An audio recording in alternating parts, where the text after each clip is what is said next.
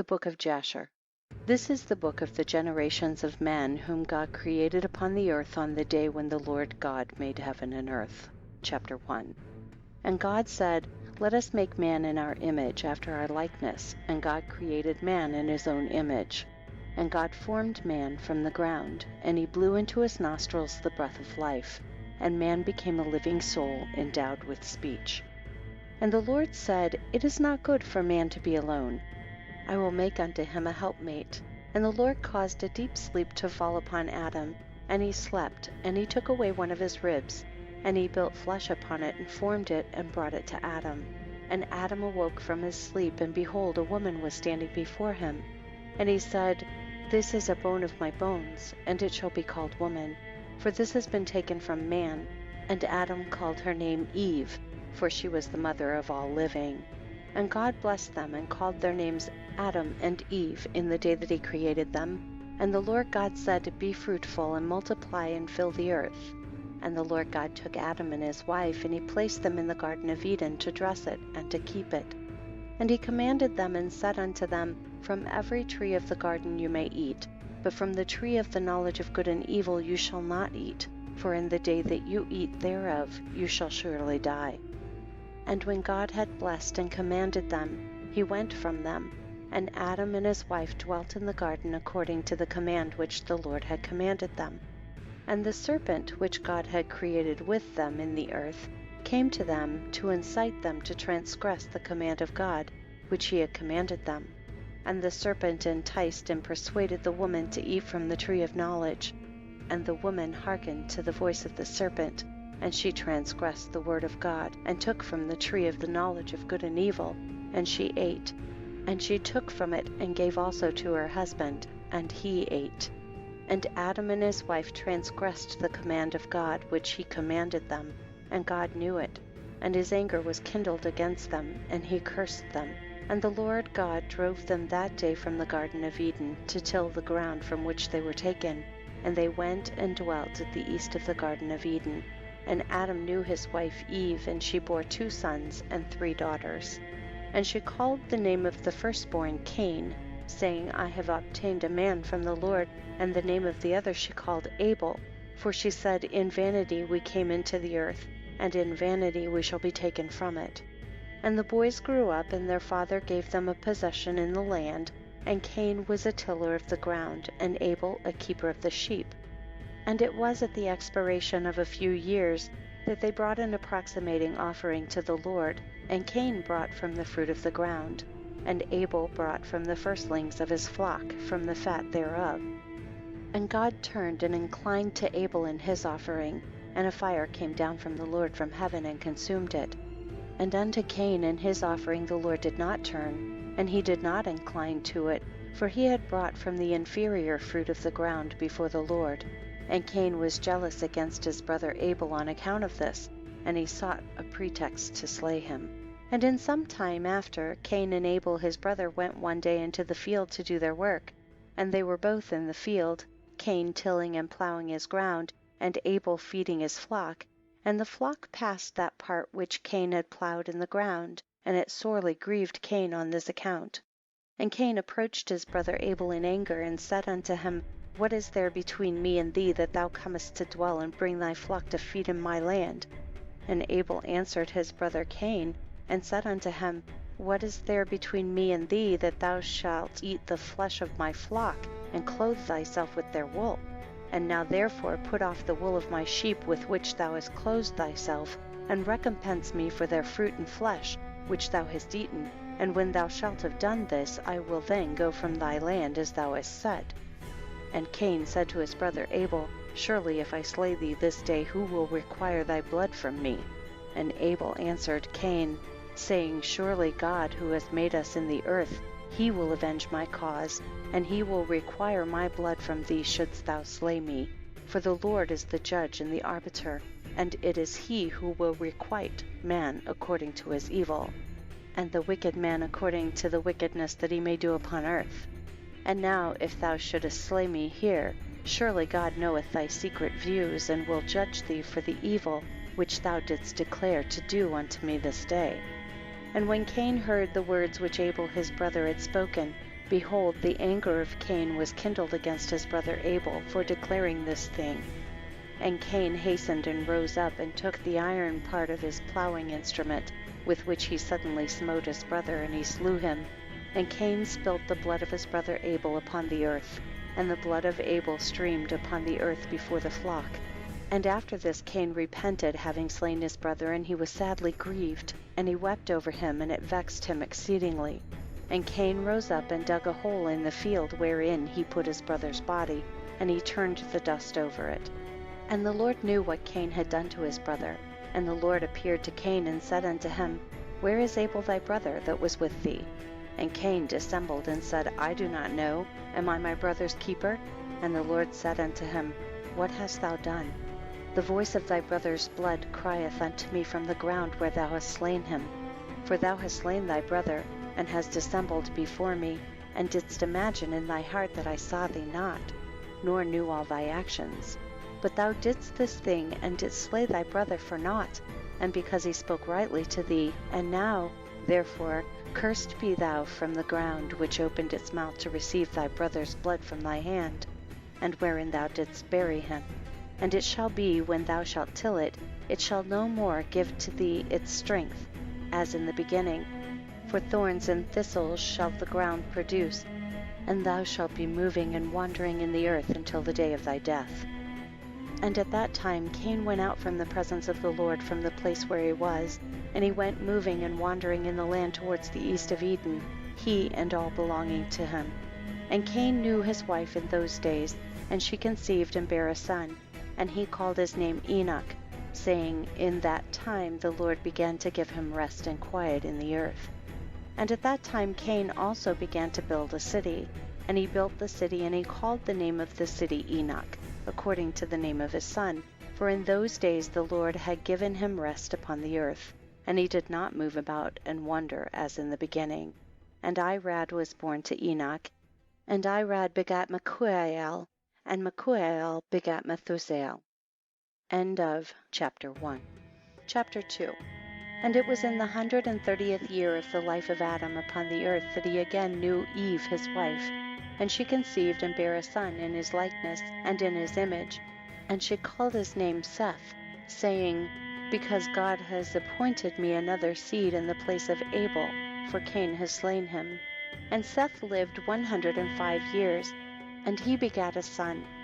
And Seth called the name of his son Enosh, saying, Because in that time the sons of men began to multiply, and to afflict their souls and hearts by transgressing and rebelling against God. And it was in the days of Enosh that the sons of men continued to rebel and transgress against God, to increase the anger of the Lord against the sons of men. And the sons of men went, and they served other gods, and they forgot the Lord who had created them in the earth. And in those days the sons of men made images of brass and iron, wood and stone, and they bowed down and served them. And every man made his god, and they bowed down to them. And the sons of men forsook the Lord all the days of Enosh and his children, and the anger of the Lord was kindled on account of their works and abominations which they did in the earth. And the Lord caused the waters of the river Gihon to overwhelm them, and he destroyed and consumed them. And he destroyed the third part of the earth, and notwithstanding this, the sons of men did not turn from their evil ways, and their hands were yet extended to do evil in the sight of the Lord. And in those days there was neither sowing nor reaping in the earth, and there was no food for the sons of men, and the famine was very great in those days. And the seed which they sowed in those days in the ground became thorns, thistles, and briars. For from the days of Adam was this declaration concerning the earth of the curse of God, which he cursed the earth, on account of the sin which Adam sinned before the Lord. And it was when men continued to rebel and transgress against God, and to corrupt their ways, that the earth also became corrupt. And Enosh lived 90 years, and he begat Cainan. And Cainan grew up, and he was 40 years old, and he became wise, and had knowledge and skill in all wisdom, and he reigned over all the sons of men, and he led the sons of men to wisdom and knowledge. For Cainan was a very wise man, and had understanding in all wisdom, and with his wisdom he ruled over spirits and demons. And Cainan knew by his wisdom that God would destroy the sons of men for having sinned upon the earth, and that the Lord would in the latter days bring upon them the waters of the flood. And in those days Canaan wrote upon tablets of stone what was to take place in time to come, and he put them in his treasures. And Canaan reigned over the whole earth, and he turned some of the sons of men to the service of God. And when Canaan was 70 years old, he begat 3 sons and 2 daughters, and these are the names of the children of Canaan. The name of the firstborn, Mahalalel, the second, Enan, the third, Mered, and their sisters were Adah and Zillah. These are the 5 children of Canaan that were born to him. And Lamech, the son of Methuselah, became related to Canaan by marriage, and he took his 2 daughters for his wives. And Adah conceived and bare a son to Lamech, and she called his name Jabal. And she again conceived and bare a son, and called his name Jubal. And Zillah her sister was barren in those days, and had no offspring. For in those days the sons of men began to trespass against God, and to transgress the commandments which he had commanded to Adam to be fruitful and multiply in the earth. And some of the sons of men caused their wives to drink a draught that would render them barren, in order that they might retain their figures, and whereby their beautiful appearance might not fade. And when the sons of men caused some of their wives to drink, Zillah drank with them. And the childbearing women appeared abominable in the sight of their husbands, as widows, whilst their husbands lived, for to the barren ones only they were attached. And in the end days and years, when Zillah became old, the Lord opened her womb. And she conceived and bare a son, and she called his name Tubal-Cain, saying, After I had withered away have I obtained him from the Almighty God. And she conceived again and bare a daughter, and she called her name Naamah, for she said, After I had withered away have I obtained pleasure and delight. And Lamech was old, and advanced in years, and his eyes were dim, that he could not see. And Tubal-Cain his son was leading him. And it was one day that Lamech went into the field, and Tubal-Cain his son was with him. And whilst they were walking in the field, Cain the son of Adam advanced towards them. For Lamech was very old and could not see much, and Tubal-Cain his son was very young. And Tubal-Cain told his father to draw his bow, and with the arrows he smote Cain, who was yet far off, and he slew him, for he appeared to them to be an animal. And the arrows entered Cain's body, although he was distant from them, and he fell to the ground and died. And the Lord requited Cain's evil according to his wickedness which he had done to his brother Abel, according to the word of the Lord which he had spoken. And it came to pass when Cain had died, that Lamech and Tubal went to see the animal which they had slain, and they saw, and behold, Cain their grandfather was fallen dead upon the earth. And Lamech was very much grieved at having done this, and in clapping his hands together he struck his son and caused his death. And the wives of Lamech heard what Lamech had done, and they sought to kill him. And the wives of Lamech hated him from that day, because he slew Cain and Tubal-Cain, and the wives of Lamech separated from him and would not hearken to him in those days. And Lamech came to his wives, and he pressed them to listen, to hear him about this matter. And he said to his wives Adah and Zillah, Hear my voice, O wives of Lamech, attend to my words, for now you have imagined and said that I slew a man with my wounds, and a child with my stripes, for their having done no violence. But surely know that I am old and gray-headed, and that my eyes are heavy through age, and I did this thing unknowingly. And the wives of Lamech listened to him in this matter, and they returned to him with the advice of their father Adam. But they bore no children to him from that time, knowing that God's anger was increasing in those days against the sons of men, to destroy them with the waters of the flood for their evil doings. And Mahalalel the son of Canaan lived 65 years, and he begat Jared. And Jared lived 62 years, and he begat Enoch. End of chapter 2. Chapter 3. And Enoch lived 65 years, and he begat Methuselah. And Enoch walked with God after having begat Methuselah, and he served the Lord and despised the evil ways of men. And the soul of Enoch was wrapped up in the instruction of the Lord, in knowledge and in understanding, and he wisely retired from the sons of men, and secreted himself away from them for many days. And it was at the expiration of many years, whilst he was serving the Lord, and praying before him in his house, that an angel of the Lord called to him from heaven, and he said, Here am I. And he said, Rise, and go forth from thy house, and from the place where thou dost hide thyself, and appear to the sons of men, in order that thou mayest teach them the way in which they should go, and the work which they must accomplish to enter in the ways of God. And Enoch rose up according to the word of the Lord, and went forth from his house, from his place, and from the chamber in which he was concealed. And he went to the sons of men, and taught them the ways of the Lord, and at that time assembled the sons of men, and acquainted them with the instruction of the Lord. And he ordered it to be proclaimed in all places where the sons of men dwelt, saying, Where is the man who wishes to know the ways of the Lord and good works? Let him come to Enoch. And all the sons of men then assembled to him, for all who desired this thing went to Enoch. And Enoch reigned over the sons of men according to the word of the Lord. And they came and bowed to him, and they heard his word. And the Spirit of God was upon Enoch, and he taught all his men the wisdom of God and his ways. And the sons of men served the Lord all the days of Enoch, and they came to hear his wisdom. And all the kings of the sons of men, both first and last, together with their princes and judges, came to Enoch when they heard of his wisdom. And they bowed down to him, and they also required of Enoch to reign over them, to which he consented. And they assembled in all 130 kings and princes, and they made Enoch king over them, and they were all under his power and command.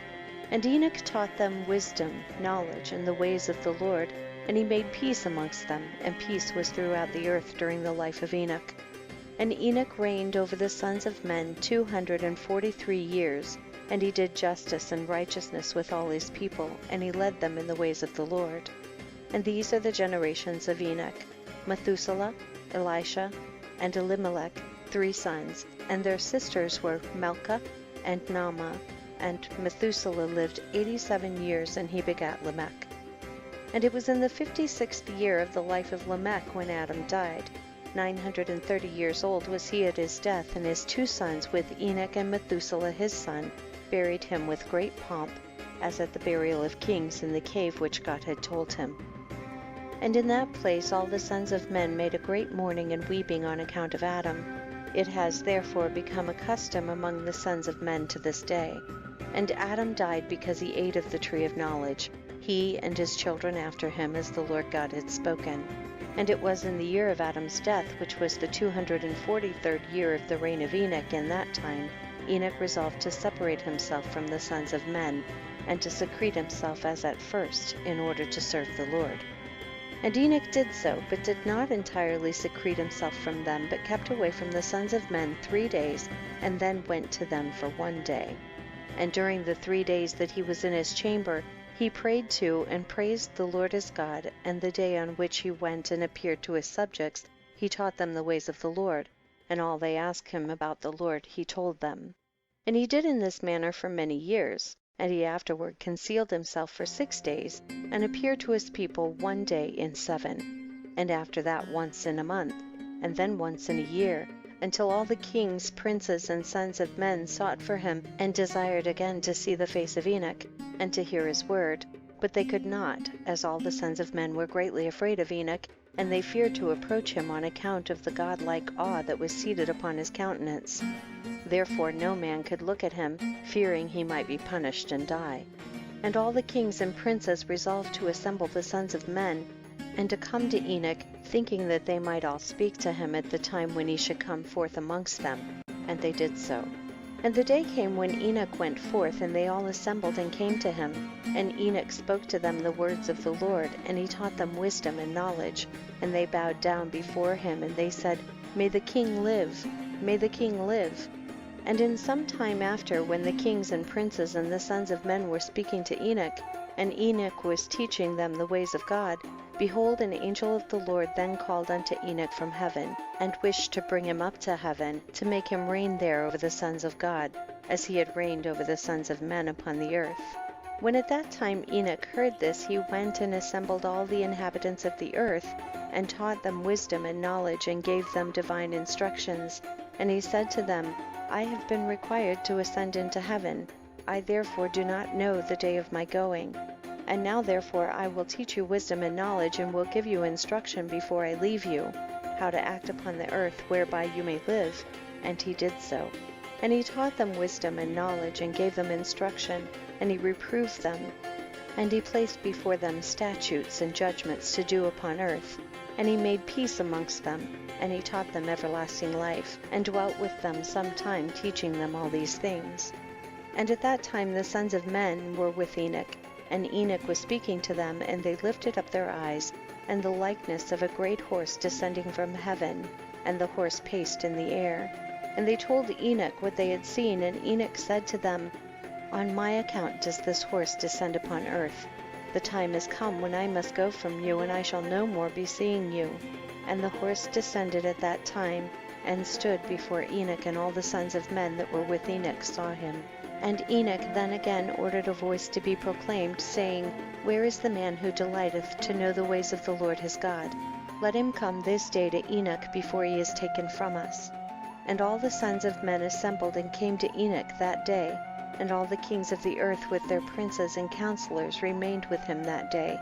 And Enoch then taught the sons of men wisdom and knowledge, and gave them divine instruction. And he bade them serve the Lord and walk in his ways all the days of their lives, and he continued to make peace amongst them. And it was after this that he rose up and rode upon the horse, and he went forth, and all the sons of men went after him, about 800,000 men, and they went with him 1 day's journey. And the second day he said to them, Return home to your tents. Why will you go? Perhaps you may die. And some of them went from him, and those that remained went with him 6 days' journey. And Enoch said to them every day, Return to your tents, lest you may die. But they were not willing to return, and they went with him. And on the 6th day some of the men remained and clung to him. And they said to him, We will go with thee to the place where thou goest. As the Lord liveth, death only shall separate us. And they urged so much to go with him that he ceased speaking to them, and they went after him and would not return. And when the kings returned, they caused a census to be taken, in order to know the number of remaining men that went with Enoch. And it was upon the 7th day that Enoch ascended into heaven in a whirlwind, with horses and chariots of fire. And on the 8th day all the kings that had been with Enoch sent to bring back the number of men that were with Enoch in that place from which he ascended into heaven. And all those kings went to the place, and they found the earth there filled with snow, and upon the snow were large stones of snow. And one said to the other, Come, let us break through this snow, and see, perhaps the men that remained with Enoch are dead, and are now under these stones of snow. And they searched, but could not find him, for he had ascended into heaven. End of chapter 3. Chapter 4. And all the days that Enoch lived upon the earth were 365 years. And when Enoch had ascended into heaven, all the kings of the earth rose and took Methuselah his son, and anointed him, and they caused him to reign over them in the place of his father. And Methuselah acted uprightly in the sight of God, as his father Enoch had taught him.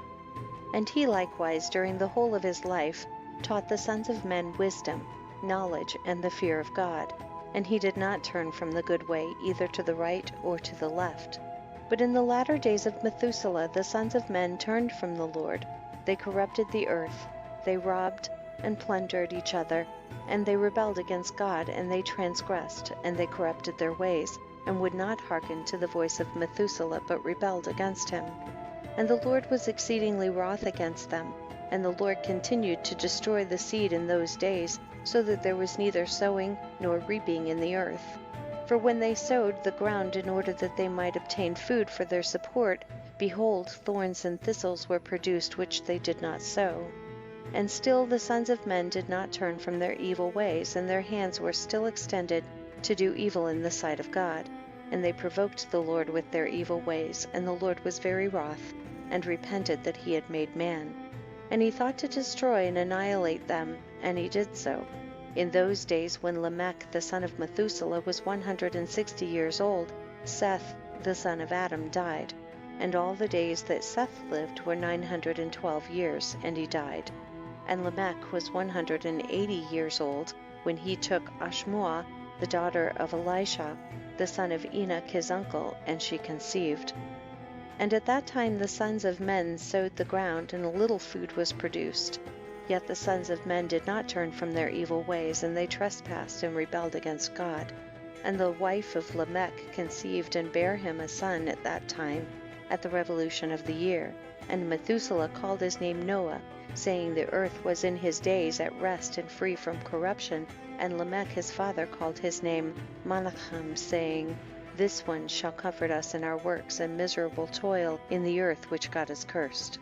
And the child grew up, and was weaned, and he went in the ways of his father Methuselah, perfect and upright with God. And all the sons of men departed from the ways of the Lord in those days, as they multiplied upon the face of the earth with sons and daughters. And they taught one another their evil practices, and they continued sinning against the Lord. And every man made unto himself a god, and they robbed and plundered every man his neighbor as well as his relative, and they corrupted the earth, and the earth was filled with violence. And their judges and rulers went to the daughters of men, and took their wives by force from their husbands according to their choice. And the sons of men in those days took from the cattle of the earth, the beasts of the field, and the fowls of the air, and taught the mixture of animals of one species with the other, in order therewith to provoke the Lord. And God saw the whole earth, and it was corrupt, for all flesh had corrupted its ways upon earth, all men and all animals.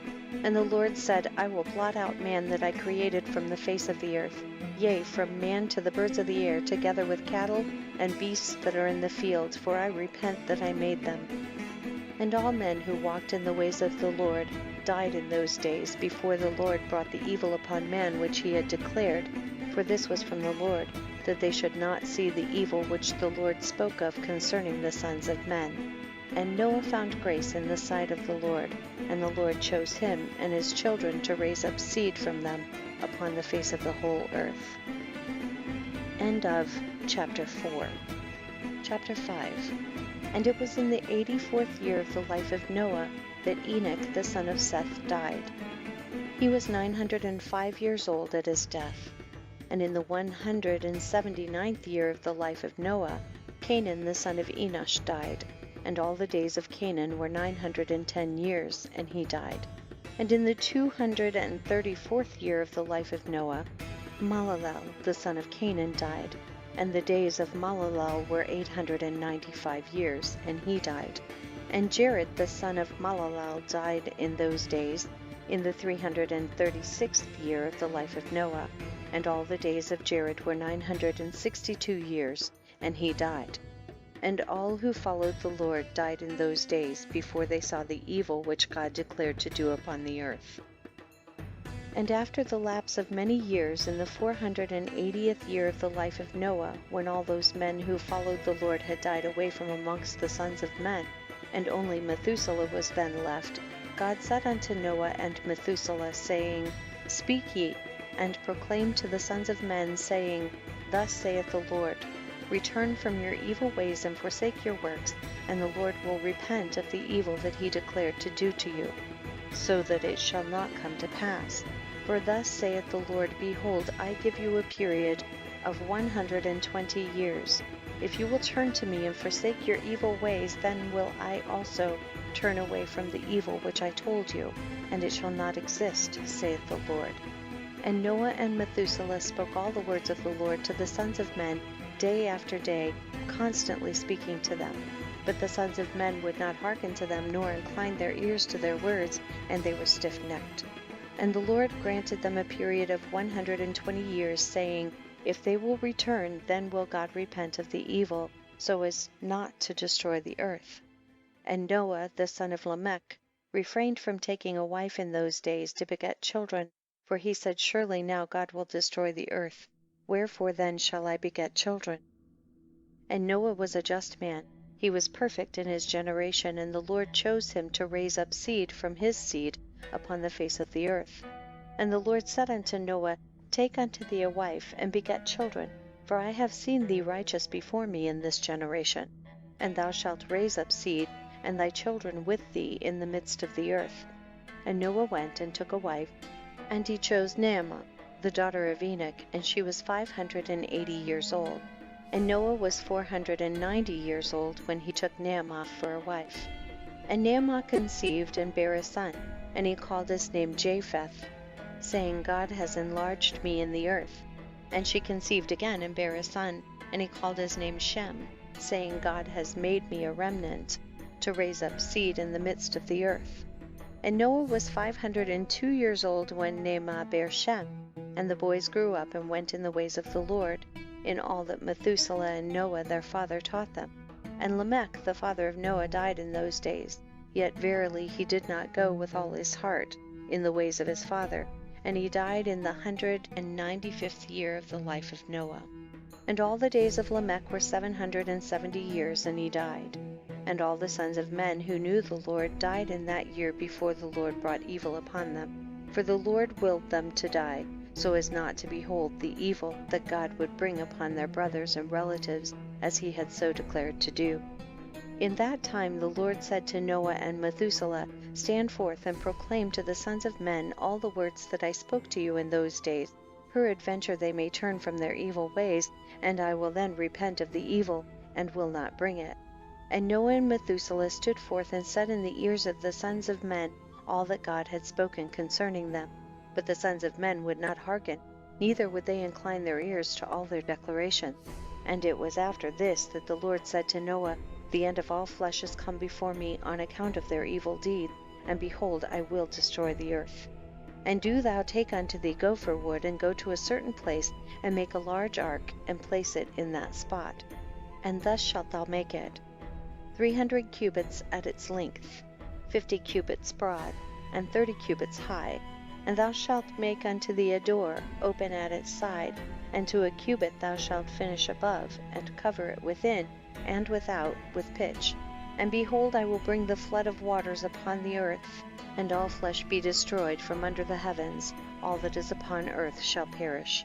And thou and thy household shall go and gather 2 couple of all living things, male and female, and shall bring them to the ark to raise up seed from them upon earth.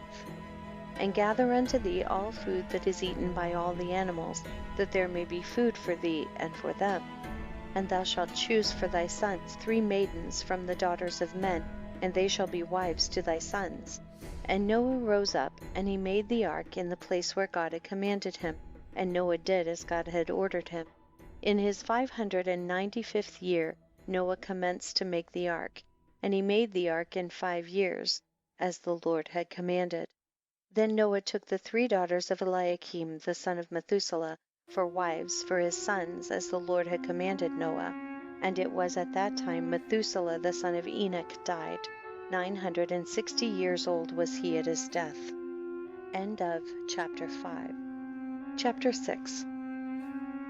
At that time, after the death of Methuselah, the Lord said to Noah, Go thou with thy household into the ark. Behold, I will gather to thee all the animals of the earth, the beasts of the field, and the fowls of the air, and they shall all come and surround the ark. And thou shalt go and seat thyself by the doors of the ark, and all the beasts, the animals, and the fowls shall assemble and place themselves before thee.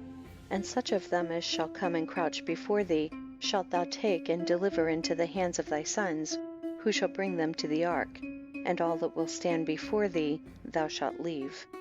And the Lord brought this about on the next day, and animals, beasts, and fowls came in great multitudes and surrounded the ark. And Noah went and seated himself by the door of the ark, and of all flesh that crouched before him he brought into the ark, and all that stood before him he left upon the earth. And a lioness came with her 2 whelps, male and female, and the 3 crouched before Noah. And the 2 whelps rose up against the lioness and smote her, and made her flee from her place. And she went away, and they returned to their places and crouched upon the earth before Noah. And the lioness ran away, and stood in the place of the lions. And Noah saw this and wondered greatly, and he rose and took the 2 whelps and brought them into the ark. And Noah brought into the ark from all living creatures that were upon the earth, so that there was none left but which Noah brought into the ark. 2 and 2 came to Noah into the ark, but from the clean animals and clean fowls he brought 7 couples, as God had commanded him. And all the animals and beasts and fowls were still there, and they surrounded the ark at every place. And the rain had not descended till 7 days after. And on that day the Lord caused the whole earth to shake, and the sun darkened, and the foundations of the world raged, and the whole earth was moved violently. And the lightning flashed, and the thunder roared, and all the fountains in the earth were broken up. such as was not known to the inhabitants before, and God did this mighty act in order to terrify the sons of men, that there might be no more evil upon earth. And still the sons of men would not return from their evil ways, and they increased the anger of the Lord at that time, and did not even direct their hearts to all this. And at the end of 7 days, in the 600th year of the life of Noah, the waters of the flood were upon the earth, and all the fountains of the deep were broken up, and the windows of heaven were opened, and the rain was upon the earth 40 days and 40 nights. And Noah and his household and all the living creatures that were with him came into the ark on account of the waters of the flood, and the Lord shut him in. And all the sons of men that were left upon the earth became exhausted through evil on account of the rain, for the waters were coming more violently upon the earth, and the animals and beasts were still surrounding the ark. And the sons of men assembled together, about 700,000 men and women, and they came unto Noah to the ark. And they called to Noah, saying, Open for us, that we may come to thee in the ark, and wherefore shall we die? And Noah with a loud voice answered them from the ark, saying, Have you not all rebelled against the Lord, and said that he does not exist? And therefore the Lord brought upon you this evil, to destroy and cut you off from the face of the earth. Is not this the thing that I spoke to you of 120 years back? And you would not hearken to the voice of the Lord, and now do you desire to live upon earth? And they said to Noah, We are ready to return to the Lord, only open for us that we may live and not die. And Noah answered them, saying, Behold, now that you see the trouble of your souls, you wish to return to the Lord. Why did you not return during these 120 years which the Lord granted you as the determined period? But now you come and tell me this on account of the troubles of your souls. Now also the Lord will not listen to you, neither will he give ear to you on this day, so that you will not now succeed in your wishes. And the sons of men approached in order to break into the ark, to come in on account of the rain, for they could not bear the rain upon them. And the Lord sent all the beasts and animals that stood around the ark, and the beasts overpowered them and drove them from that place, and every man went his way, and again they scattered themselves upon the face of the earth. And the rain was still descending upon the earth, and it descended 40 days and 40 nights, and the waters prevailed greatly upon the earth. And all flesh that was upon the earth or in the waters died, whether men, animals, beasts, creeping things, or birds of the air, and there only remained Noah and those that were with him in the ark. And the waters prevailed, and they greatly increased upon the earth, and they lifted up the ark, and it was raised from the earth. And the ark floated upon the face of the waters, and it was tossed upon the waters, so that all the living creatures within were turned about like pottage in the cauldron. And great anxiety seized all the living creatures that were in the ark, and the ark was like to be broken. And all the living creatures that were in the ark were terrified, and the lions roared, and the oxen lowed, and the wolves howled, and every living creature in the ark spoke and lamented in its own language, so that their voices reached to a great distance. And Noah and his sons cried and wept in their troubles. They were greatly afraid that they had reached the gates of death. And Noah prayed unto the Lord, and he cried unto him on account of this. And he said, O Lord, help us, for we have no strength to bear this evil that has encompassed us. For the waves of the waters have surrounded us, mischievous torrents have terrified us, the snares of death have come before us. Answer us, O Lord, answer us. Light up thy countenance toward us, and be gracious to us. Redeem us and deliver us. And the Lord hearkened to the voice of Noah, and the Lord remembered him. And a wind passed over the earth, and the waters were still, and the ark rested. And the fountains of the deep and the windows of heaven were stopped, and the rain from heaven was restrained. And the waters decreased in those days, and the ark rested upon the mountains of Ararat.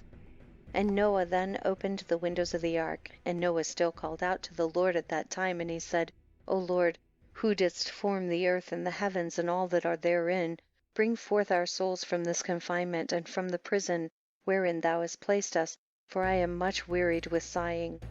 And the Lord hearkened to the voice of Noah, and said to him, When thou shalt have completed a full year, thou shalt then go forth. And at the revolution of the year, when a full year was completed to Noah's dwelling in the ark, the waters were dried from off the earth, and Noah put off the covering of the ark. At that time, on the 27th day of the 2nd month, the earth was dry. But Noah and his sons, and those that were with him, did not go out from the ark until the Lord told them. And the day came that the Lord told them to go out, and they all went out from the ark. And they went and returned every one to his way and to his place. And Noah and his sons dwelt in the land that God had told them. And they served the Lord all their days, and the Lord blessed Noah and his sons on their going out from the ark. And he said to them, Be fruitful, and fill all the earth. Become strong, and increase abundantly in the earth, and multiply therein. End of chapter 6. Chapter 7. And these are the names of the sons of Noah, Japheth, Ham, and Shem. And children were born to them after the flood, for they had taken wives before the flood. These are the sons of Japheth: Gomer, Magog, Madai, Javan, Tubal, Meshech, and Tiras, 7 sons. And the sons of Gomer were Ashkenaz, Rephath, and Togarmah. And the sons of Magog were Elichaneph and Lubal. And the children of Madai were Echan, Zelo, Chazoni, and Lot. And the sons of Javan were Elisha, Tarshish, Chittim, and Tidonim. And the sons of Tubal were Arifi, Kesed, and Hari. And the sons of Meshech were Dedan, Zeron, and Shebashni. And the sons of Tiras were Benib, Gera, Lupirian, and Gilak. These are the sons of Japheth according to their families, and their numbers in those days were about 460 men. And these are the sons of Ham: Cush, Mitzrayim, Phut, and Canaan, 4 sons. And the sons of Cush were Seba, Havilah, Sabta, Ramah, and Saticha. And the sons of Ramah were Sheba and Dedan. And the sons of Mitzrayim were Lud, Anom, and Pathros, Chaslath, and Shaftor. And the sons of Phut were Gebal, Hadan, Bena, and Adan. And the sons of Canaan were Zidon, Heth, Amore, Girgashi, Hivi, Arki, Sinai, Orodai, Zimodai, and Chemothai. These are the sons of Ham, according to their families, and their numbers in those days were about 730 men. And these are the sons of Shem: Elam, Ashur, Arpachshad, Lud, and Aram, 5 sons. And the sons of Elam were Shushan, Makhul, and Harmon. And the sons of Asher were Myras and Mokil. And the sons of Arpachshad were Shilach, Anar, and Ashkol. And the sons of Lud were Pethor and Bezayun. And the sons of Aram were Uz, Chul, Gather, and Mash. These are the sons of Ham according to their families, and their numbers in those days were about 300 men.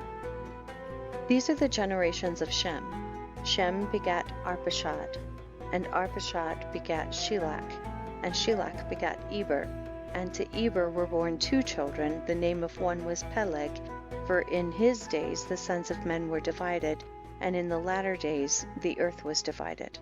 And the name of the second was Yoktan, meaning that in his day the lives of the sons of men were diminished and lessened.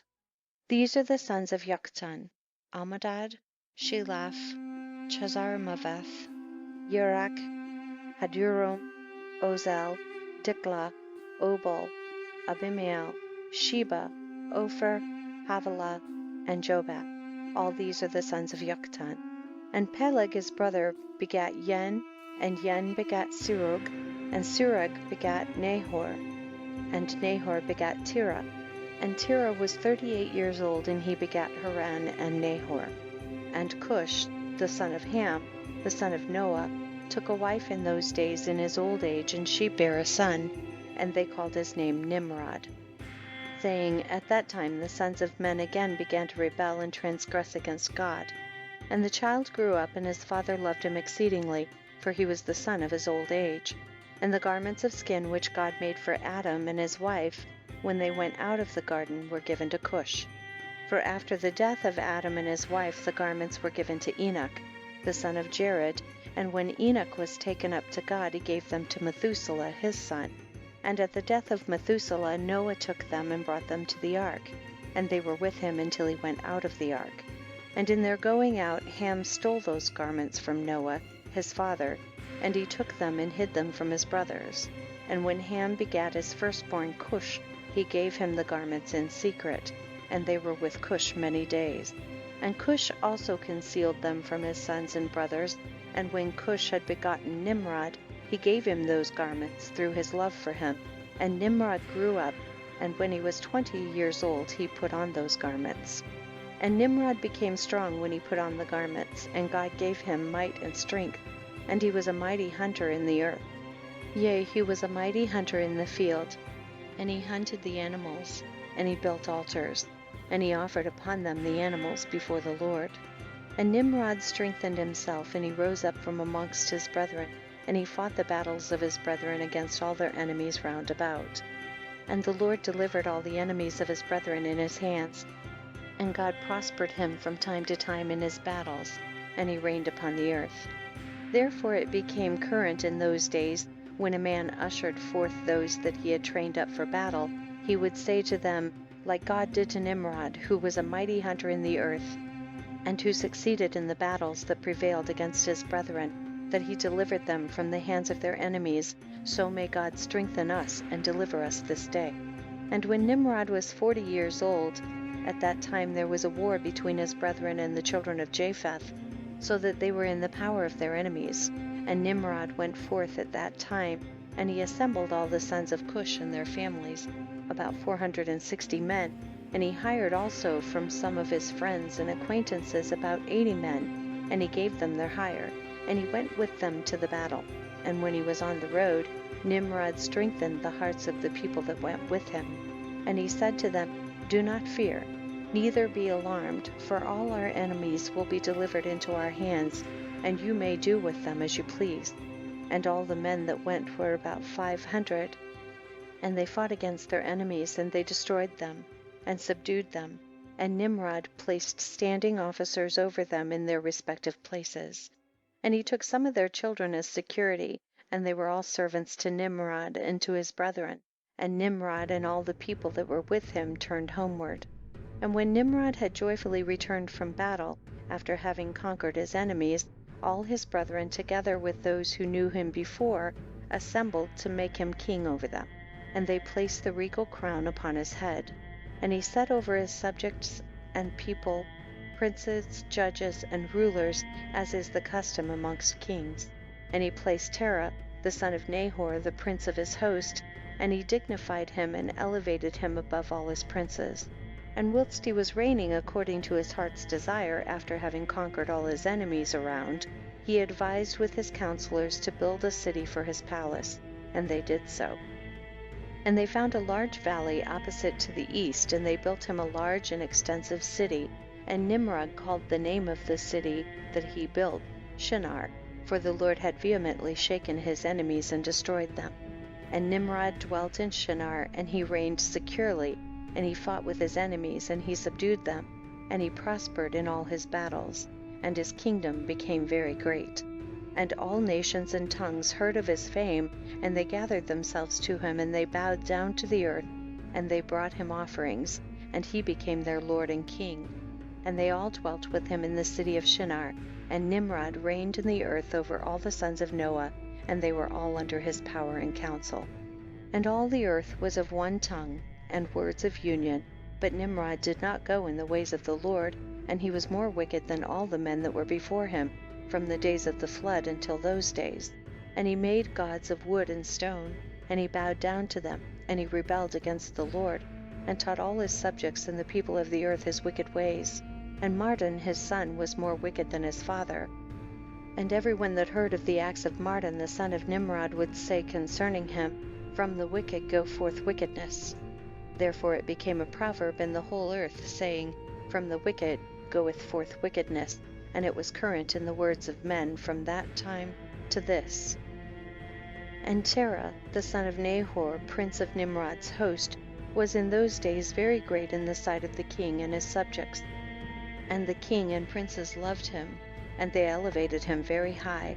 And Terah took a wife, and her name was Amthello, the daughter of Cornebo. And the wife of Terah conceived and bare him a son in those days. Terah was 70 years old when he begat him, and Terah called the name of his son that was born to him Abram, because the king had raised him in those days, and dignified him above all his princes that were with him. End of Chapter 7. Chapter 8. And it was in the night that Abram was born, that all the servants of Terah, and all the wise men of Nimrod, and his conjurers came and ate and drank in the house of Terah, and they rejoiced with him on that night. And when all the wise men and conjurers went out from the house of Terah, they lifted up their eyes toward heaven that night to look at the stars. And they saw, and behold, one very large star came from the east and ran in the heavens. And he swallowed up the 4 stars from the 4 sides of the heavens. And all the wise men of the king and his conjurers were astonished at the sight. And the sages understood this matter, and they knew its import. And they said to each other, This only betokens the child that has been born to Terah this night, who will grow up and be fruitful and multiply and possess all the earth, he and his children forever, and he and his seed will slay great kings and inherit their lands. And the wise men and conjurers went home that night. And in the morning all these wise men and conjurers rose up early, and assembled in an appointed house. And they spoke and said to each other, Behold, the sight that we saw last night is hidden from the king.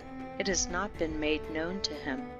And should this thing get known to the king in the latter days, he will say to us, Why have you concealed this matter from me? And then we shall all suffer death. Therefore let us go and tell the king the sight which we saw, and the interpretation thereof, and we shall then remain clear. And they did so, and they all went to the king and bowed down to him to the ground, and they said, May the king live, may the king live. We heard that a son was born to Terah, the son of Nahor, the prince of thy host, and we yesternight came to his house, and we ate and drank and rejoiced with him that night. And when thy servants went out from the house of Terah to go to our respective homes to abide there for the night, we lifted up our eyes to heaven and saw a great star coming from the east. And the same star ran with great speed, and swallowed up 4 great stars from the 4 sides of the heavens. And thy servants were astonished at the sight which we saw, and were greatly terrified. And we made our judgment upon the sight, and knew by our wisdom the proper interpretation thereof, that this thing applies to the child that is born to Terah, who will grow up and multiply greatly and become powerful, and kill all the kings of the earth, and inherit all their lands, he and his seed forever. And now our Lord and King, behold, we have truly acquainted thee with what we have seen according to this child. If it seemeth good to the king to give his father value for this child, we will slay him before he shall grow up and increase in the land, and his evil increase against us, that we and our children perish through his evil. And the king heard their words, and they seemed good in his sight, and he sent and called for Terah, and Terah came before the king. And the king said to Terah, I have been told that a son was yesternight born to thee, and after this manner was observed in the heavens at his birth. And now therefore give me the child, that we may slay him before his evil springs up against us, and I will give thee for his value thy house full of silver and gold. And Terah answered the king and said to him, My lord and king, I have heard thy words, and thy servant shall do all that his king desireth.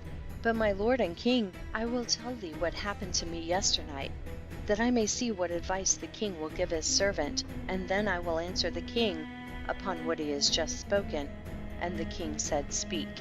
And Terah said to the king, Aon, son of Mored, came to me yesternight, saying, Give unto me the great and beautiful horse that the king gave thee, and I will give thee silver and gold, and straw and provender for its value. And I said to him, Wait till I see the king concerning thy words, and behold, whatever the king saith, that will I do. And now, my lord and king, behold, I have made this thing known to thee, and the advice which my king will give unto his servant, that will I follow. And the king heard the words of Terah, and his anger was kindled, and he considered him in the light of a fool. And the king answered Terah, and he said to him, Art thou so silly, ignorant, or deficient in understanding to do this thing, to give thy beautiful horse for silver and gold, or even for straw and provender? Art thou so short of silver and gold that thou shouldest do this thing, because thou canst not obtain straw and provender to feed thy horse? And what is silver and gold to thee, or straw and provender, that thou shouldest give away that fine horse which I gave thee, like which there is none to be had on the whole earth? And the king left off speaking, and Terah answered the king, saying, Like unto this has the king spoken to his servant. I beseech thee, my lord and king, What is this which thou didst say unto me, saying, Give thy son, that we may slay him, and I will give thee silver and gold for his value? What shall I do with silver and gold after the death of my son? Who shall inherit me? Surely then at my death the silver and gold will return to my king who gave it. And when the king heard the words of Terah and the parable which he brought concerning the king, it grieved him greatly, and he was vexed at this thing, and his anger burned within him. And Terah saw that the anger of the king was kindled against him, and he answered the king, saying, All that I have is in the king's power.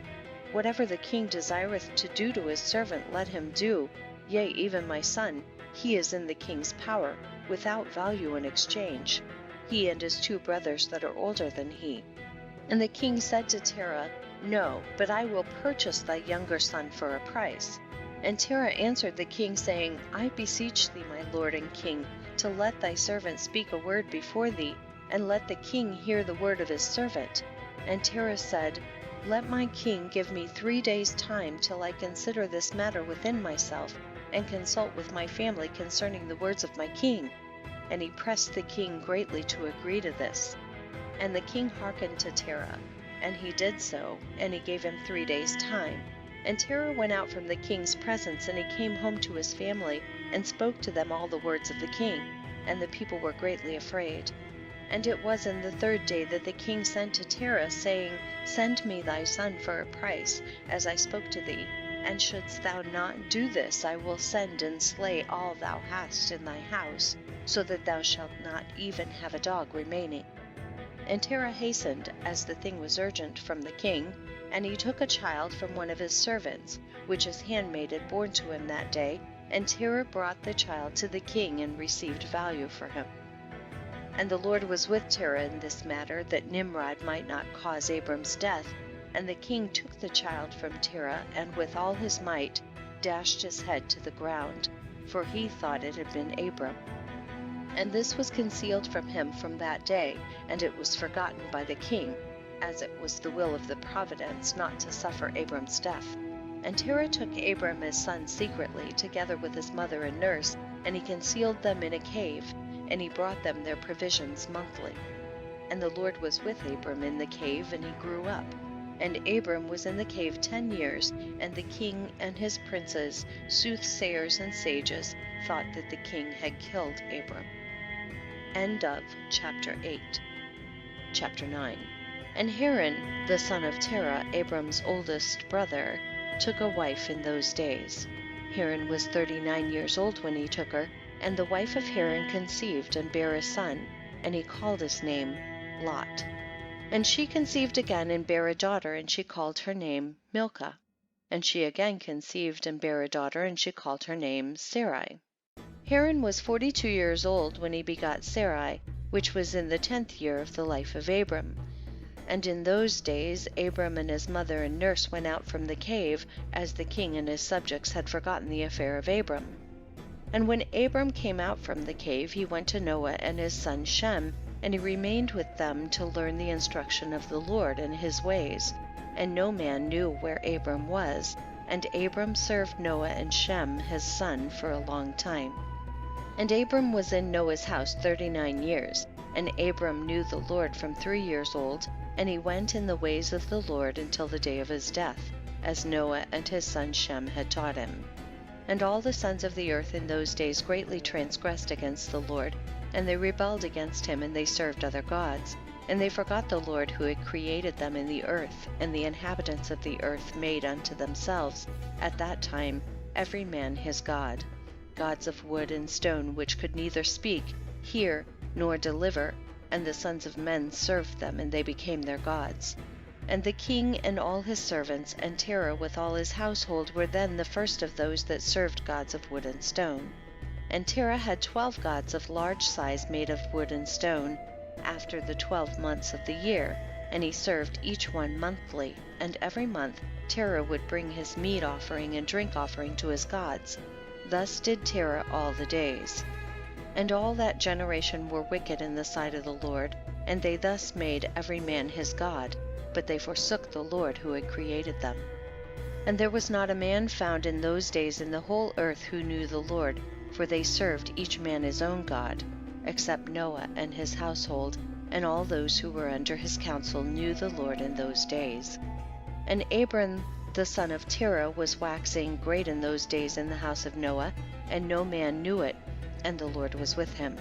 And the Lord gave Abram an understanding heart, and he knew all the works of that generation were vain, and that all their gods were vain, and were of no avail. And Abram saw the sun shining upon the earth. And Abram said unto himself, Surely now this sun that shines upon the earth is God, and him will I serve. And Abram served the sun in that day, and he prayed to him. And when evening came, the sun set as usual. And Abram said within himself, Surely this cannot be God. And Abram still continued to speak within himself, Who is he who made the heavens and the earth? Who created upon the earth? Where is he? And night darkened over him, and he lifted up his eyes towards the west, north, south, and east. And he saw that the sun had vanished from the earth, and the day became dark. And Abram saw the stars and moon before him, and he said, Surely this is the God who created the whole earth as well as man. And behold, these his servants are gods around him. And Abram served the moon, and prayed to it all that night. And in the morning when it was light, and the sun shone upon the earth as usual, Abram saw all the things that the Lord God had made upon the earth. And Abram said unto himself, Surely these are not gods that made the earth and all mankind, but these are the servants of God. And Abram remained in the house of Noah, and there knew the Lord and his ways, and he served the Lord all the days of his life. And all that generation forgot the Lord, and served other gods of wood and stone, and rebelled all their days. And King Nimrod reigned securely, that all the earth was under his control, and all the earth was of one tongue and words of union.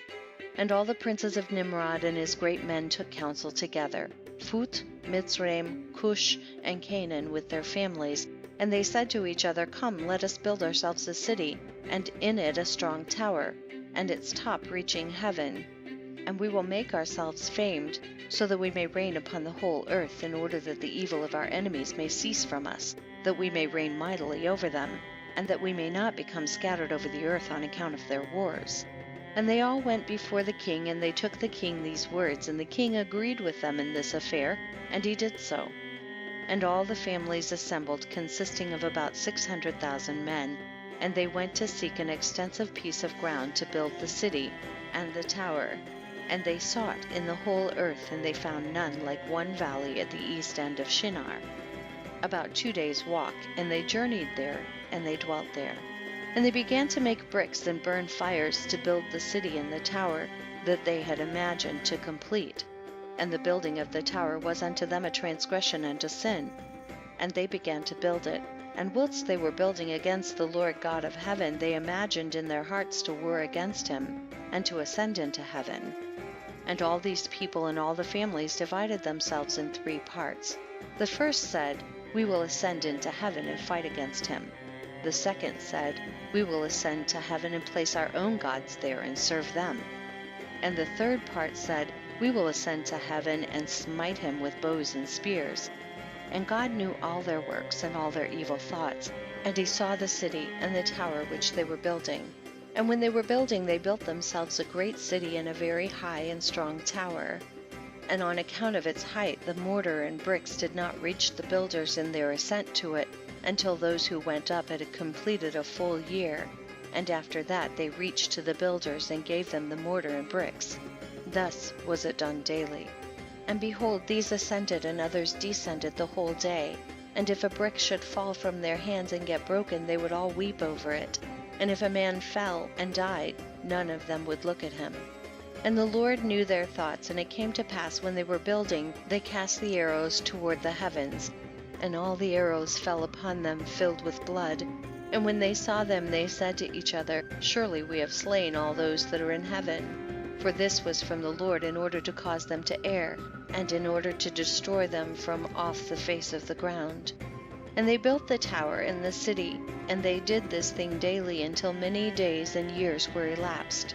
And God said to the 70 angels who stood foremost before him, to those who were near to him, saying, Come, let us descend and confuse their tongues, that one man shall not understand the language of his neighbor. And they did so unto them. And from that day following they forgot each man his neighbor's tongue, and they could not understand to speak in one tongue.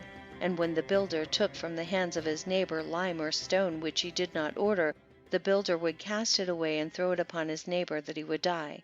And they did so many days, and they killed many of them in this manner. And the Lord smote the 3 divisions that were there, and he punished them according to their works and designs. Those who said, "We will ascend to heaven and serve our gods," became like apes and elephants. And those who said, "We will smite the heaven with arrows," the Lord killed them, one man through the hand of his neighbor. And the 3rd division of those who said, "We will ascend to heaven and fight against him," the Lord scattered them throughout the earth. And those who were left amongst them, when they knew and understood the evil which was coming upon them, they forsook the building, and they also became scattered upon the face of the whole earth.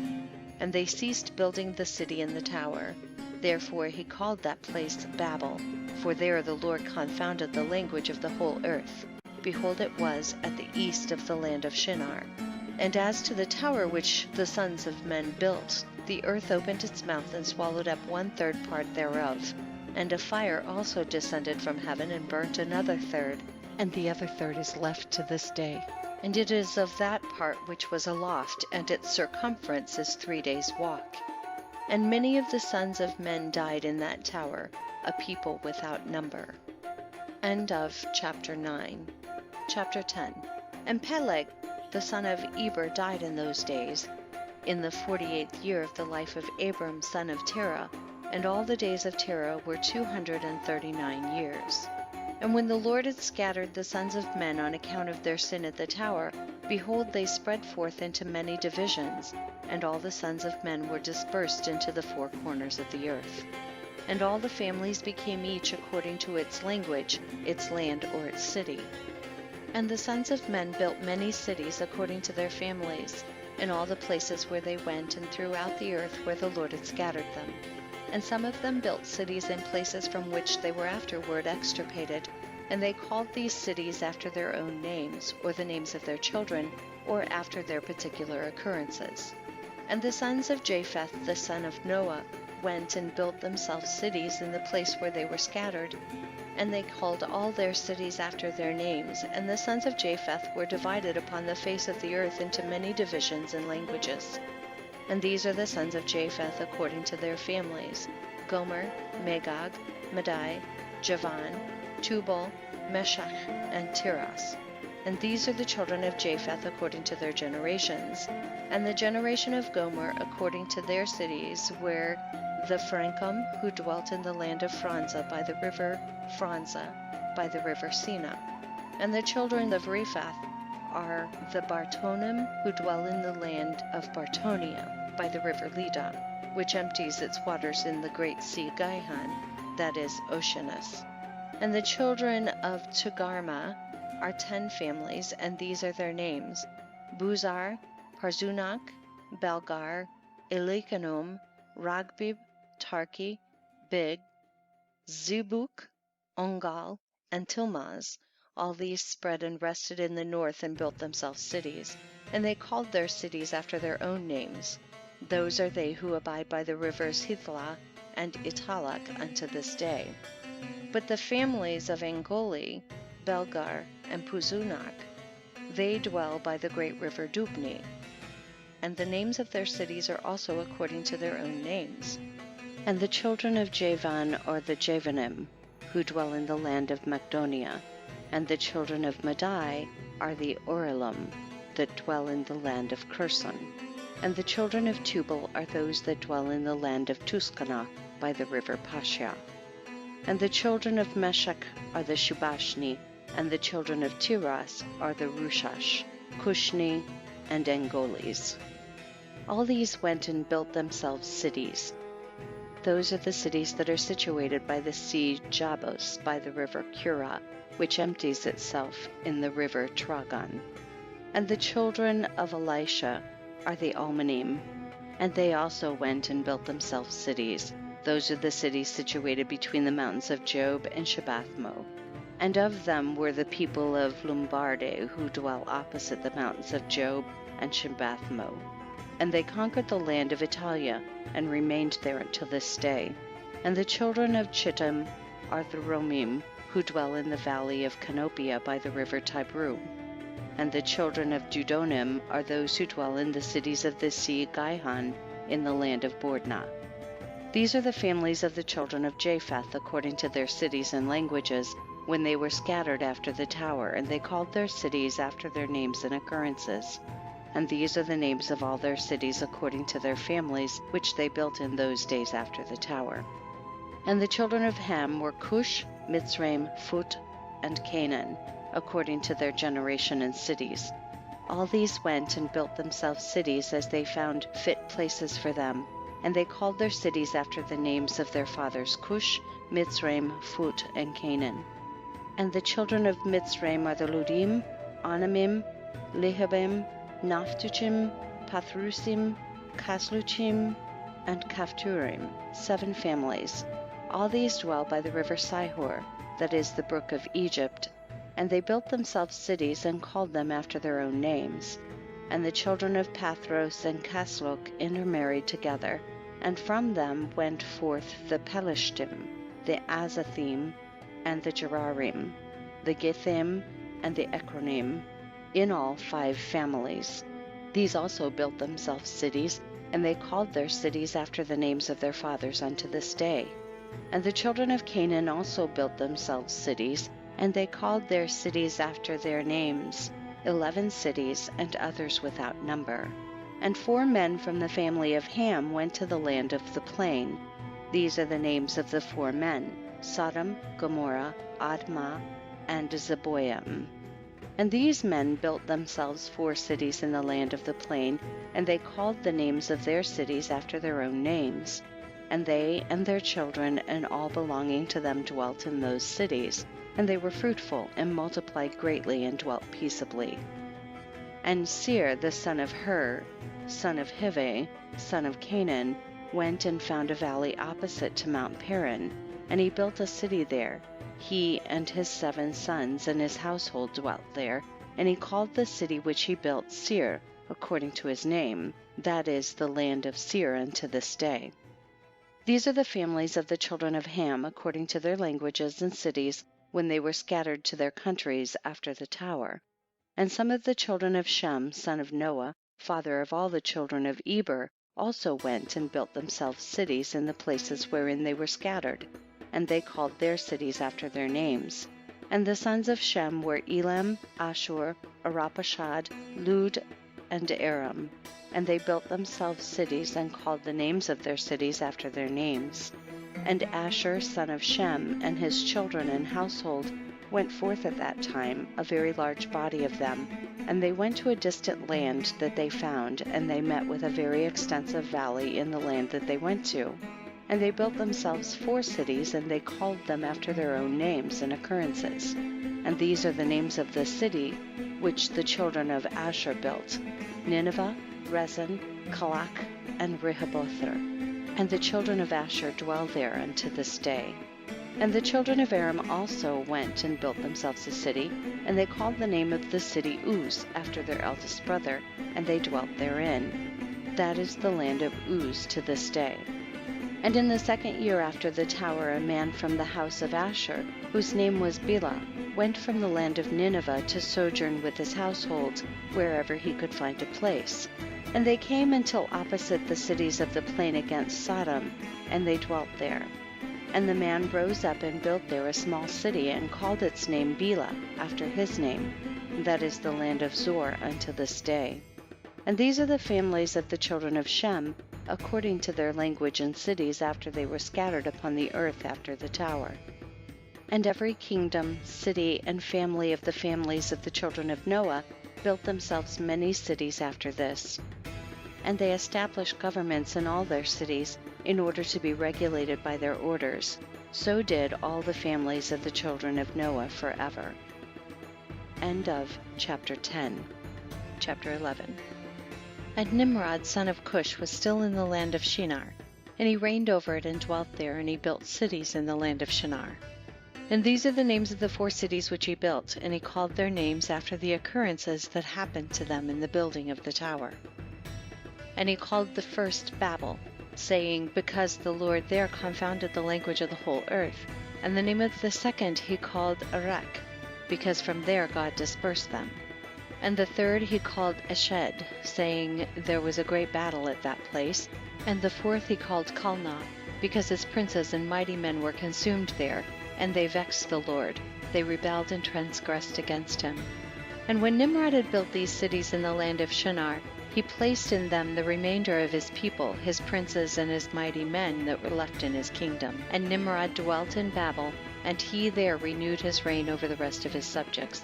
And he reigned securely, and the subjects and princes of Nimrod called his name Amraphel, saying that at the tower his princes and men fell through his means. And notwithstanding this, Nimrod did not return to the Lord, and he continued in wickedness and teaching wickedness to the sons of men. And Mardon his son was worse than his father, and continued to add to the admonitions of his father, and he caused the sons of men to sin. Therefore it is said, from the wicked goeth forth wickedness. At that time there was war between the families of the children of Ham, as they were dwelling in the cities which they built. And Chedorlaomer king of Elam went away from the families of the children of Ham, and he fought with them, and he subdued them. And he went to the 5 cities of the plain, and he fought against them, and he subdued them, and they were under his control. And they served him 12 years, and they gave him a yearly tax. At that time died Nahor son of Serug in the 49th year of the life of Abram son of Terah. And in the 50th year of the life of Abram son of Terah, Abram came forth from the house of Noah and went to his father's house. And Abram knew the Lord, and he went in his ways and instructions, and the Lord his God was with him. And Terah his father was in those days still captain of the host of King Nimrod, and he still followed strange gods. And Abraham came to his father's house and saw 12 gods standing there in their temples, and the anger of Abram was kindled when he saw these images in his father's house. And Abram said, as the Lord liveth, these images shall not remain in my father's house.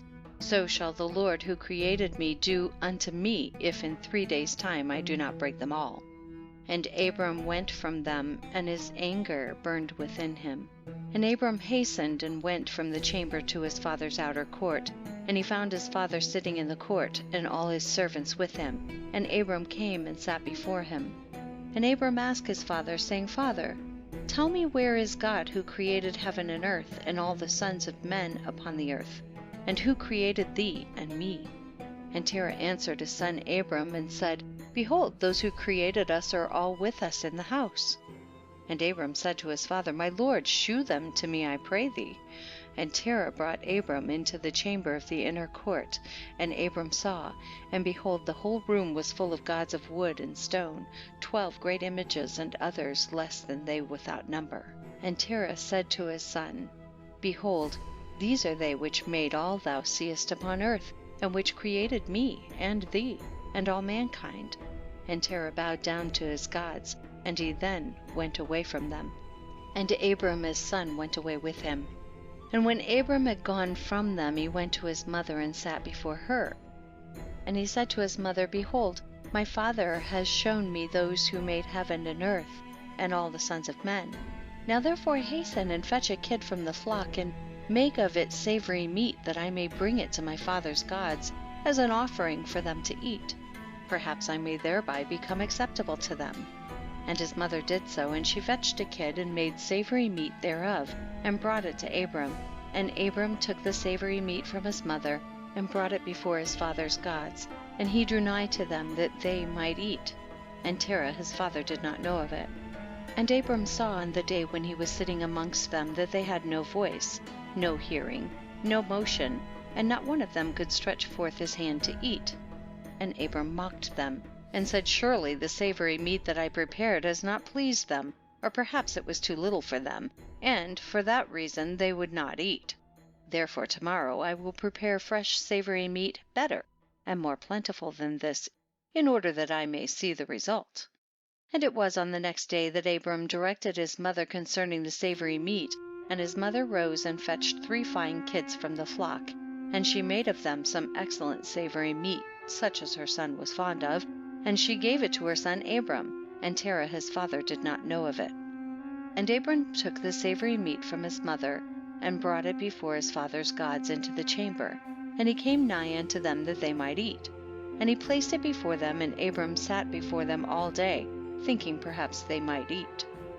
And Abram viewed them, and behold, they had neither voice nor hearing, nor did one of them stretch forth his hand to the meat to eat. And in the evening of that day in that house Abram was clothed with the Spirit of God.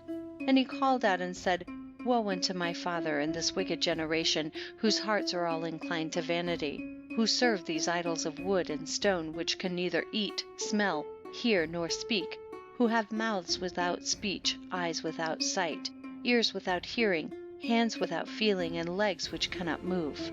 Like them are those that made them, and that trust in them. And when Abram saw all these things, his anger was kindled against his father, and he hastened and took a hatchet in his hand, and came unto the chamber of the gods, and he broke all his father's gods. And when he had done breaking the images, he placed the hatchet in the hand of the great God, which was there before them, and he went out. And Terah his father came home, for he had heard at the door the sound of the striking of the hatchet. So Terah came into the house to know what this was about. And Terah, having heard the noise of the hatchet in the room of images, ran to the room to the images. And he met Abram going out. And Terah entered the room, and found all the idols fallen down and broken, and the hatchet in the hand of the largest, which was not broken.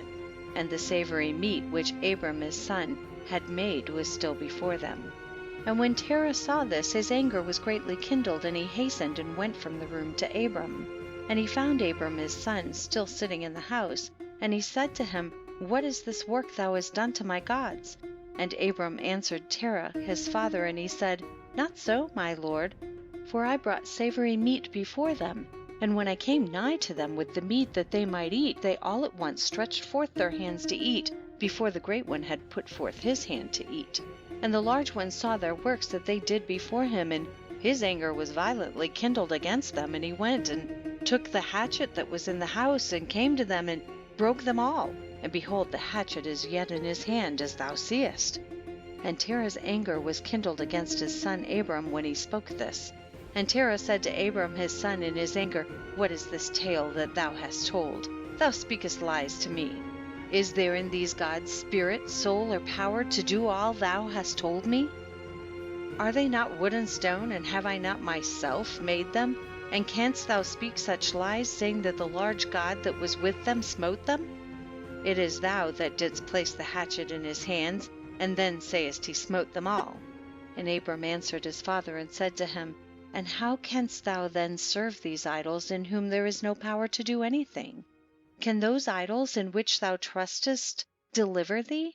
Can they hear thy prayers when thou callest upon them? Can they deliver thee from the hands of thy enemies, or will they fight thy battles for thee against thy enemies, that thou shouldst serve wood and stone, which can neither speak nor hear? And now surely it is not good for thee, nor for the sons of men that are connected with thee, to do these things. Are you so silly, so foolish, or so short of understanding, that you will serve wood and stone, and do after this manner? And forget the Lord God who made heaven and earth, and who created you in the earth, and thereby bring a great evil upon your souls in this matter, by serving stone and wood? Did not our fathers in the days of old sin in this manner, and the Lord God of the universe brought the waters of the flood upon them, and destroyed the whole earth? And how can you continue to do this, and serve gods of wood and stone, who cannot hear or speak or deliver you from oppression, thereby bringing down the anger of the God of the universe upon you? Now therefore, my father, refrain from this, and bring not evil upon thy soul, and the souls of thy household.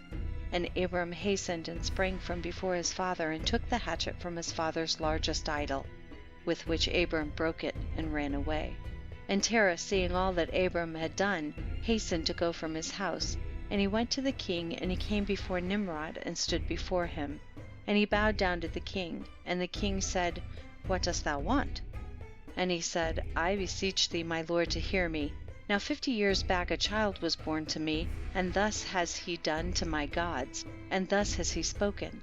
And now therefore, my lord and king, send for him, that he may come before thee, and judge him according to the law, that we may be delivered from his evil. And the king sent 3 men of his servants, and they went and brought Abram before the king. And Nimrod and all his princes and servants were that day sitting before him, and Terah sat also before them. And the king said to Abram, What is this that thou hast done to thy father and to his gods? And Abram answered the king in the words that he spoke to his father, and he said, The large God that was with them in the house did to them what thou hast heard. And the king said to Abram, Had they power to speak and eat and do as thou hast said? And Abram answered the king, saying, And if there be no power in them, why dost thou serve them, and cause the sons of men to err through thy follies? Dost thou imagine that they can deliver thee, or do anything small or great, that thou shouldst serve them? And why wilt thou not serve the God of the whole universe, who created thee, and in whose power it is to kill and to keep alive? O foolish, simple, and ignorant king, woe unto thee forever! I thought thou wouldst teach thy servants the upright way, but thou hast not done this, but hast filled the whole world with thy sins and the sins of thy people who have followed thy ways. Dost thou not know, or hast thou not heard, that this evil which thou doest, our ancestors sinned therein in days of old, and the eternal God brought the waters of the flood upon them and destroyed them all, and also destroyed the whole earth on their account? And wilt thou and thy people rise up now and do like unto this work, in order to bring down the anger of the Lord God upon the universe, and to bring evil upon thee and the whole earth?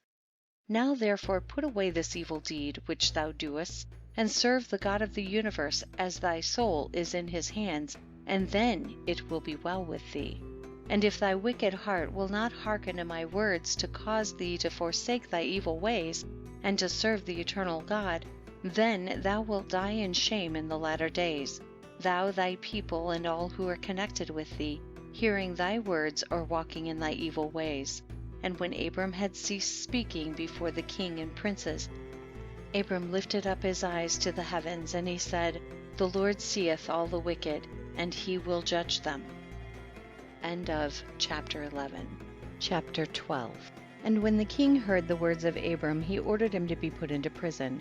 And Abram was 10 days in prison. And at the end of those days the king ordered that all the kings, princes, and governors of different provinces, and the sages should come before him. And they sat before him, and Abram was still in the house of confinement. And the king said to the princes and sages, Have you heard what Abram the son of Terah has done to his father? Thus has he done to him, and I ordered him to be brought before me, and thus has he spoken. His heart did not misgive him, neither did he stir in my presence. And behold, now he is confined in the prison. And therefore decide what judgment is due to this man who reviled the king, who spoke and did all the things that you heard. And they all answered the king, saying, The man who revileth the king should be hanged upon a tree. But having done all the things that he said, and having despised our gods, he must therefore be burned to death. For this is the law in this matter. If it pleaseth the king to do this, let him order his servants, Kindle a fire, both night and day, in thy brick furnace, and then we will cast this man into it. And the king did so.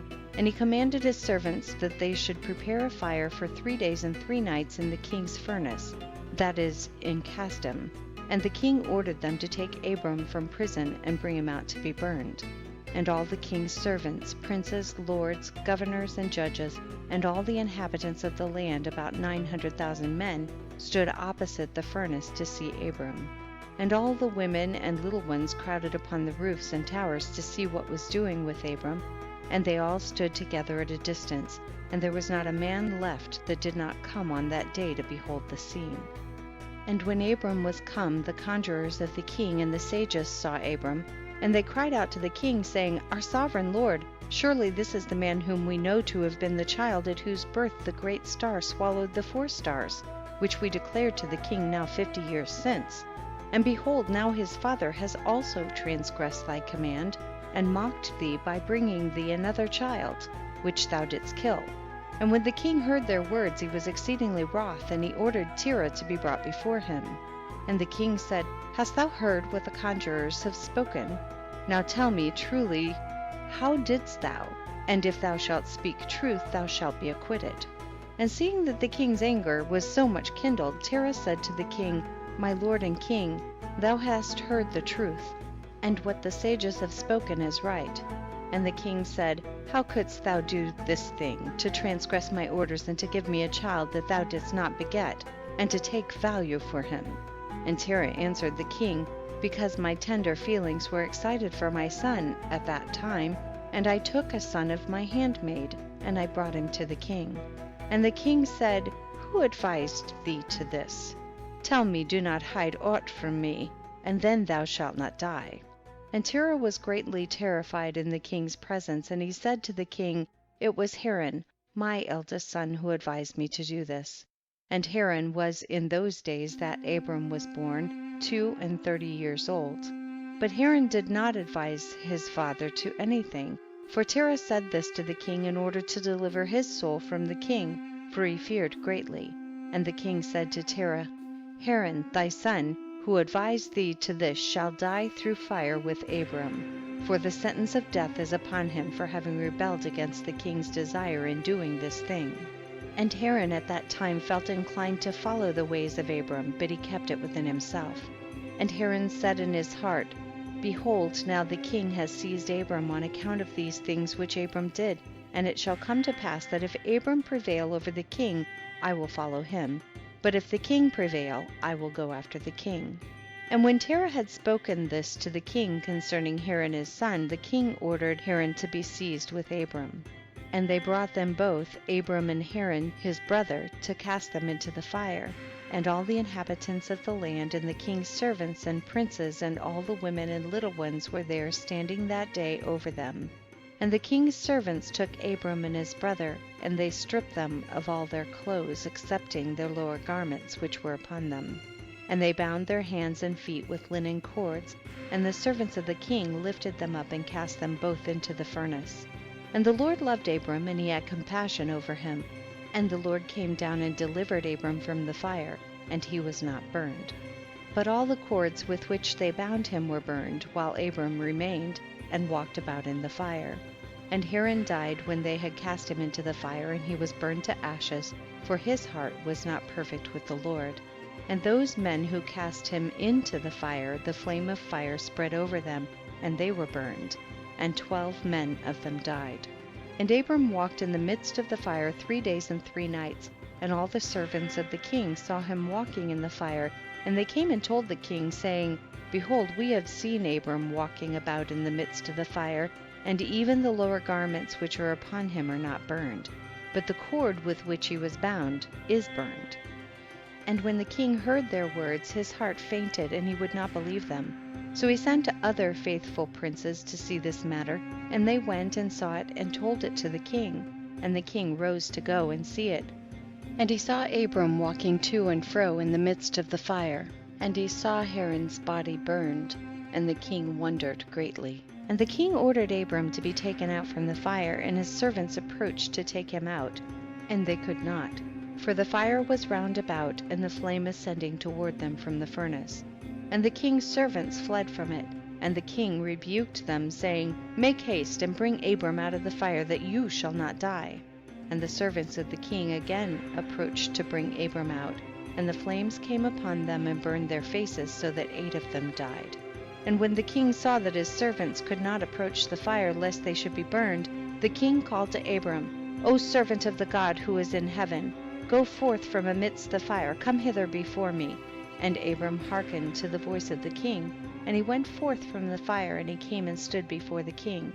And when Abram came out, the king and all his servants saw Abram coming before the king with his lower garments upon him, for they were not burned, but the cord with which he was bound was burned. And the king said to Abram, How is it that thou wast not burned in the fire? And Abram said to the king, The God of heaven and earth, in whom I trust, and who has all in his power, he delivered me from the fire into which thou didst cast me. And Haran, the brother of Abram, was burned to ashes, and they sought for his body, and they found it consumed. And Haran was 82 years old when he died in the fire of Casdim. And the king, princes, and inhabitants of the land, seeing that Abram was delivered from the fire, they came and bowed down to Abram. And Abram said to them, Do not bow down to me, but bow down to the God of the world who made you, and serve him, and go in his ways, for it is he who delivered me from out of this fire, And it is he who created the souls and spirits of all men, and formed man in his mother's womb, and brought him forth into the world.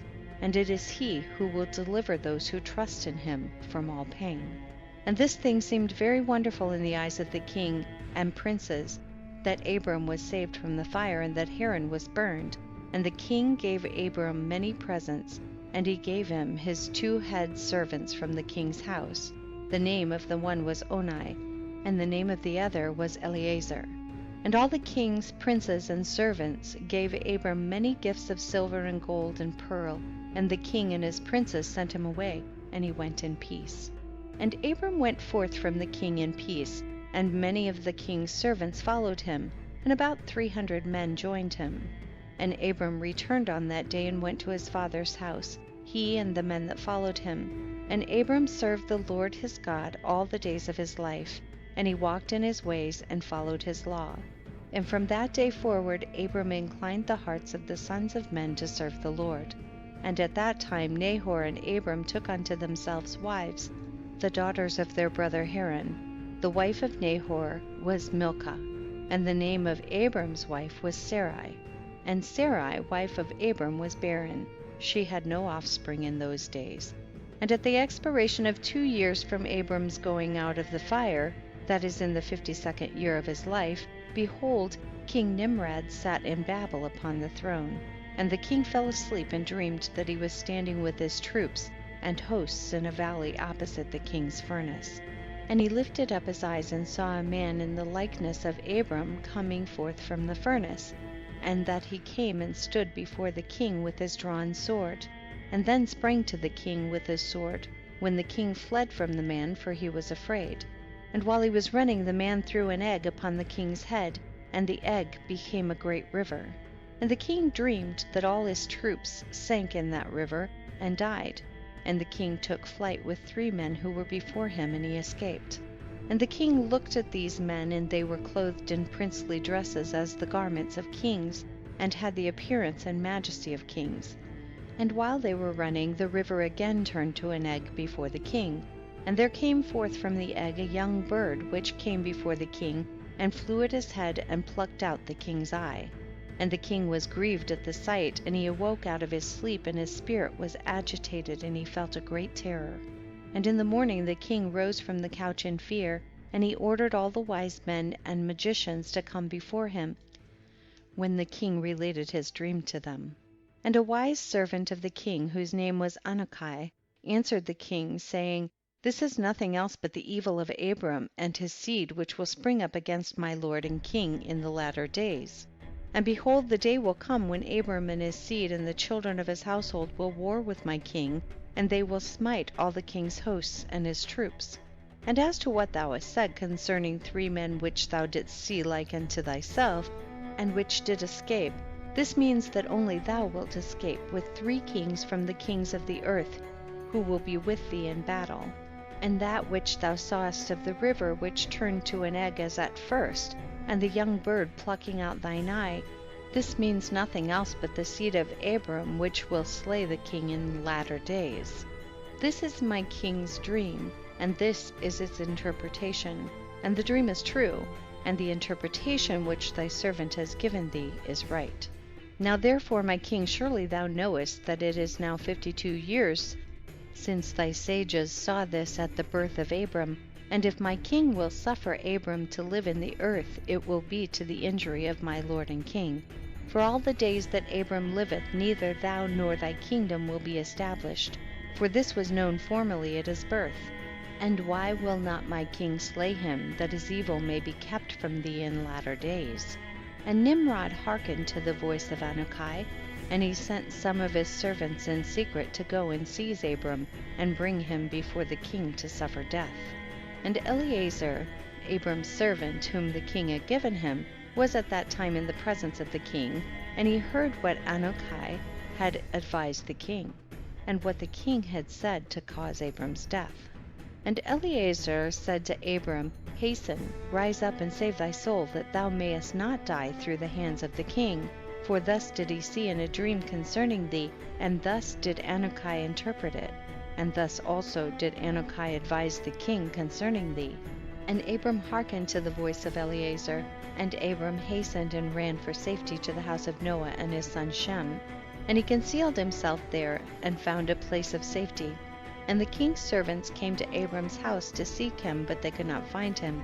And they searched throughout the country, and he was not to be found. And they went and searched in every direction, and he was not to be met with. And when the king's servants could not find Abram, they returned to the king, but the king's anger against Abram was stilled, as they did not find him, and the king drove from his mind this matter concerning Abram. And Abram was concealed in Noah's house for 1 month, until the king had forgotten this matter. But Abram was still afraid of the king. And Terah came to see Abram his son secretly in the house of Noah, and Terah was very great in the eyes of the king. And Abram said to his father, Dost thou not know that the king thinketh to slay me, and to annihilate my name from the earth by the advice of his wicked counselors? Now whom hast thou here, and what hast thou in this land? Arise, let us go together to the land of Canaan, that we may be delivered from his hand, lest thou perish also through him in the latter days.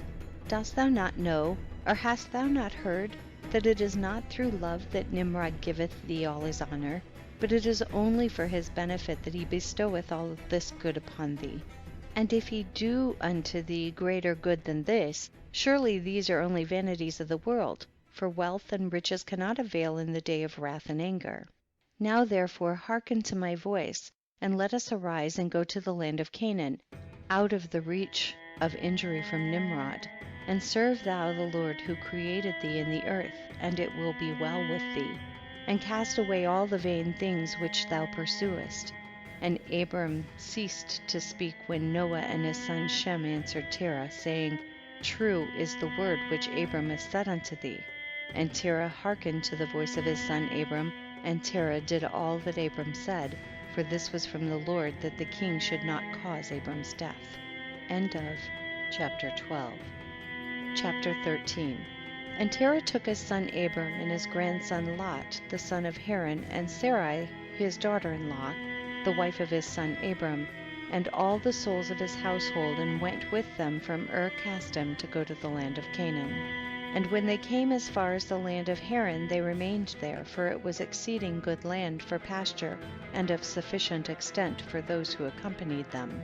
And the people of the land of Haran saw that Abram was good and upright with God and men, and that the Lord his God was with him.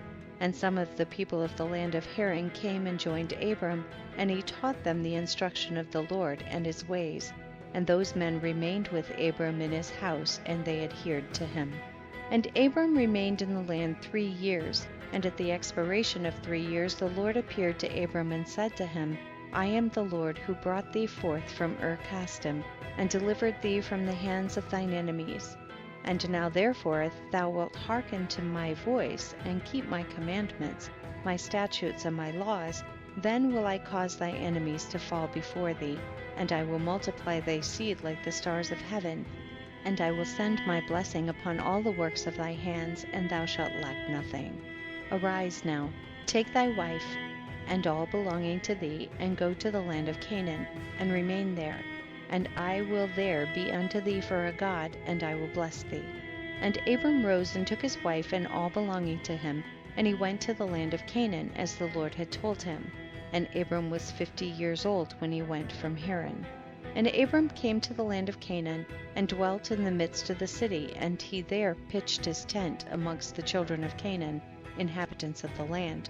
And the Lord appeared to Abram when he came to the land of Canaan, and he said to him, This is the land which I give unto thee and to thy seed after thee forever, and I will make thy seed like the stars of heaven, and I will give unto thy seed for an inheritance all the lands which thou seest.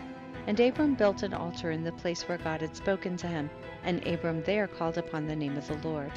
At the end of 3 years of Abram's dwelling in the land of Canaan, in that year Noah died, which was the 58th year of the life of Abram.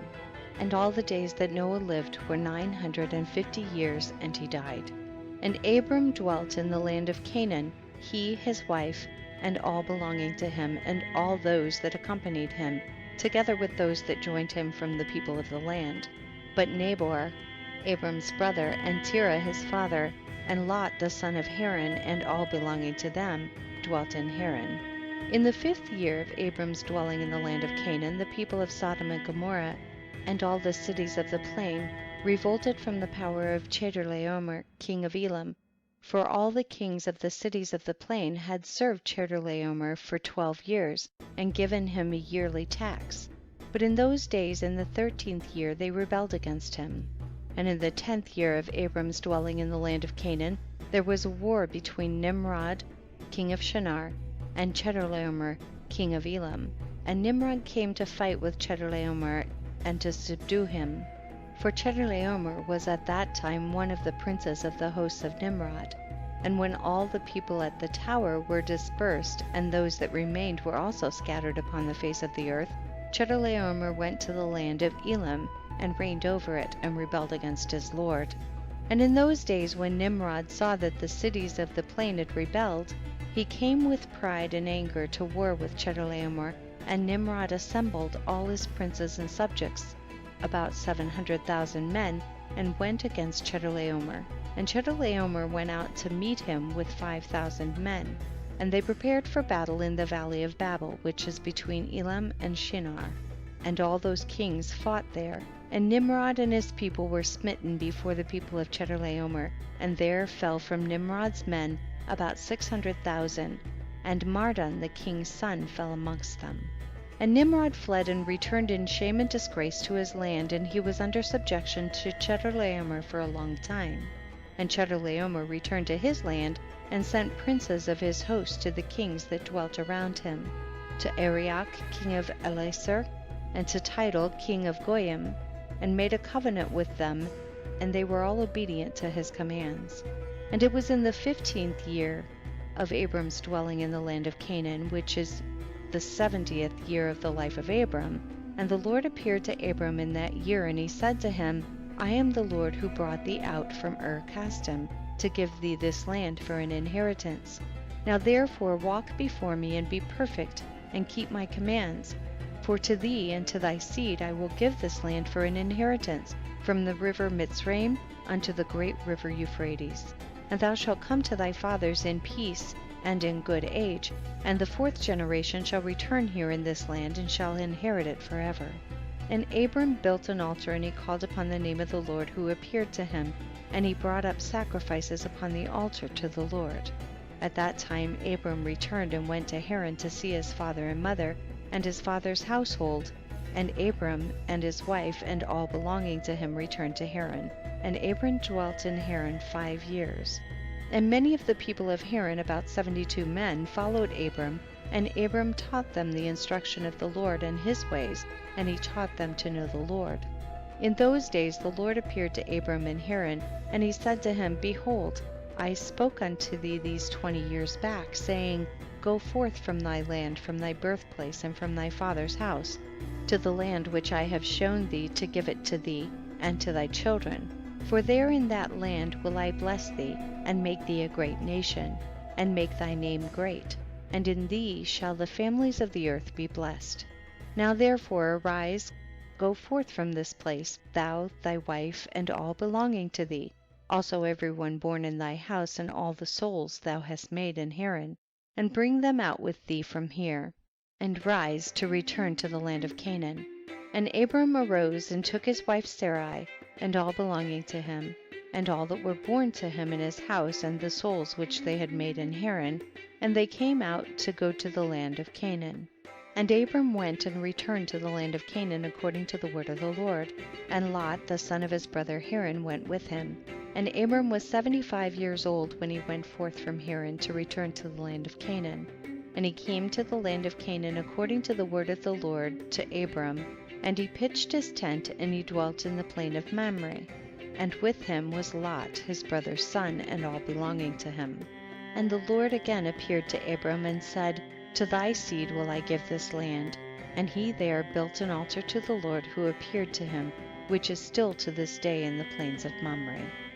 End of chapter 13. Chapter 14.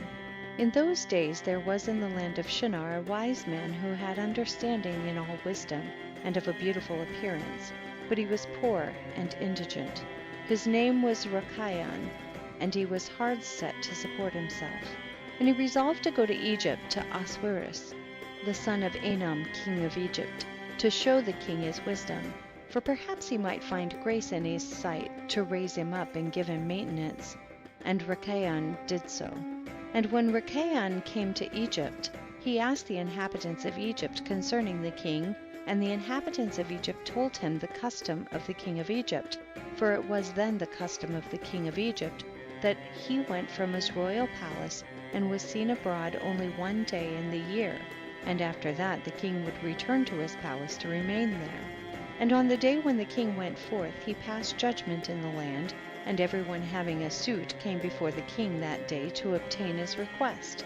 And when Rikayon heard of the custom in Egypt, and that he could not come into the presence of the king, he grieved greatly and was very sorrowful. And in the evening Rikayon went out and found a house in ruins, formerly a bakehouse in Egypt, and he abided there all night in bitterness of soul, and pinched with hunger, and sleep was removed from his eyes.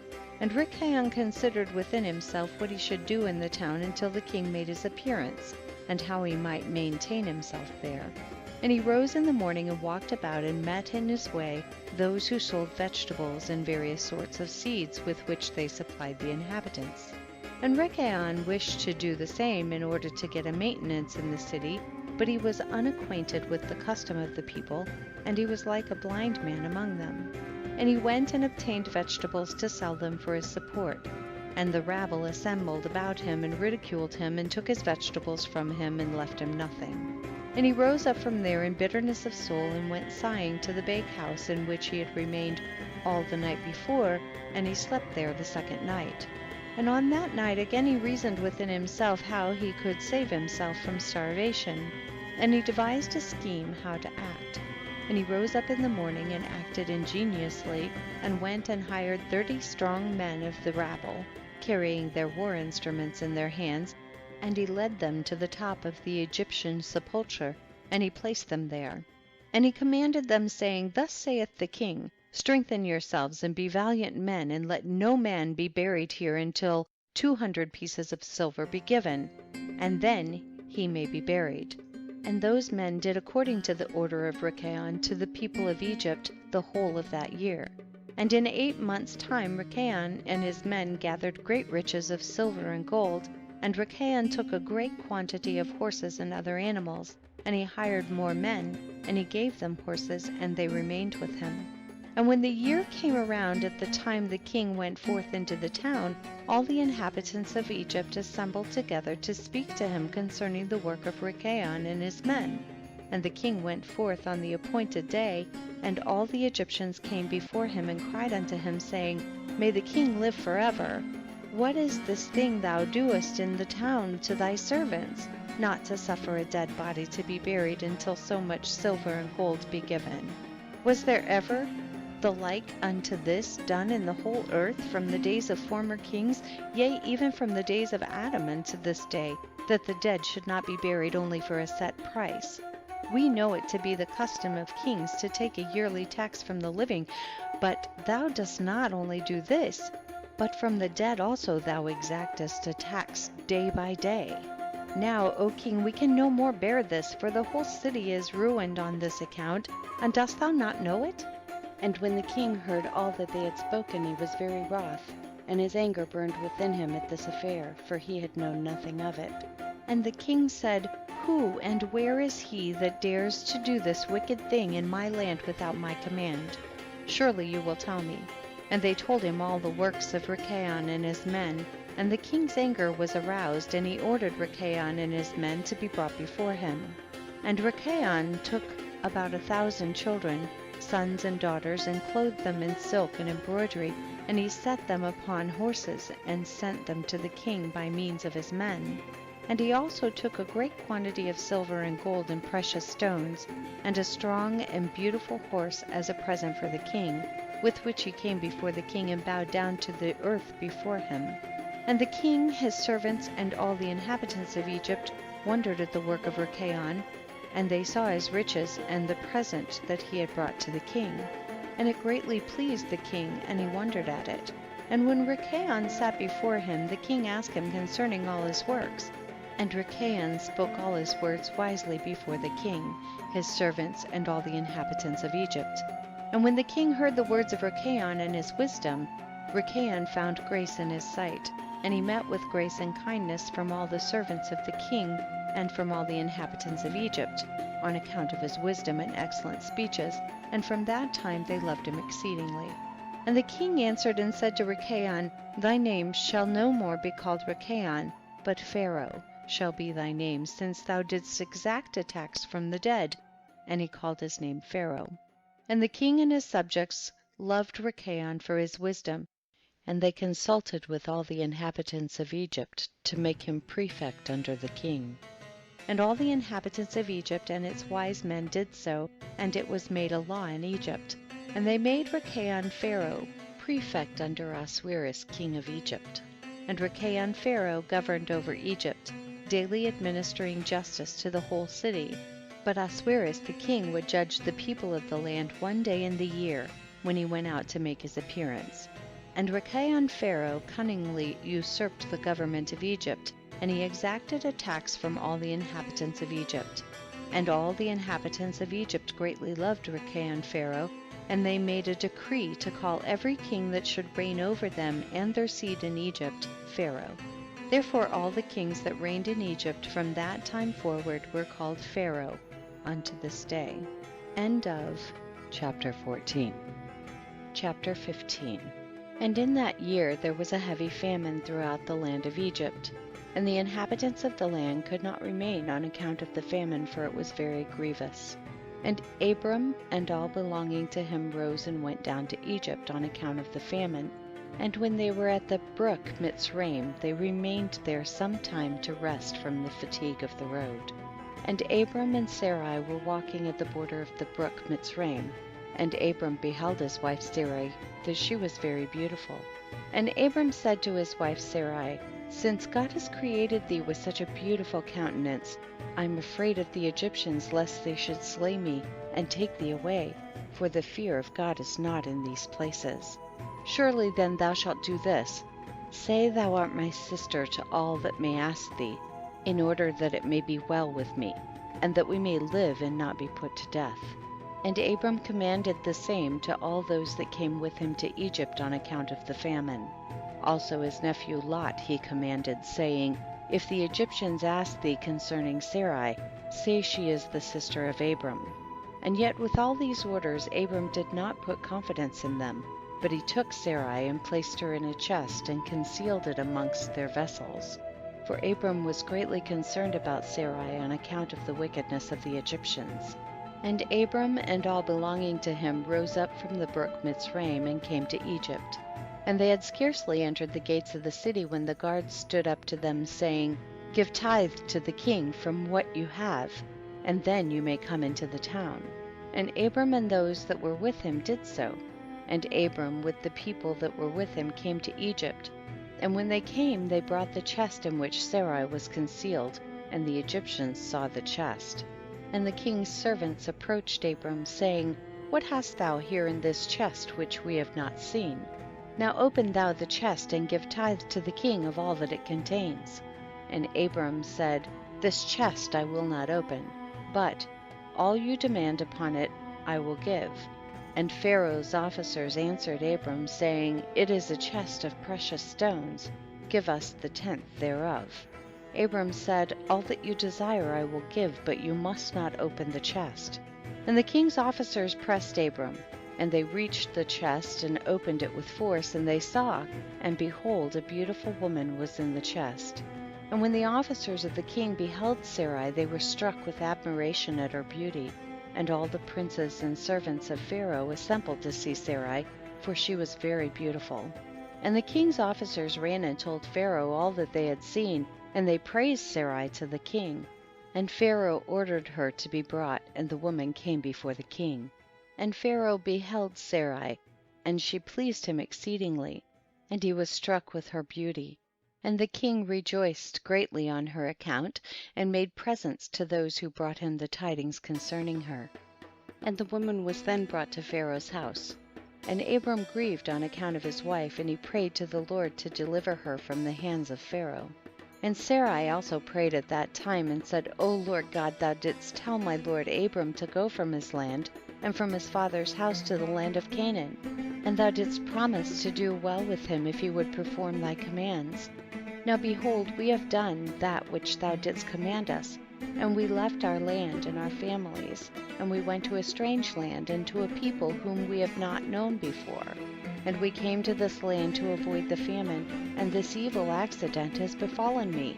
Now therefore, O Lord God, deliver us and save us from the hand of this oppressor, and do well with me for the sake of thy mercy. And the Lord hearkened to the voice of Sarai, and the Lord sent an angel to deliver Sarai from the power of Pharaoh. And the king came and sat before Sarai, and behold, an angel of the Lord was standing over them. And he appeared to Sarai and said to her, Do not fear, for the Lord has heard thy prayer. And the king approached Sarai and said to her, What is that man to thee who brought thee hither? And she said, He is my brother. And the king said, It is incumbent upon us to make him great, to elevate him, and to do unto him all the good which thou shalt command us. And at that time the king sent to Abram silver and gold and precious stones in abundance, together with cattle, men servants, and maidservants. And the king ordered Abram to be brought, and he sat in the court of the king's house, and the king greatly exalted Abram on that night. And the king approached to speak to Sarai, and he reached out his hand to touch her, when the angel smote him heavily, and he was terrified, and he refrained from reaching to her. And when the king came near to Sarai, the angel smote him to the ground, and acted thus to him the whole night, and the king was terrified. And the angel on that night smote heavily all the servants of the king, and his whole household on account of Sarai, and there was a great lamentation that night amongst the people of Pharaoh's house. And Pharaoh, seeing the evil that befell him, said, Surely on account of this woman has this thing happened to me. And he removed himself at some distance from her, and spoke pleasing words to her. And the king said to Sarai, Tell me, I pray thee, concerning the man with whom thou camest here. And Sarai said, This man is my husband. And I said to thee that he was my brother, for I was afraid lest thou shouldst put him to death through wickedness. And the king kept away from Sarai, and the plagues of the angel of the Lord ceased from him and his household. And Pharaoh knew that he was smitten on account of Sarai, and the king was greatly astonished at this. And in the morning the king called for Abram, and said to him, What is this that thou hast done to me?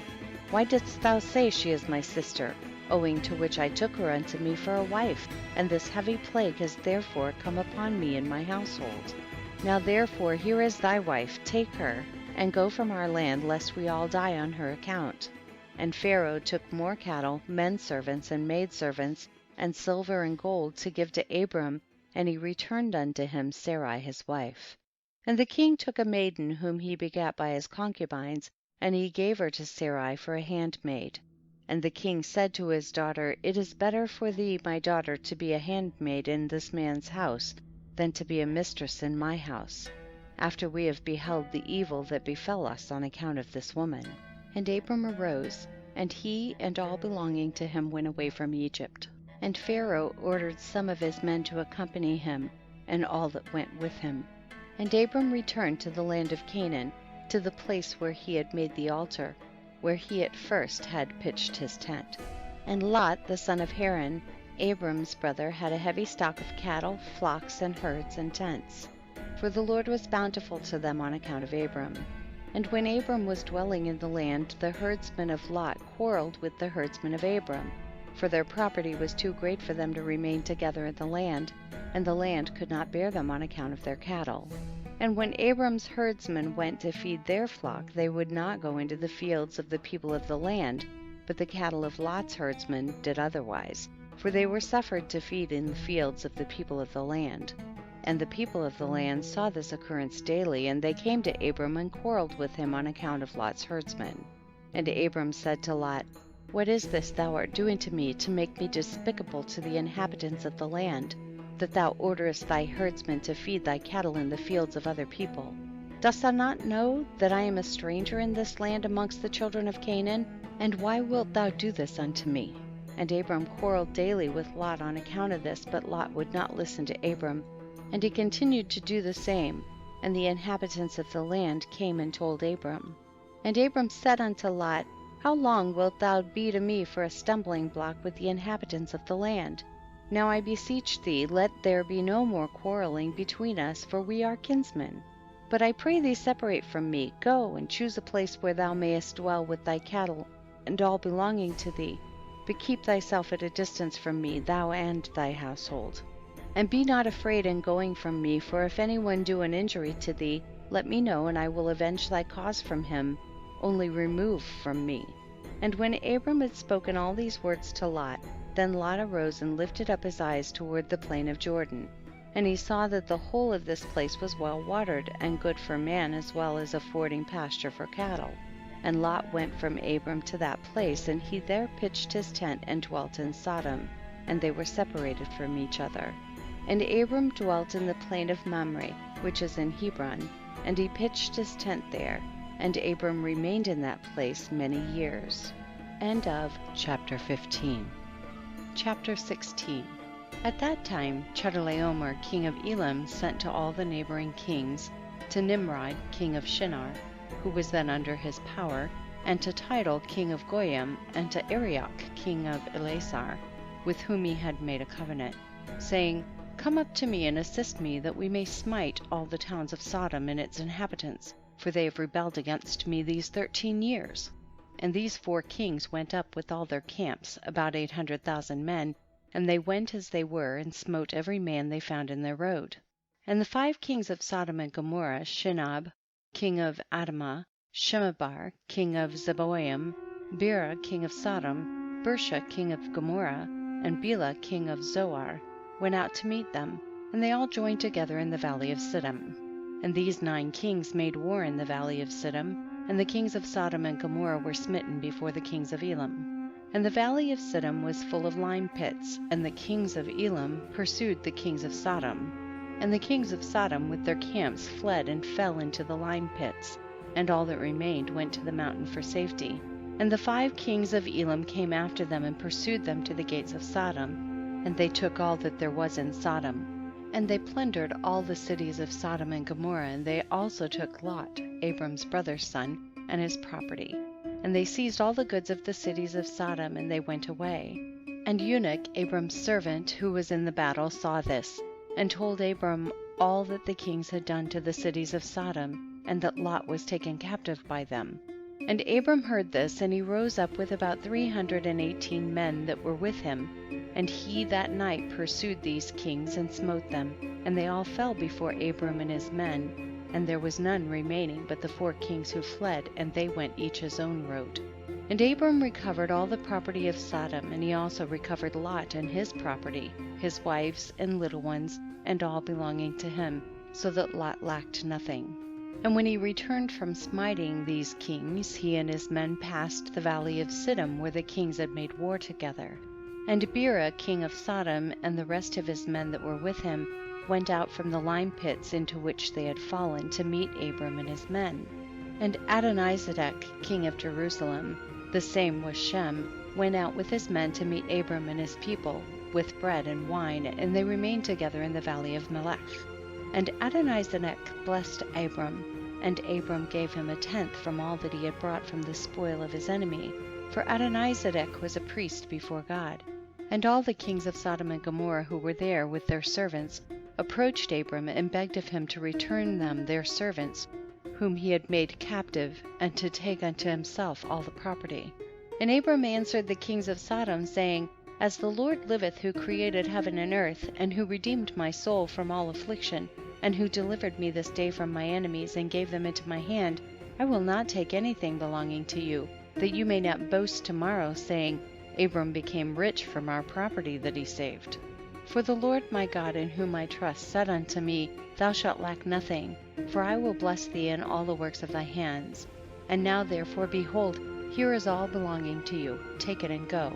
As the Lord liveth, I will not take from you from a living soul down to a shoe tie or thread, excepting the expense of the food of those who went out with me to battle, as also the portions of the men who went with me, Anar, Ashkol, and Mamre, they and their men, as well as those also who had remained to watch the baggage, they shall take their portion of the spoil. And the kings of Sodom gave Abram according to all that he had said, and they pressed him to take of whatever he chose, but he would not. And he sent away the kings of Sodom and the remainder of their men, and he gave them orders about Lot, and they went to their respective places. And Lot, his brother's son, he also sent away with his property, and he went with them, and Lot returned to his home, to Sodom, and Abram and his people returned to their home, to the plains of Mamre, which is in Hebron. At that time the Lord again appeared to Abram in Hebron, and he said to him, Do not fear, thy reward is very great before me, for I will not leave thee, until I shall have multiplied thee and blessed thee, and made thy seed like the stars in heaven, which cannot be measured nor numbered. And I will give unto thy seed all these lands that thou seest with thine eyes. To them will I give them for an inheritance forever. Only be strong, and do not fear. Walk before me, and be perfect. And in the 78th year of the life of Abram, in that year died Ro, son of Peleg. And all the days of Ro were 239 years, and he died. And Sarai, the daughter of Haran, Abram's wife, was still barren in those days. She did not bear to Abram either son or daughter.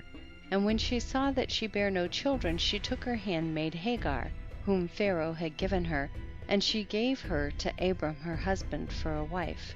For Hagar learned all the ways of Sarai, as Sarai taught her.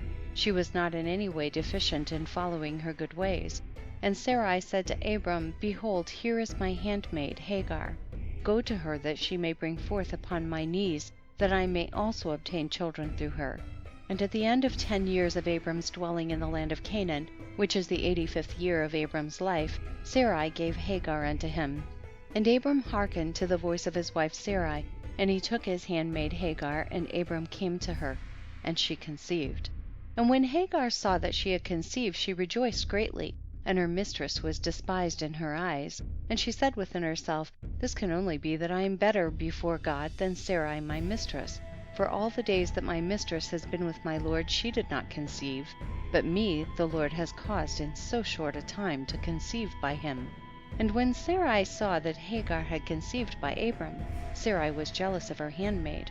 And Sarai said within herself, This is surely nothing else, but that she must be better than I am. And Sarai said unto Abram, My wrong be upon thee, for at the time when thou didst pray before the Lord for children, why didst thou not pray on my account, that the Lord should give me seed from thee? And when I speak to Hagar in thy presence, she despiseth my words, because she is conceived. And thou wilt say nothing to her. May the Lord judge between me and thee for what thou hast done to me. And Abram said to Sarai, Behold, thy handmaid is in thy hands. Do unto her as it may seem good in thy eyes. And Sarai afflicted her, and Hagar fled from her to the wilderness. And an angel of the Lord found her in the place where she had fled, by a well, and he said to her, Do not fear, for I will multiply thy seed, for thou shalt bear a son, and thou shalt call his name Ishmael. Now then return to Sarai thy mistress, and submit thyself under her hands. And Hagar called the place of that well Bir-lahai-roi. It is between Kadesh and the wilderness of Bered. And Hagar at that time returned to her master's house, and at the end of days Hagar bare a son to Abram, and Abram called his name Ishmael. And Abram was 86 years old when he begat him. End of chapter 16. Chapter 17. And in those days, in the 91st year of the life of Abram, the children of Chittim made war with the children of Tubal. For when the Lord had scattered the sons of men upon the face of the earth, the children of Chittim went and embodied themselves in the plain of Canopia, and they built themselves cities there and dwelt by the river Tibru. And the children of Tubal dwelt in Tuscana, and their boundaries reached the river Tibru. And the children of Tubal built a city in Tuscana, and they called the name Sabinah, after the name of Sabinah, son of Tubal their father, and they dwelt there unto this day. And it was at that time the children of Chittim made war with the children of Tubal, and the children of Tubal were smitten before the children of Chittim, and the children of Chittim caused 370 men to fall from the children of Tubal. And at that time the children of Tubal swore to the children of Chittim, saying, You shall not intermarry amongst us, and no man shall give his daughter to any of the sons of Chittim. For all the daughters of Tubal were in those days fair, for no women were then found in the whole earth so fair as the daughters of Tubal. And all who delighted in the beauty of women went to the daughters of Tubal, and took wives from them. And the sons of men, kings and princes, who greatly delighted in the beauty of women, took wives in those days from the daughters of Tubal. And at the end of 3 years, after the children of Tubal had sworn to the children of Chittim not to give them their daughters for wives, about 20 men of the children of Chittim went to take some of the daughters of Tubal, but they found none. For the children of Tubal kept their oaths not to intermarry with them, and they would not break their oaths. And in the days of the harvest, the children of Tubal went into their fields to get in their harvest, when the young men of Chittim assembled and went to the city of Sabinah, and each man took a young woman from the daughters of Tubal, and they came to their cities. And the children of Tubal heard of it, and they went to make war with them, and they could not prevail over them, for the mountain was exceedingly high from them. And when they saw they could not prevail over them, they returned to their land. And at the revolution of the year, the children of Tubal went and hired about 10,000 men from those cities that were near them, and they went to war with the children of Chittim. And the children of Tubal went to war with the children of Chittim, to destroy their land and to distress them. And in this engagement the children of Tubal prevailed over the children of Chittim. And the children of Chittim, seeing that they were greatly distressed, lifted up the children which they had by the daughters of Tubal upon the wall which had been built, to be before the eyes of the children of Tubal. And the children of Chittim said to them, Have you come to make war with your own sons and daughters? And have we not been considered your flesh and bones from that time till now? And when the children of Tubal heard this, they ceased to make war with the children of Chittim, and they went away. And they returned to their cities. And the children of Chittim at that time assembled and built 2 cities by the sea, and they called one Pertu and the other Arizah. And Abram the son of Terah was 99 years old. At that time the Lord appeared to him, and he said to him, I will make my covenant between me and thee, and I will greatly multiply thy seed. And this is the covenant which I make between me and thee, that every male child be circumcised, thou and thy seed after thee. At 8 days old shall it be circumcised, and this covenant shall be in your flesh for an everlasting covenant. And now therefore thy name shall no more be called Abram, but Abraham, and thy wife shall no more be called Sarai, but Sarah. For I will bless you both, and I will multiply your seed after you, that you shall become a great nation, and kings shall come forth from you. End of chapter 17. Chapter 18. And Abram rose and did all that God had ordered him, and he took the men of his household, and those bought with his money, and he circumcised them as the Lord had commanded him, and there was not one left whom he did not circumcise. And Abram and his son Ishmael were circumcised in the flesh of their foreskin. 13 years old was Ishmael when he was circumcised in the flesh of his foreskin. And in the 3rd day Abraham went out of his tent and sat at the door to enjoy the heat of the sun during the pain of his flesh. And the Lord appeared to him in the plain of Mamre, and sent 3 of his ministering angels to visit him, and he was sitting at the door of the tent. And he lifted up his eyes and saw, and lo, 3 men were coming from a distance. And he rose up and ran to meet them. And he bowed down to them and brought them into his house. And he said to them, If now I have found favor in your sight, turn in and eat a morsel of bread. And he pressed them, and they turned in, and he gave them water, and they washed their feet, and he placed them under a tree at the door of the tent. And Abraham ran and took a calf, tender and good, and he hastened to kill it, and gave it to his servant Eliezer to dress. And Abraham came to Sarah into the tent, and he said to her, Make ready quickly 3 measures of fine meal, knead it, and make cakes to cover the pot containing the meat. And she did so. And Abraham hastened and brought before them butter and milk, beef and mutton, and gave it before them to eat before the flesh of the calf was sufficiently done, and they did eat. And when they had done eating, one of them said to him, I will return to thee according to the time of life, and Sarah thy wife shall have a son. And the men afterward departed and went their ways to the places to which they were sent. In those days all the people of Sodom and Gomorrah and of the whole 5 cities were exceedingly wicked and sinful against the Lord, and they provoked the Lord with their abominations, and they strengthened in acting abominably and scornfully before the Lord, and their wickedness and crimes were in those days great before the Lord. And they had in their land a very extensive valley, about half a day's walk, and in it there were fountains of water and a great deal of herbage surrounding the water. And all the people of Sodom and Gomorrah went there 4 times in the year with their wives and children, and all belonging to them, and they rejoiced there with timbrels and dances. And in the time of rejoicing they would all rise and lay hold of their neighbors' wives, and some the virgin daughters of their neighbors, and they enjoyed them. And each man saw his wife and daughter in the hands of his neighbor, and did not say a word. And they did so from morning to night, and they afterward returned home, each man to his house, and each woman to her tent. So they always did 4 times in the year. Also when a stranger came into their cities and brought goods which he had purchased with a view to dispose of there, the people of these cities would assemble, men, women, and children, young and old, and go to the man and take his goods by force, giving a little to each man until there was an end to all the goods of the owner which he had brought into the land. And if the owner of the goods quarreled with them, saying, "What is this work which you have done to me?" then they would approach to him one by one, and each would show him the little which he took, and taunt him, saying, "I only took that little which thou didst give me." And when he heard this from them all, he would arise and go from them in sorrow and bitterness of soul, when they would all arise and go after him, and drive him out of the city with great noise and tumult. And there was a man from the country of Elam, who was leisurely going on the road, seated upon his ass, which carried a fine mantle of divers colors, and the mantle was bound with a cord upon the ass.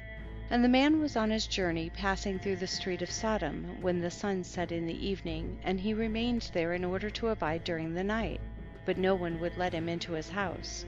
And at that time there was in Sodom a wicked and mischievous man, one skillful to do evil, and his name was Hadad. And he lifted up his eyes and saw the traveler in the street of the city, and he came to him and said, "Whence comest thou, and whither dost thou go?" And the man said to him, "I am traveling from Abram to Elam, where I belong, and as I passed the sun set, and no one would suffer me to enter his house, though I had bread and water, and also straw and provender for my ass, and am short of nothing." And Hadad answered and said to him, "All that thou shalt want shall be supplied by me, but in this street thou shalt not abide all night." And Hadad brought him to his house. And he took off the mantle from the ass with the cord, and brought them to his house. And he gave the ass straw and provender, whilst the traveler ate and drank in Hadad's house, and he abided there that night. And in the morning the traveler rose up early to continue his journey, when Hadad said to him, "Wait, comfort thy heart with a morsel of bread, and then go." And the man did so, and he remained with him, and they both ate and drank together during the day, when the man rose up to go. And Hadad said to him, "Behold, now the day is declining. Thou hadst better remain all night, that thy heart may be comforted." And he pressed him so that he tarried there all night. And on the 2nd day he rose up early to go away, when Hadad pressed him, saying, "Comfort thy heart with a morsel of bread, and then go." And he remained and ate with him also the 2nd day, and then the man rose up to continue his journey. And Hadad said to him, "Behold, now the day is declining. Remain with me to comfort thy heart, and in the morning rise up early and go thy way." And the man would not remain, but rose and saddled his ass. And whilst he was saddling his ass, the wife of Hadad said to her husband, "Behold, this man has remained with us for 2 days, eating and drinking, and he has given us nothing. And now shall he go away from us without giving anything?" And Hadad said to her, "Be silent." And the man saddled his ass to go. And he asked Hadad to give him the cord and mantle, to tie it upon the ass. And Hadad said to him, "What sayest thou?" And he said to him, "That thou, my lord, shalt give me the cord and the mantle made with divers colors, which thou didst conceal with thee in thy house, to take care of it." And Hadad answered the man, saying, "This is the interpretation of thy dream. The cord which thou didst see means that thy life will be lengthened out like a cord. And having seen the mantle colored with all sorts of colors, means that thou shalt have a vineyard in which thou wilt plant trees of all fruits. And the traveler answered, saying, Not so, my lord, for I was awake when I gave thee the cord, and also a mantle woven with different colors, which thou didst take off the ass and put them by for me. And Hadad answered and said, Surely I have told thee the interpretation of thy dream, and it is a good dream, and this is the interpretation thereof.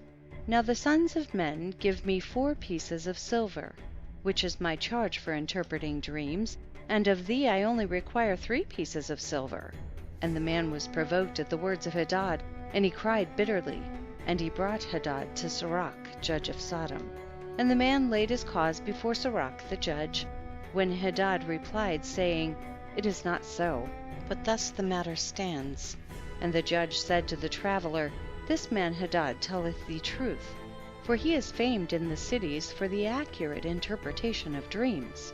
And the man cried at the word of the judge, and he said, Not so, my lord, for it was in the day that I gave him the cord and mantle which was upon the ass, in order to put them by in his house. And they both disputed before the judge, the one saying thus the matter was, and the other declaring otherwise. And Hadad said to the man, Give me 4 pieces of silver that I charge for my interpretations of dreams. I will not make any allowance, and give me the expense of the 4 meals that thou didst eat in my house. And the man said to Hadad, Truly I will pay thee for what I ate in thy house, only give me the cord and mantle which thou didst conceal in thy house. And Hadad replied before the judge and said to the man, Did I not tell thee the interpretation of thy dream? The cord means that thy days shall be prolonged like a cord, and the mantle that thou wilt have a vineyard which thou wilt plant all kinds of fruit trees. This is the proper interpretation of thy dream. Now give me the 4 pieces of silver that I require as a compensation, for I will make thee no allowance. And the man cried at the words of Hadad, and they both quarreled before the judge. And the judge gave orders to his servants, who drove them rashly from the house. And they went away quarreling from the judge. When the people of Sodom heard them, and they gathered about them, and they exclaimed against the stranger, and they drove him rashly from the city. And the man continued his journey upon his ass with bitterness of soul, lamenting and weeping. And whilst he was going along, he wept at what had happened to him in the corrupt city of Sodom. End of chapter 18. Chapter 19. And the cities of Sodom had 4 judges to 4 cities, and these were their names: Sirach in the city of Sodom, Sharkad in Gomorrah, Zabnak in Admah, and Menon in Zeboim. And Eleazar, Abram's servant, applied to them different names, and he converted Sirach to Shakra, Sharkad to Shakrura, Zabnak to Kezobim, and Menon to Metzlodin. And by desire of their 4 judges, the people of Sodom and Gomorrah had beds erected in the streets of the cities. And if a man came to these places, they laid hold of him and brought him to one of their beds, and by force made him to lie in them. And as he lay down, 3 men would stand at his head and 3 at his feet, and measure him by the length of the bed. And if the man was less than the bed, these 6 men would stretch him at each end, and when he cried out to them, they would not answer him. And if he was longer than the bed, then they would draw together the 2 sides of the bed at each end, until the man had reached the gates of death. And if he continued to cry out to them, they would answer him, saying, Thus shall it be done to a man that cometh into our land. And when men heard all these things that the people of the cities of Sodom did, they refrained from coming there. And when a poor man came to their land, they would give him silver and gold, and cause a proclamation in the whole city not to give him a morsel of bread to eat. And if the stranger should remain there some days and die from hunger, not having been able to obtain a morsel of bread, then at his death all the people of the city would come and take their silver and gold which they had given to him. And those that could recognize the silver or gold which they had given him took it back, and at his death they also stripped him of his garments, and they would fight about them. And he that prevailed over his neighbor took them.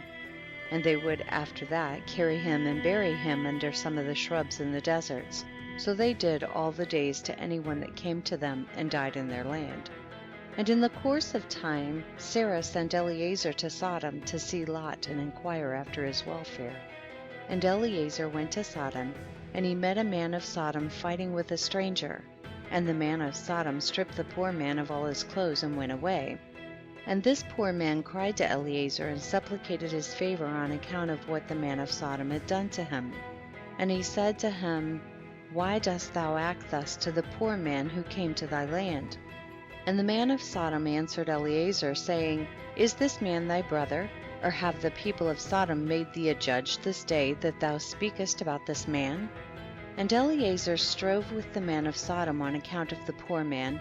And when Eliezer approached to recover the poor man's clothes from the man of Sodom, he hastened and with a stone smote Eliezer in the forehead.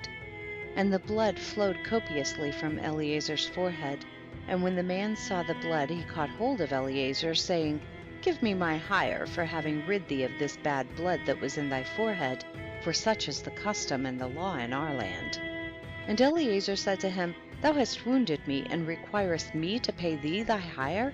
And Eliezer would not hearken to the words of the man of Sodom. And the man laid hold of Eliezer, and brought him to Shachar the judge of Sodom for judgment. And the man spoke to the judge, saying, I beseech thee, my lord, thus has this man done. For I smote him with a stone, that the blood flowed from his forehead, and he is unwilling to give me my hire. And the judge said to Eliezer, This man speaketh truth to thee. Give him his hire, for this is the custom in our land. And Eliezer heard the words of the judge, and he lifted up a stone and smote the judge. And the stone struck on his forehead, and the blood flowed copiously from the forehead of the judge. And Eliezer said, If this then is the custom in your land, give thou unto this man what I should have given him, for this has been thy decision, thou didst decree it. And Eliezer left the man of Sodom with the judge, and he went away. And when the kings of Elam had made war with the kings of Sodom, the kings of Elam captured all the property of Sodom, and they took Lot captive with his property. And when it was told to Abraham, he went and made war with the kings of Elam, and he recovered from their hands all the property of Lot, as well as the property of Sodom. At that time the wife of Lot bare him a daughter, and he called her name Paltith, saying, Because God had delivered him and his whole household from the kings of Elam. And Paltith, daughter of Lot, grew up, and one of the men of Sodom took her for a wife. And a poor man came into the city to seek a maintenance, and he remained in the city some days. And all the people of Sodom caused a proclamation of their custom not to give this man a morsel of bread to eat, until he dropped dead upon the earth, and they did so. And Paltith, the daughter of Lot, saw this man lying in the street starved with hunger, and no one would give him anything to keep him alive, and he was just upon the point of death. And her soul was filled with pity on account of the man, and she fed him secretly with bread for many days. And the soul of this man was revived. For when she went forth to fetch water, she would put the bread in the water pitcher. And when she came to the place where the poor man was, she took the bread from the pitcher and gave it him to eat. So she did many days. And all the people of Sodom and Gomorrah wondered how this man could bear starvation for so many days.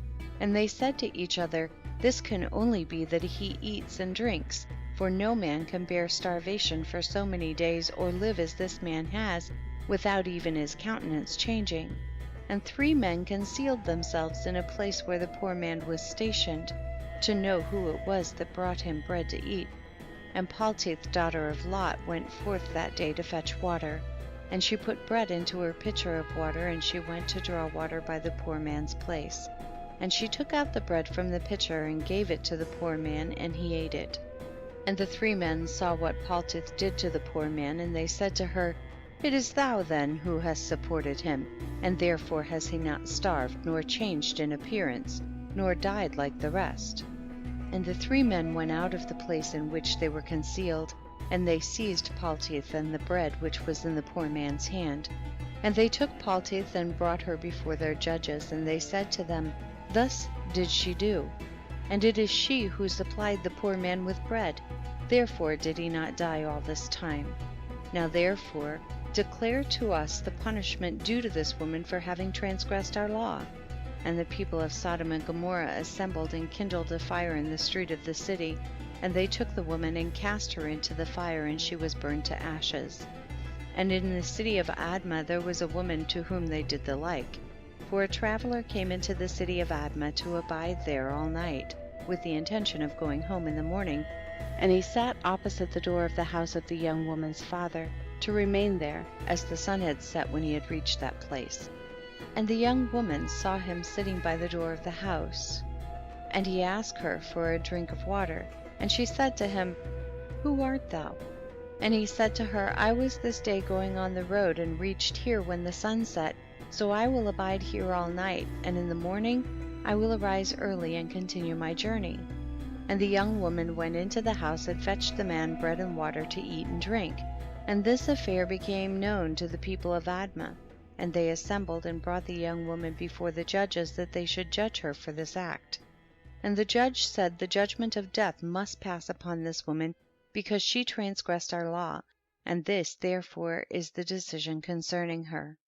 And the people of those cities assembled, and brought out the young woman, and anointed her with honey from head to foot, as the judge had decreed, and they placed her before a swarm of bees which were then in their hives, and the bees flew upon her, and stung her, that her whole body was swelled. And the young woman cried out on account of the bees, but no one took notice of her or pitied her, and her cries ascended to heaven. And the Lord was provoked at this and at all the works of the cities of Sodom, for they had abundance of food and had tranquility amongst them, and still would not sustain the poor and the needy. And in those days their evil doings and sins became great before the Lord. And the Lord sent for 2 of the angels that had come to Abraham's house to destroy Sodom and its cities. And the angels rose up from the door of Abraham's tent after they had eaten and drunk, and they reached Sodom in the evening. And Lot was then sitting in the gate of Sodom. And when he saw them, he rose to meet them, and he bowed down to the ground. And he pressed them greatly, and brought them into his house, and he gave them victuals, which they ate, and they abided all night in his house. And the angel said to Lot, Arise, go forth from this place, thou and all belonging to thee, lest thou be consumed in the iniquity of this city, for the Lord will destroy this place. And the angels laid hold upon the hand of Lot, and upon the hand of his wife, and upon the hands of his children, and all belonging to him, and they brought him forth and set him without the cities. And they said to Lot, Escape for thy life. And he fled, and all belonging to him. Then the Lord rained upon Sodom and upon Gomorrah, and upon all these cities brimstone and fire from the Lord out of heaven. And he overthrew these cities, and all the plain, and all the inhabitants of the cities, and that which grew upon the ground. And Adu, the wife of Lot, looked back to see the destruction of the cities, for her compassion was moved on account of her daughters who remained in Sodom, for they did not go with her. And when she looked back, she became a pillar of salt, and it is yet in that place unto this day. And the oxen which stood in that place daily licked up the salt to the extremities of their feet, and in the morning it would spring forth afresh, and they again licked it up unto this day. And Lot and 2 of his daughters that remained with him fled and escaped to the cave of Adullam, and they remained there for some time. And Abraham rose up early in the morning to see what had been done to the cities of Sodom. And he looked and beheld the smoke of the cities going up like the smoke of a furnace. And Lot and his 2 daughters remained in the cave, and they made their father drink wine. And they lay with him, for they said there was no man upon the earth that could raise up seed from them, for they thought that the whole earth was destroyed. And they both lay with their father, and they conceived and bare sons. And the firstborn called the name of her son Moab, saying, From my father did I conceive him. He is the father of the Moabites unto this day. And the younger also called her son Ben-Ammi. He is the father of the children of Ammon unto this day. And after this Lot and his 2 daughters went away from there, and he dwelt on the other side of the Jordan with his 2 daughters and their sons. And the sons of Lot grew up, and they went and took themselves wives from the land of Canaan, and they begat children, and they were fruitful and multiplied. End of chapter 19. Chapter 20. And at that time Abraham journeyed from the plain of Mamre, and he went to the land of the Philistines. and he dwelt in Gerar. It was in the 25th year of Abraham's being in the land of Canaan, and the 100th year of the life of Abraham, that he came to Gerar in the land of the Philistines. And when they entered the land, he said to Sarah his wife, Say thou art my sister to any one that shall ask thee, in order that we may escape the evil of the inhabitants of the land. And as Abraham was dwelling in the land of the Philistines, the servants of Abimelech, king of the Philistines, saw that Sarah was exceedingly beautiful, and they asked Abraham concerning her, and he said, She is my sister. And the servants of Abimelech went to Abimelech, saying, A man from the land of Canaan is come to dwell in the land, and he has a sister that is exceeding fair. And Abimelech heard the words of his servants who praised Sarah to him, and Abimelech sent his officers, and they brought Sarah to the king. And Sarah came to the house of Abimelech, and the king saw that Sarah was beautiful, and she pleased him exceedingly. And he approached her and said to her, What is that man to thee, with whom thou didst come to our land? And Sarah answered and said, He is my brother, and we came from the land of Canaan to dwell wherever we could find a place. And Abimelech said to Sarah, Behold, my land is before thee. Place thy brother in any part of this land that pleases thee, and it will be our duty to exalt and elevate him above all the people of the land, since he is thy brother. And Abimelech sent for Abraham, and Abraham came to Abimelech.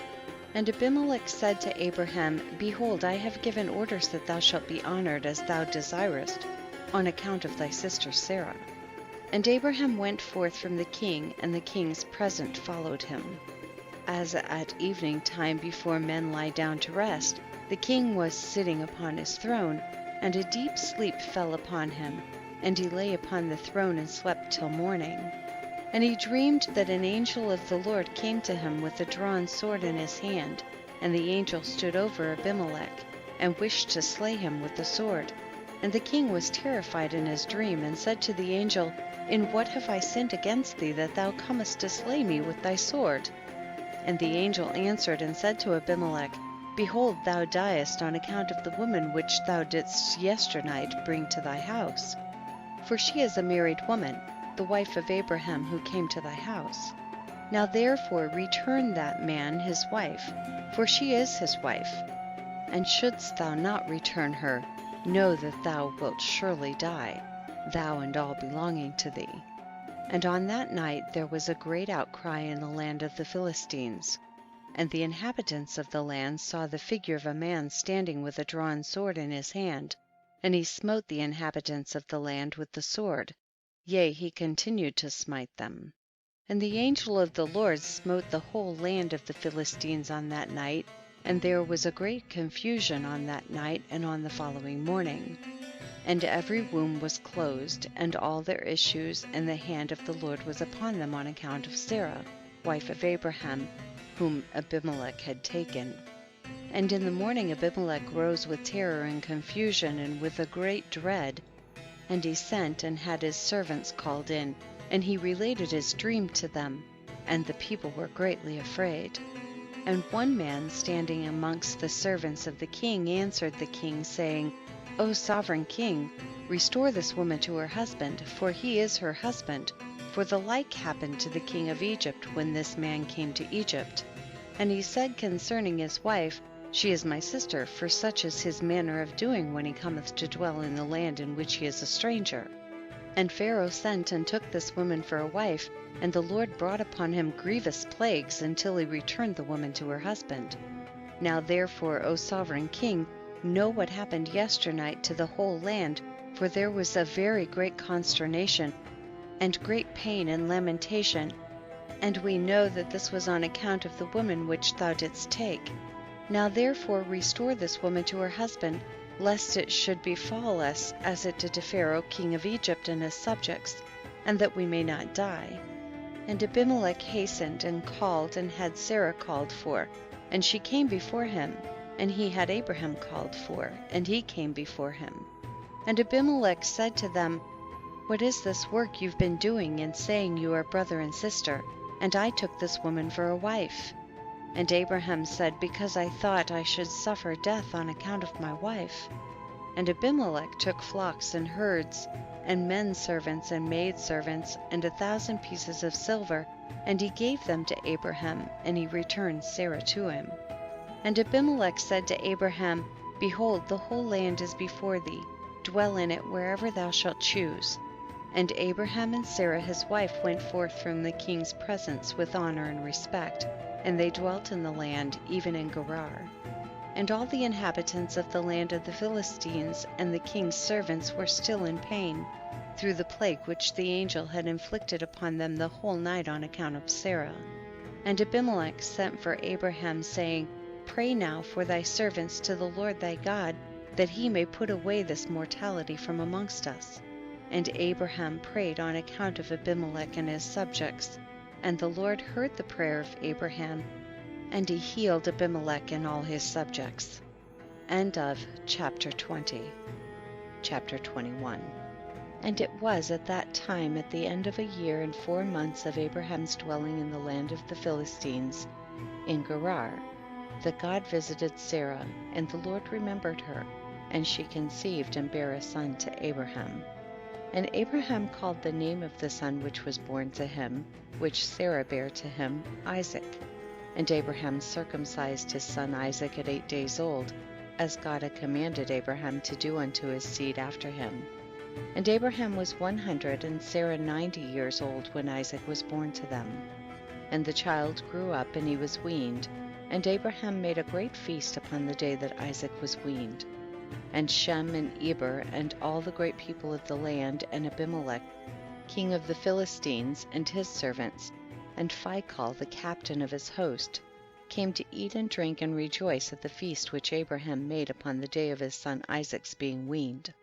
Also Terah, the father of Abraham, and Nahor his brother came from Haran, they and all belonging to them, for they greatly rejoiced on hearing that a son had been born to Sarah. And they came to Abraham, and they ate and drank at the feast which Abraham made upon the day of Isaac's being weaned. And Terah and Nahor rejoiced with Abraham, and they remained with him many days in the land of the Philistines. At that time Serug the son of Ru died, in the 1st year of the birth of Isaac son of Abraham. And all the days of Serug were 239 years, and he died. And Ishmael the son of Abraham was grown up in those days. He was 14 years old when Sarah bare Isaac to Abraham. And God was with Ishmael the son of Abraham, and he grew up. And he learned the use of the bow, and became an archer. And when Isaac was 5 years old, he was sitting with Ishmael at the door of the tent. And Ishmael came to Isaac and seated himself opposite to him. And he took the bow and drew it, and put the arrow in it, and intended to slay Isaac. And Sarah saw the act which Ishmael desired to do to her son Isaac, and it grieved her exceedingly on account of her son. And she sent for Abraham and said to him, Cast out this bondwoman and her son, for her son shall not be heir with my son, for thus did he seek to do unto him this day. And Abraham hearkened to the voice of Sarah, and he rose up early in the morning, and he took 12 loaves and a bottle of water which he gave to Hagar, and sent her away with her son. And Hagar went with her son to the wilderness. And they dwelt in the wilderness of Paran with the inhabitants of the wilderness. And Ishmael was an archer, and he dwelt in the wilderness a long time. And he and his mother afterward went to the land of Egypt, and they dwelt there. And Hagar took a wife for her son from Egypt, and her name was Meribah. And the wife of Ishmael conceived and bare 4 sons and 2 daughters. And Ishmael and his mother and his wife and children afterward went and returned to the wilderness. And they made themselves tents in the wilderness in which they dwelt, and they continued to travel and then to rest monthly and yearly. And God gave Ishmael flocks and herds and tents on account of Abraham his father, and the man increased in cattle. And Ishmael dwelt in deserts and in tents, traveling and resting for a long time, and he did not see the face of his father. And in some time after, Abraham said to Sarah his wife, I will go and see my son Ishmael, for I have a desire to see him, for I have not seen him for a long time. And Abraham rode upon one of his camels to the wilderness to seek his son Ishmael, for he heard that he was dwelling in a tent in the wilderness with all belonging to him.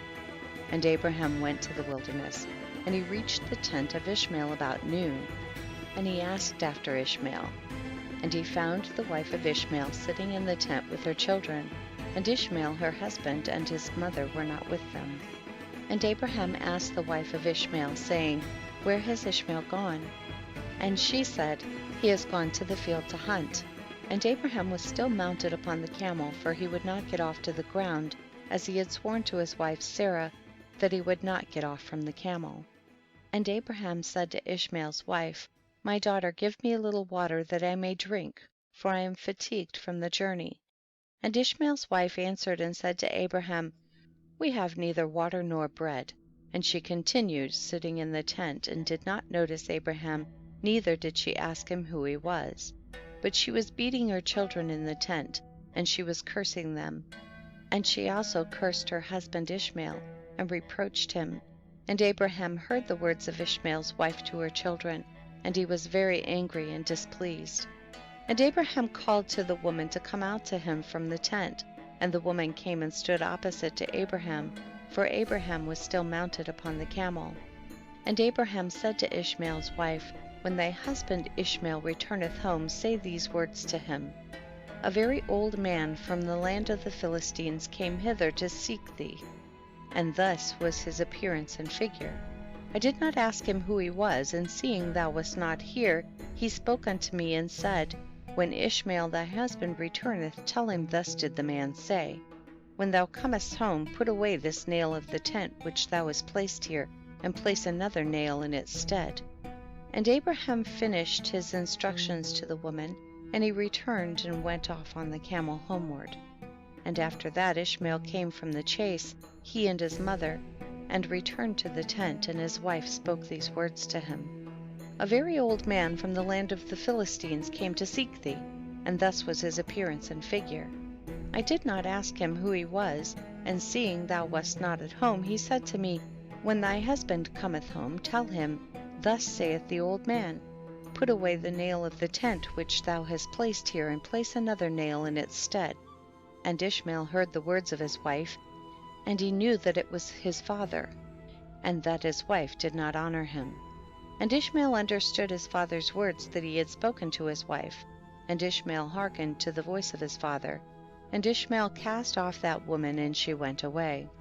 And Ishmael afterward went to the land of Canaan, and he took another wife, and he brought her to his tent, to the place where he then dwelt. And at the end of 3 years Abraham said, I will go again and see Ishmael my son, for I have not seen him for a long time. And he rode upon his camel and went to the wilderness, and he reached the tent of Ishmael about noon. And he asked after Ishmael, and his wife came out of the tent, and she said, He is not here, my lord, for he has gone to hunt in the fields, and to feed the camels. And the woman said to Abraham, Turn in, my lord, into the tent, and eat a morsel of bread, for thy soul must be wearied on account of the journey. And Abraham said to her, I will not stop, for I am in haste to continue my journey, but give me a little water to drink, for I have thirst. And the woman hastened, and ran into the tent, and she brought out water and bread to Abraham, which she placed before him, and she urged him to eat. And he ate and drank, and his heart was comforted, and he blessed his son Ishmael. And he finished his meal, and he blessed the Lord, and he said to Ishmael's wife, When Ishmael cometh home, say these words to him. A very old man from the land of the Philistines came hither, and asked after thee, and thou wast not here. And I brought him out bread and water, and he ate and drank, and his heart was comforted.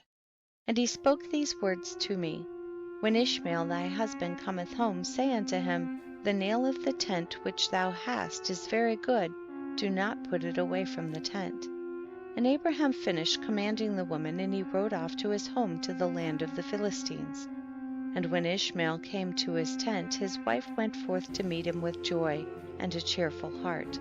And she said to him, An old man came here from the land of the Philistines, and thus was his appearance. And he asked after thee, and thou wast not here, so I brought out bread and water, and he ate and drank, and his heart was comforted. And he spoke these words to me, When Ishmael thy husband cometh home, say to him, The nail of the tent which thou hast is very good, "Do not put it away from the tent." And Ishmael knew that it was his father, and that his wife had honored him, and the Lord blessed Ishmael. End of chapter 21. Chapter 22. And Ishmael then rose up and took his wife and his children, and his cattle and all belonging to him, and he journeyed from there, and he went to his father in the land of the Philistines. And Abraham related to Ishmael his son the transaction with the first wife that Ishmael took, according to what she did. And Ishmael and his children dwelt with Abraham many days in that land. And Abraham dwelt in the land of the Philistines a long time. And the days increased and reached 26 years, and after that Abraham with his servants and all belonging to him went from the land of the Philistines, and removed to a great distance. And they came near to Hebron, and they remained there, and the servants of Abraham dug wells of water. And Abraham and all belonging to him dwelt by the water. And the servants of Abimelech king of the Philistines heard the report that Abraham's servants had dug wells of water in the borders of the land. And they came and quarreled with the servants of Abraham, and they robbed him of the great well which they had dug. And Abimelech king of the Philistines heard of this affair, and he with Phicol the captain of his host, and 20 of his men came to Abraham. And Abimelech spoke to Abraham concerning his servants. And Abraham rebuked Abimelech concerning the well of which his servants had robbed him. And Abimelech said to Abraham, "As the Lord liveth, who created the whole earth, I did not hear of the act which my servants did unto thy servants until this day." And Abraham took 7 ewe lambs and gave them to Abimelech, saying, "Take these, I pray thee, from my hands, that it may be a testimony for me that I dug this well." And Abimelech took the 7 ewe lambs which Abraham had given to him, for he had also given him cattle and herds in abundance. And Abimelech swore to Abraham concerning the well. Therefore he called that well Beersheba, for there they both swore concerning it. And they both made a covenant in Beersheba. And Abimelech rose up with Phicol the captain of his host and all his men, and they returned to the land of the Philistines. And Abraham and all belonging to him dwelt in Beersheba, and he was in that land a long time. And Abraham planted a large grove in Beersheba, and he made to it 4 gates facing the 4 sides of the earth, and he planted a vineyard in it, so that if a traveler came to Abraham he entered any gate which was in his road, and remained there, and ate and drank, and satisfied himself, and then departed. For the house of Abraham was always open to the sons of men that passed and repassed, who came daily to eat and drink in the house of Abraham. And any man who had hunger, and came to Abraham's house, Abraham would give him bread that he might eat and drink and be satisfied. And any one that came naked to his house he would clothe with garments as he might choose, and give him silver and gold, and make known to him the Lord who had created him in the earth. Thus did Abraham all his life. And Abraham and his children and all belonging to him dwelt in Beersheba, and he pitched his tent as far as Hebron. And Abraham's brother Nahor and his father and all belonging to them dwelt in Haran, for they did not come with Abraham to the land of Canaan. And children were born to Nahor, which Milcah the daughter of Haran, and sister to Sarah, Abraham's wife, bare to him. And these are the names of those that were born to him: Uz, Buz, Kemuel, Kesed, Chazo, Pildash, Tidlaph, and Bethuel, being 8 sons. These are the children of Milcah which she bare to Nahor, Abraham's brother. And Nahor had a concubine, and her name was Reumah. And she also bare to Nahor Zebach, Gashas, Tashas, and Maachah, being 4 sons. And the children that were born to Nahor were 12 sons besides his daughters, and they also had children born to them in Haran.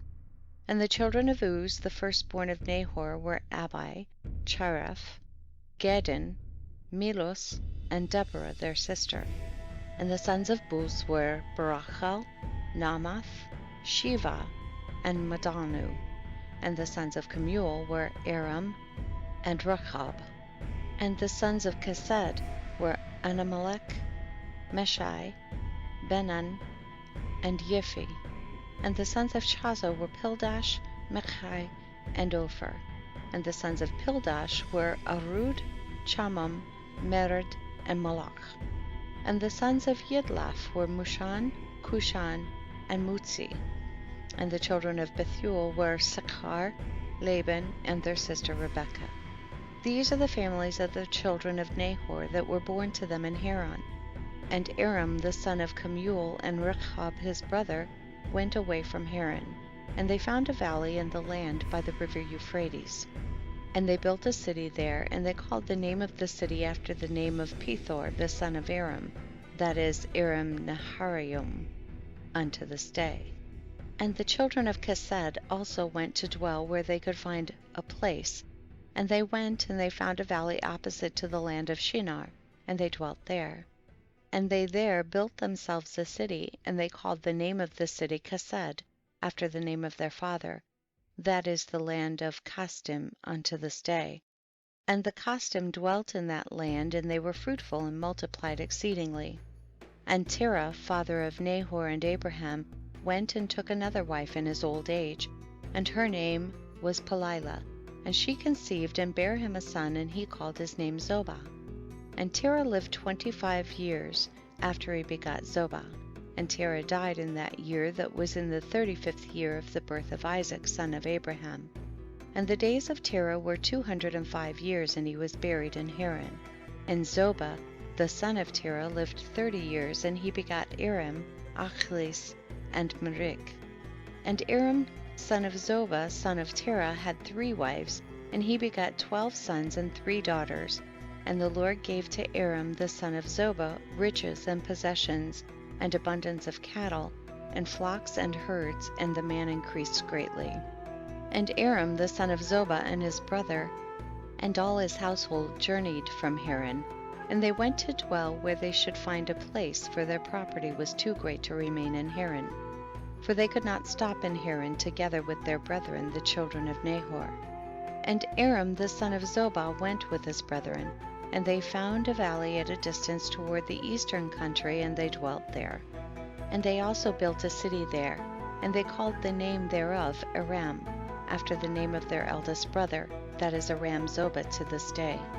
And Isaac the son of Abraham was growing up in those days, and Abraham his father taught him the way of the Lord, to know the Lord, and the Lord was with him. And when Isaac was 37 years old, Ishmael his brother was going about with him in the tent. And Ishmael boasted of himself to Isaac, saying, I was 13 years old when the Lord spoke to my father to circumcise us, and I did according to the word of the Lord, which he spoke to my father. And I gave my soul unto the Lord, and I did not transgress his word which he commanded my father. And Isaac answered Ishmael, saying, Why dost thou boast to me about this? About a little bit of thy flesh, which thou didst take from thy body, concerning which the Lord commanded thee.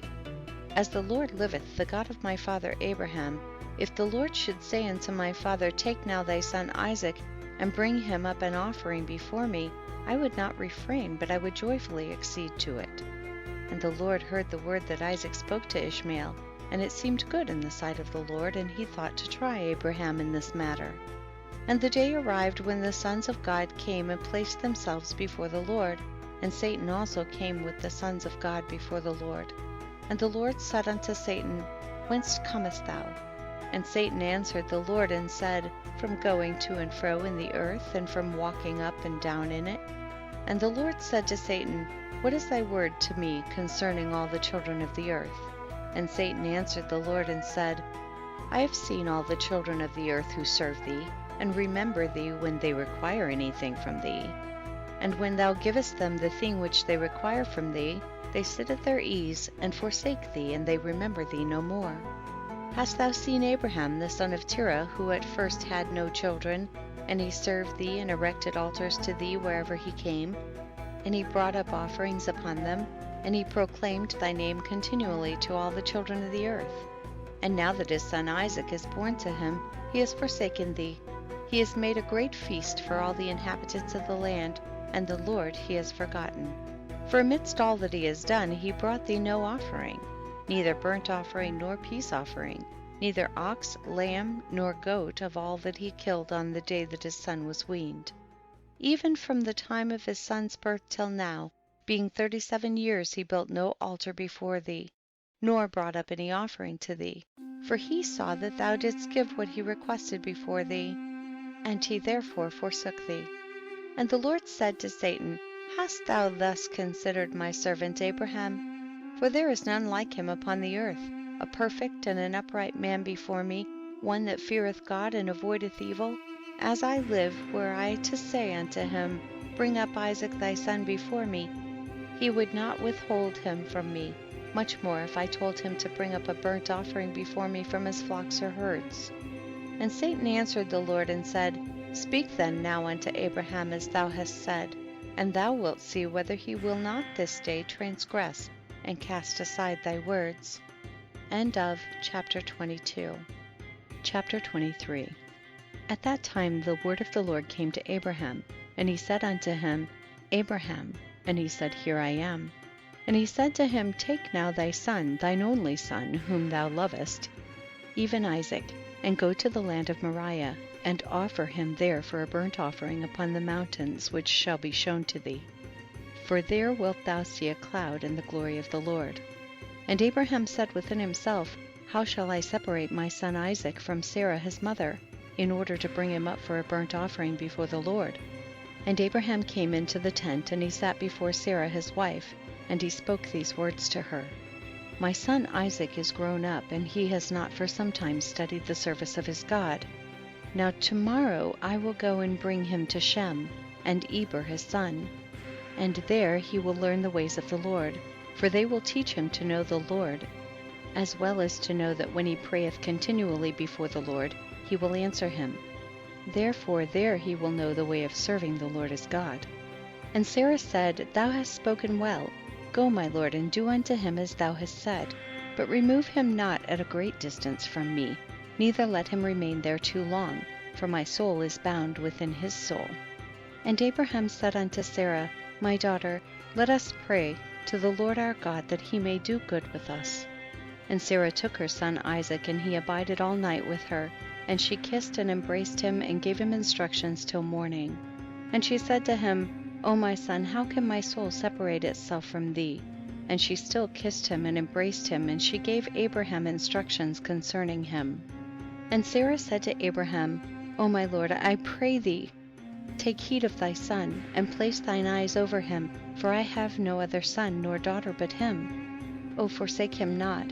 If he be hungry, give him bread, and if he be thirsty, give him water to drink.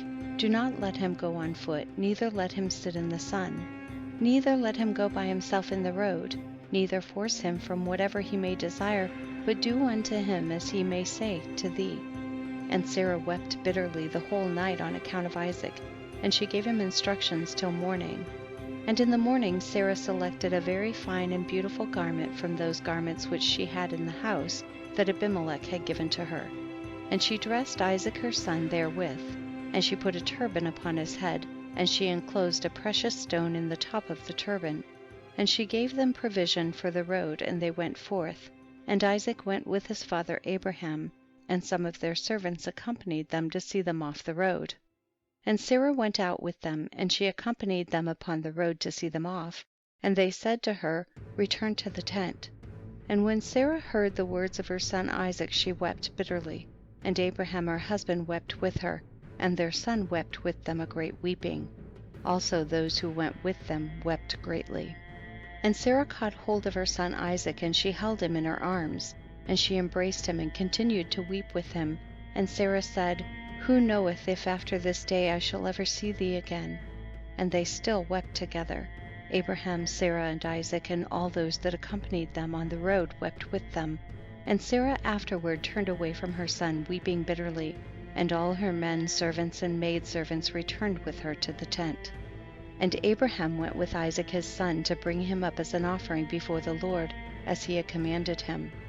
And Abraham took 2 of his young men with him, Ishmael the son of Hagar, and Eliezer his servant, and they went together with them.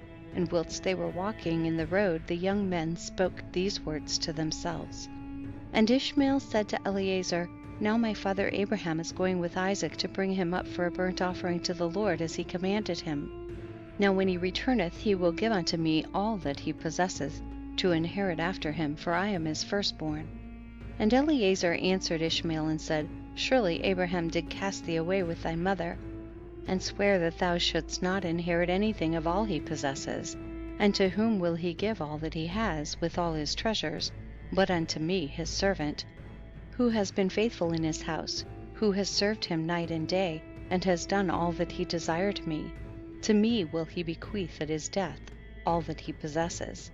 And whilst Abraham was proceeding with his son Isaac along the road, Satan came and appeared to Abraham in the figure of a very aged man, humble and of contrite spirit.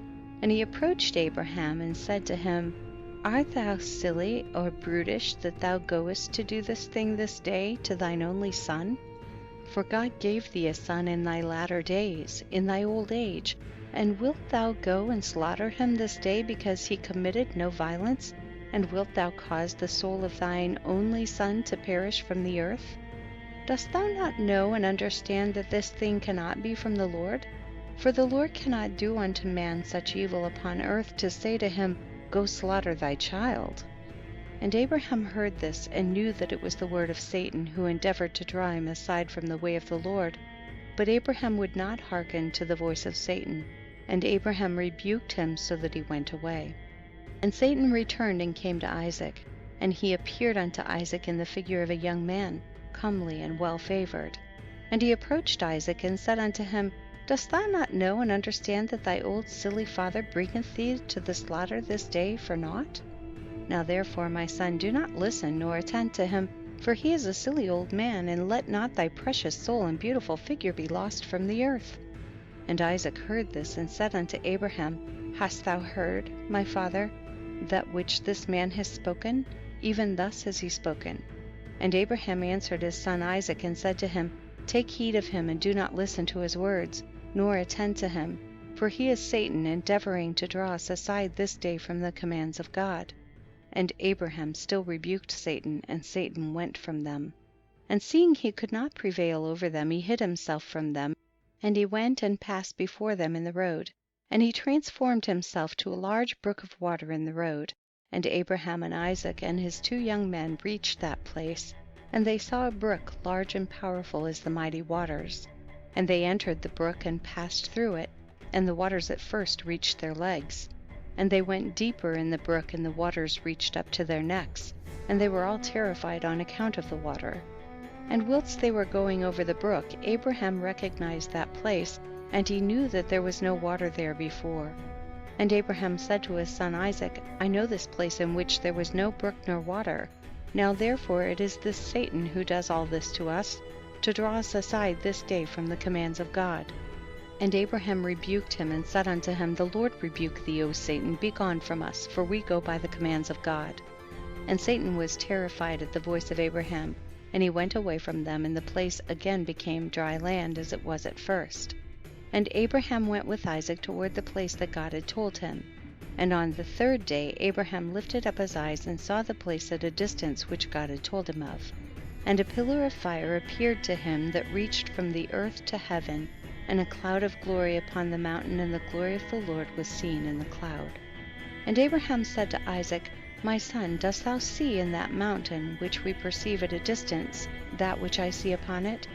And Isaac answered and said unto his father, I see, and lo, a pillar of fire and a cloud, and the glory of the Lord is seen upon the cloud. And Abraham knew that his son Isaac was accepted before the Lord for a burnt offering. And Abraham said unto Eliezer and unto Ishmael his son, Do you also see that which we see upon the mountain which is at a distance? And they answered and said, We see nothing more than like the other mountains of the earth. And Abraham knew that they were not accepted before the Lord to go with them. And Abraham said to them, Abide ye here with the ass, whilst I and Isaac my son will go to yonder mount, and worship there before the Lord, and then return to you. And Eliezer and Ishmael remained in that place, as Abraham had commanded. And Abraham took wood for a burnt offering, and placed it upon his son Isaac. And he took the fire and the knife, and they both went to that place. And when they were going along, Isaac said to his father, Behold, I see here the fire and wood, And where then is the lamb that is to be the burnt offering before the Lord? And Abraham answered his son Isaac, saying, The Lord has made a choice of thee, my son, to be a perfect burnt offering instead of the lamb. And Isaac said unto his father, I will do all that the Lord spoke to thee with joy and cheerfulness of heart. And Abraham again said unto Isaac his son, Is there in thy heart any thought or counsel concerning this which is not proper? Tell me, my son, I pray thee. O my son, conceal it not from me.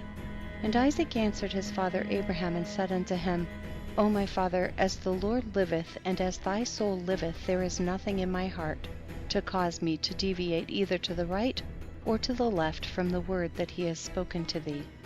Neither limb nor muscle has moved or stirred at this, nor is there in my heart any thought or evil counsel concerning this. But I am of joyful and cheerful heart in this matter, and I say, Blessed is the Lord who has this day chosen me to be a burnt offering before him. And Abraham greatly rejoiced at the words of Isaac, and they went on and came together to that place that the Lord had spoken of. And Abraham approached to build the altar in that place, and Abraham was weeping, and Isaac took stones and mortar until they had finished building the altar. And Abraham took the wood and placed it in order upon the altar which he had built. And he took his son Isaac and bound him in order to place him upon the wood which was upon the altar, to slay him for a burnt offering before the Lord. And Isaac said to his father, Bind me securely, and then place me upon the altar, lest I should turn and move, and break loose from the force of the knife upon my flesh, and thereby profane the burnt offering. And Abraham did so. And Isaac still said to his father, O my father, when thou shalt have slain me and burnt me for an offering, take with thee that which shall remain of my ashes to bring to Sarah my mother, and say to her, This is the sweet-smelling savor of Isaac. But do not tell her this if she should sit near a well, or upon any high place, lest she should cast her soul after me and die. And Abraham heard the words of Isaac, and he lifted up his voice and wept when Isaac spake these words. And Abraham's tears gushed down upon Isaac his son, and Isaac wept bitterly. And he said to his father, Hasten thou, O my father, and do with me the will of the Lord our God, as he has commanded thee. And the hearts of Abraham and Isaac rejoiced at this thing which the Lord had commanded them, but the eye wept bitterly whilst the heart rejoiced. And Abraham bound his son Isaac and placed him on the altar upon the wood, and Isaac stretched forth his neck upon the altar before his father. And Abraham stretched forth his hand to take the knife to slay his son as a burnt offering before the Lord. At that time the angels of mercy came before the Lord and spake to him concerning Isaac, saying, O Lord, thou art a merciful and compassionate king over all that thou hast created in heaven and in earth, and thou supportest them all.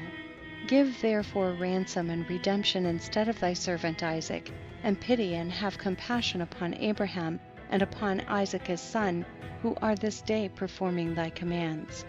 Hast thou seen, O Lord, how Isaac the son of Abraham thy servant is bound down to the slaughter like an animal? Now therefore let thy pity be roused for them, O Lord.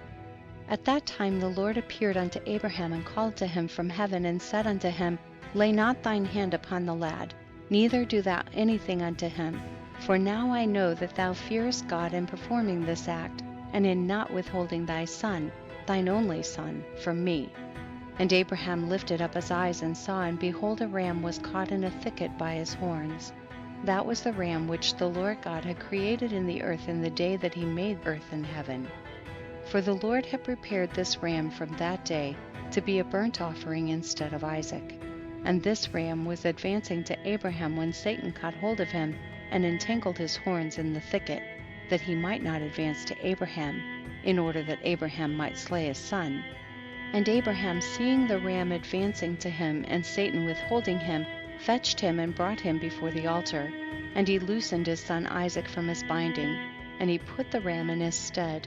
And Abraham killed the ram upon the altar, and brought it up as an offering in the place of his son Isaac. And Abraham sprinkled some of the blood of the ram upon the altar, and he exclaimed and said, This is in the place of my son, and may this be considered this day as the blood of my son before the Lord. And all that Abraham did on this occasion by the altar, he would exclaim and say, This is in the room of my son, and may it this day be considered before the Lord in the place of my son. And Abraham finished the whole of the service by the altar, and the service was accepted before the Lord, and was accounted as if it had been Isaac. And the Lord blessed Abraham and his seed on that day. And Satan went to Sarah, and he appeared to her in the figure of an old man, very humble and meek. And Abraham was yet engaged in the burnt offering before the Lord.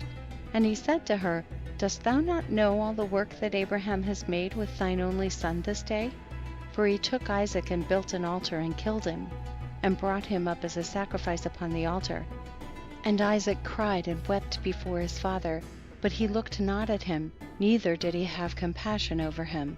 And Satan repeated these words, and he went away from her. And Sarah heard all the words of Satan, and she imagined him to be an old man from amongst the sons of men who had been with her son, and had come and told her these things. And Sarah lifted up her voice and wept, and cried out bitterly on account of her son. And she threw herself upon the ground, and she cast dust upon her head, and she said, O my son, Isaac my son, O that I had this day died instead of thee. And she continued to weep, and said, It grieves me for thee, O my son Isaac, O that I had died this day in thy stead. And she still continued to weep, and said, It grieves me for thee, after that I have reared thee, and have brought thee up. Now my joy is turned into mourning over thee. I that had a longing for thee, and cried and prayed to God till I bare thee at 90 years old. And now hast thou served this day for the knife and the fire to be made an offering. But I console myself with thee, my son, in its being the word of the Lord, for thou didst perform the command of thy God. For who can transgress the word of our God, in whose hands is the soul of every living creature? Thou art just, O Lord our God, for all thy works are good and righteous. For I also am rejoiced with thy word which thou didst command, and whilst mine eye weepeth bitterly, my heart rejoiceth. And Sarah laid her head upon the bosom of one of her handmaids, and she became as still as a stone. She afterward rose up and went about making inquiries till she came to Hebron. And she inquired of all those whom she met walking in the road, and no one could tell her what had happened to her son. And she came with her maidservants and menservants to Kiriath Arba, which is Hebron, and she asked concerning her son. And she remained there whilst she sent some of her servants to seek where Abraham had gone with Isaac. They went to seek him in the house of Shem and Eber, and they could not find him. And they sought throughout the land, and he was not there. And behold, Satan came to Sarah in the shape of an old man, and he came and stood before her. And he said unto her, I spoke falsely unto thee, for Abraham did not kill his son, and he is not dead. And when she heard the word, her joy was so exceedingly violent on account of her son, that her soul went out through joy. She died and was gathered to her people. And when Abraham had finished his service, he returned with his son Isaac to his young men. And they rose up and went together to Beersheba, and they came home. And Abraham sought for Sarah and could not find her, and he made inquiries concerning her, and they said unto him, She went as far as Hebron to seek you both where you had gone, for thus was she informed. And Abraham and Isaac went to her to Hebron, and when they found that she was dead, they lifted up their voices and wept bitterly over her. And Isaac fell upon his mother's face and wept over her, and he said, O my mother, how hast thou left me, and where hast thou gone? O how hast thou left me? And Abraham and Isaac wept greatly, and all their servants wept with them on account of Sarah, and they mourned over her a great and heavy mourning. End of chapter 23. Chapter 24. And the life of Sarah was 127 years, and Sarah died. And Abraham rose up from before his dead to seek a burial place to bury his wife Sarah. And he went and spoke to the children of Heth, the inhabitants of the land, saying, I am a stranger and a sojourner with you in your land. Give me a possession of a burial place in your land, that I may bury my dead from before me. And the children of Heth said unto Abraham, Behold, the land is before thee. In the choice of our sepulchres bury thy dead, for no man shall withhold thee from burying thy dead. And Abraham said unto them, If you are agreeable to this, go and entreat for me to Ephron, the son of Zochar, requesting that he may give me the cave of Machpelah, which is in the end of his field, and I will purchase it of him for whatever he desire for it. And Ephraim dwelt among the children of Heth, and they went and called for him, and he came before Abraham. And Ephraim said unto Abraham, Behold, all thou requirest thy servant will do. And Abraham said, No, but I will buy the cave and the field which thou hast for value, in order that it may be for a possession of a burial place forever. And Ephraim answered and said, Behold, the field and the cave are before thee. Give whatever thou desirest. And Abraham said, Only at full value will I buy it from thy hand, and from the hands of those that go in at the gate of thy city, and from the hand of thy seed forever. And Ephron and all his brethren heard this. And Abraham weighed to Ephraim 400 shekels of silver in the hands of Ephron, and in the hands of all his brethren. And Abraham wrote this transaction, and he wrote it and testified it with 4 witnesses. And these are the names of the witnesses: Amigal, son of Abishna the Hittite, Adakoram, son of Ashanach the Hivite, Abdon, son of Akram the Gomorrite, Bagdil, son of Abidish the Zidonite. And Abraham took the book of the purchase and placed it in his treasures. And these are the words that Abraham wrote in the book, namely, that the cave and the field Abraham bought from Ephron the Hittite, and from his seed, and from those that go out of his city, and from their seed forever, are to be a purchase to Abraham, and to his seed, and to those that go forth from his loins, for a possession of a burial place forever. And he put a signet to it, and testified it with witnesses. And the field and the cave that was in it, and all that place were made sure unto Abraham, and unto his seed after him, from the children of Heth. Behold, it is before Mamre and Hebron, which is in the land of Canaan. And after this Abraham buried his wife Sarah there, and that place and all its boundary became to Abraham and unto his seed for a possession of a burial place. And Abraham buried Sarah with pomp, as observed at the interment of kings, and she was buried in very fine and beautiful garments.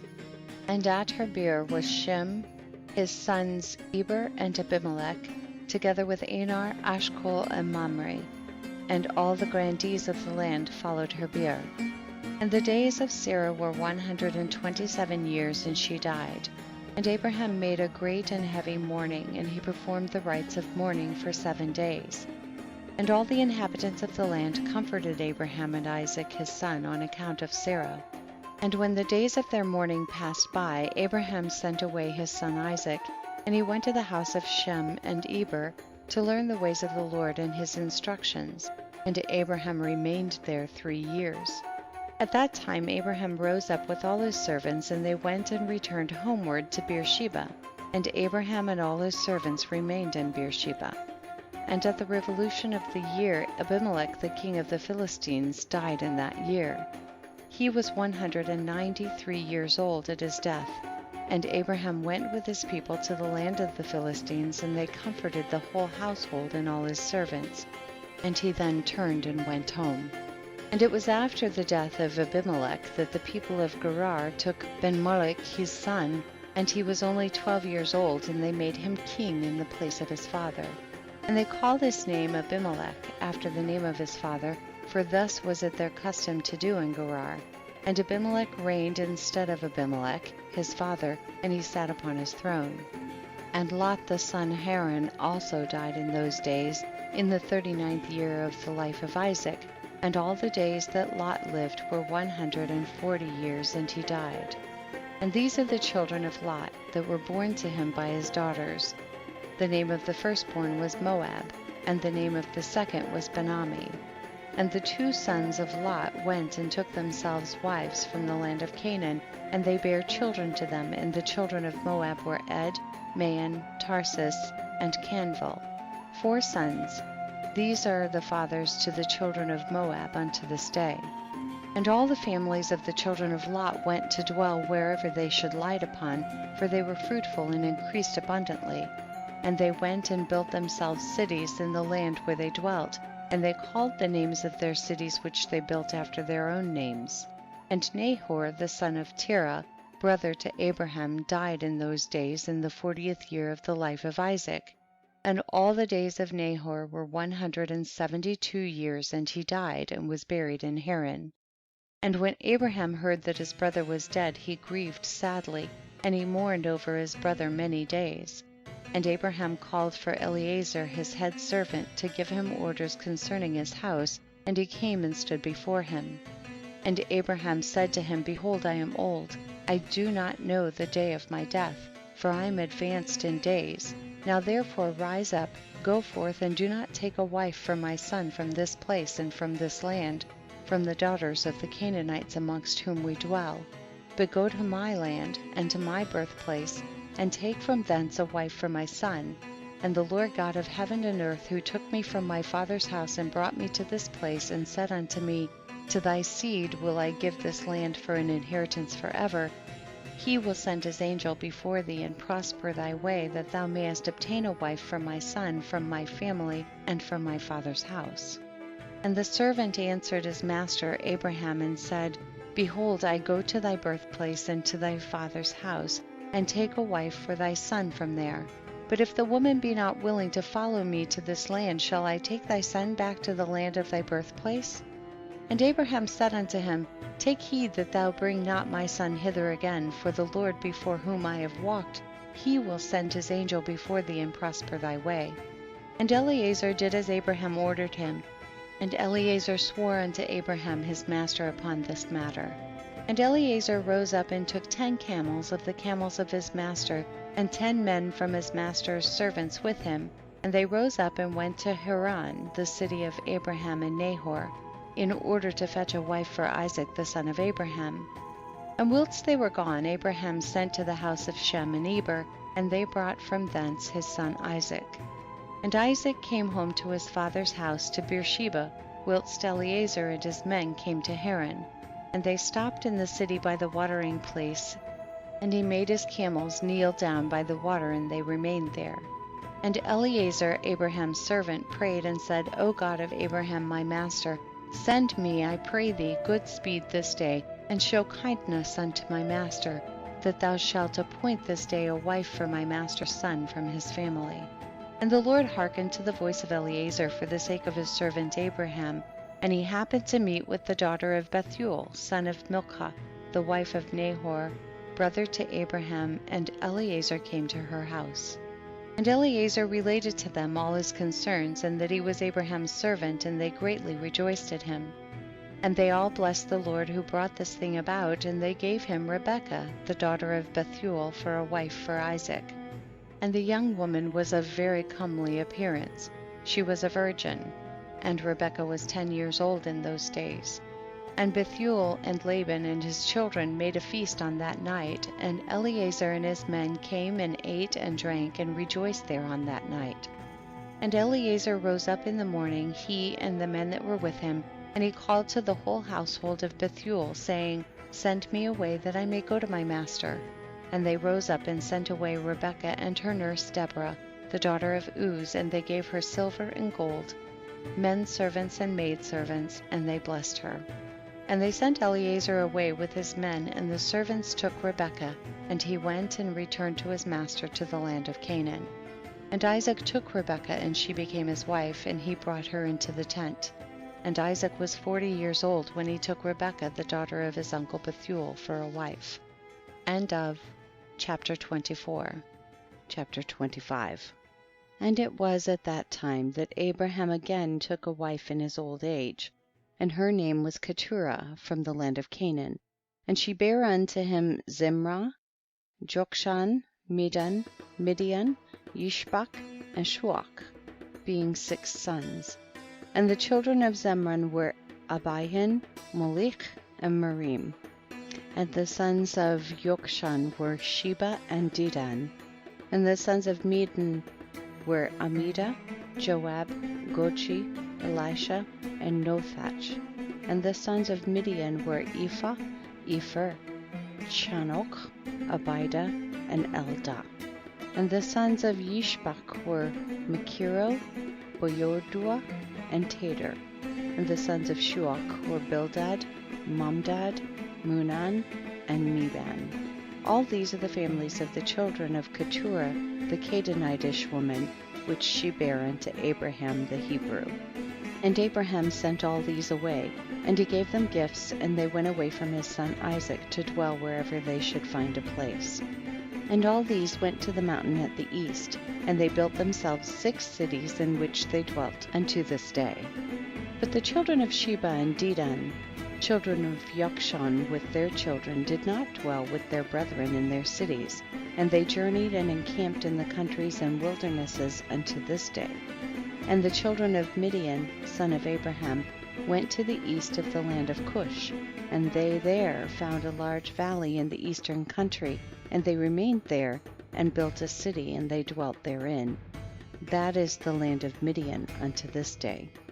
And Midian dwelt in the city which he built, he and his 5 sons, and all belonging to him. And these are the names of the sons of Midian according to their names in their cities: Ephah, Epher, Chanok, Abida, and Eldah. And the sons of Ephah were Methach, Mishar, Avi, and Zanua. And the sons of Epher were Ephron, Zur, Eliron, and Medan. And the sons of Chanok were Ruel, Rechem, Azi, Elioshub, and Alad. And the sons of Abida were Chur, Melud, Karoi, Mokri. And the sons of Eldah were Micah, and Reba, and Melchiah, and Gabal. These are the names of the Midianites according to their families. And afterward the families of Midian spread throughout the land of Midian. And these are the generations of Ishmael the son of Abraham, whom Hagar, Sarah's handmaid, bare unto Abraham. And Ishmael took a wife from the land of Egypt, and her name was Ribah. The same is Meribah.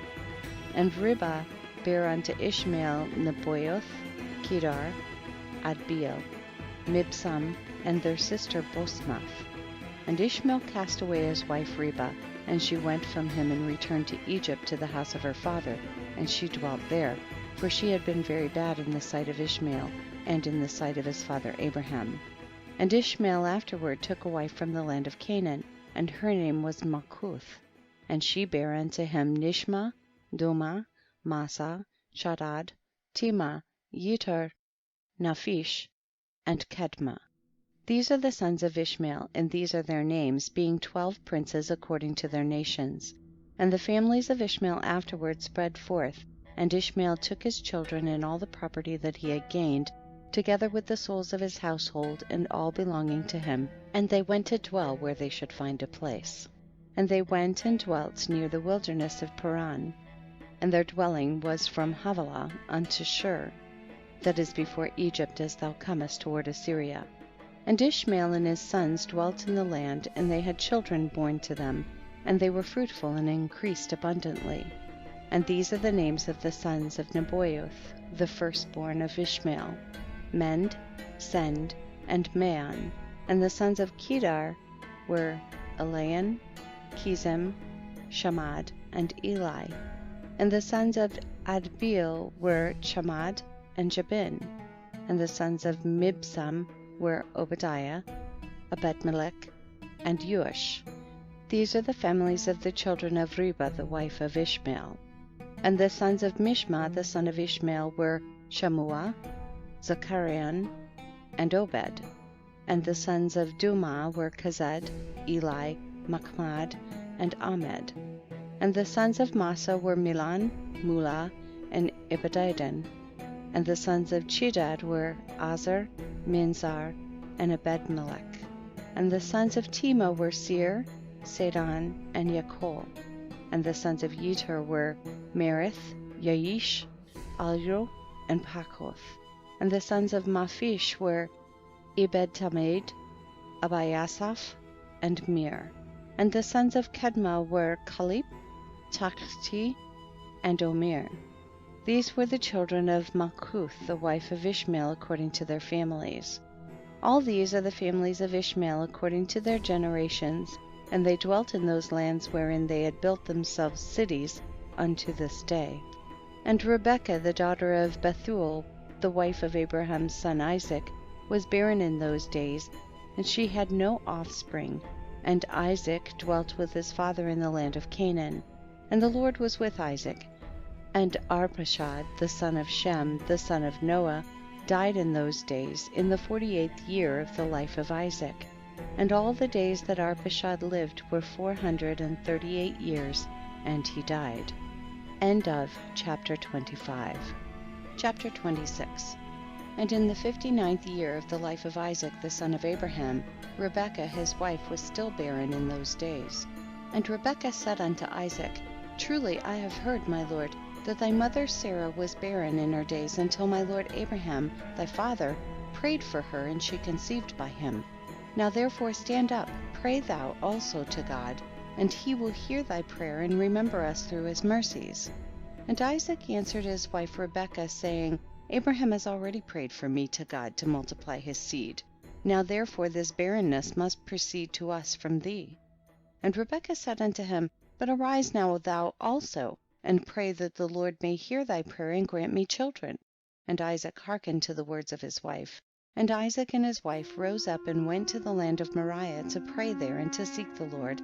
And when they had reached that place, Isaac stood up and prayed to the Lord on account of his wife, because she was barren.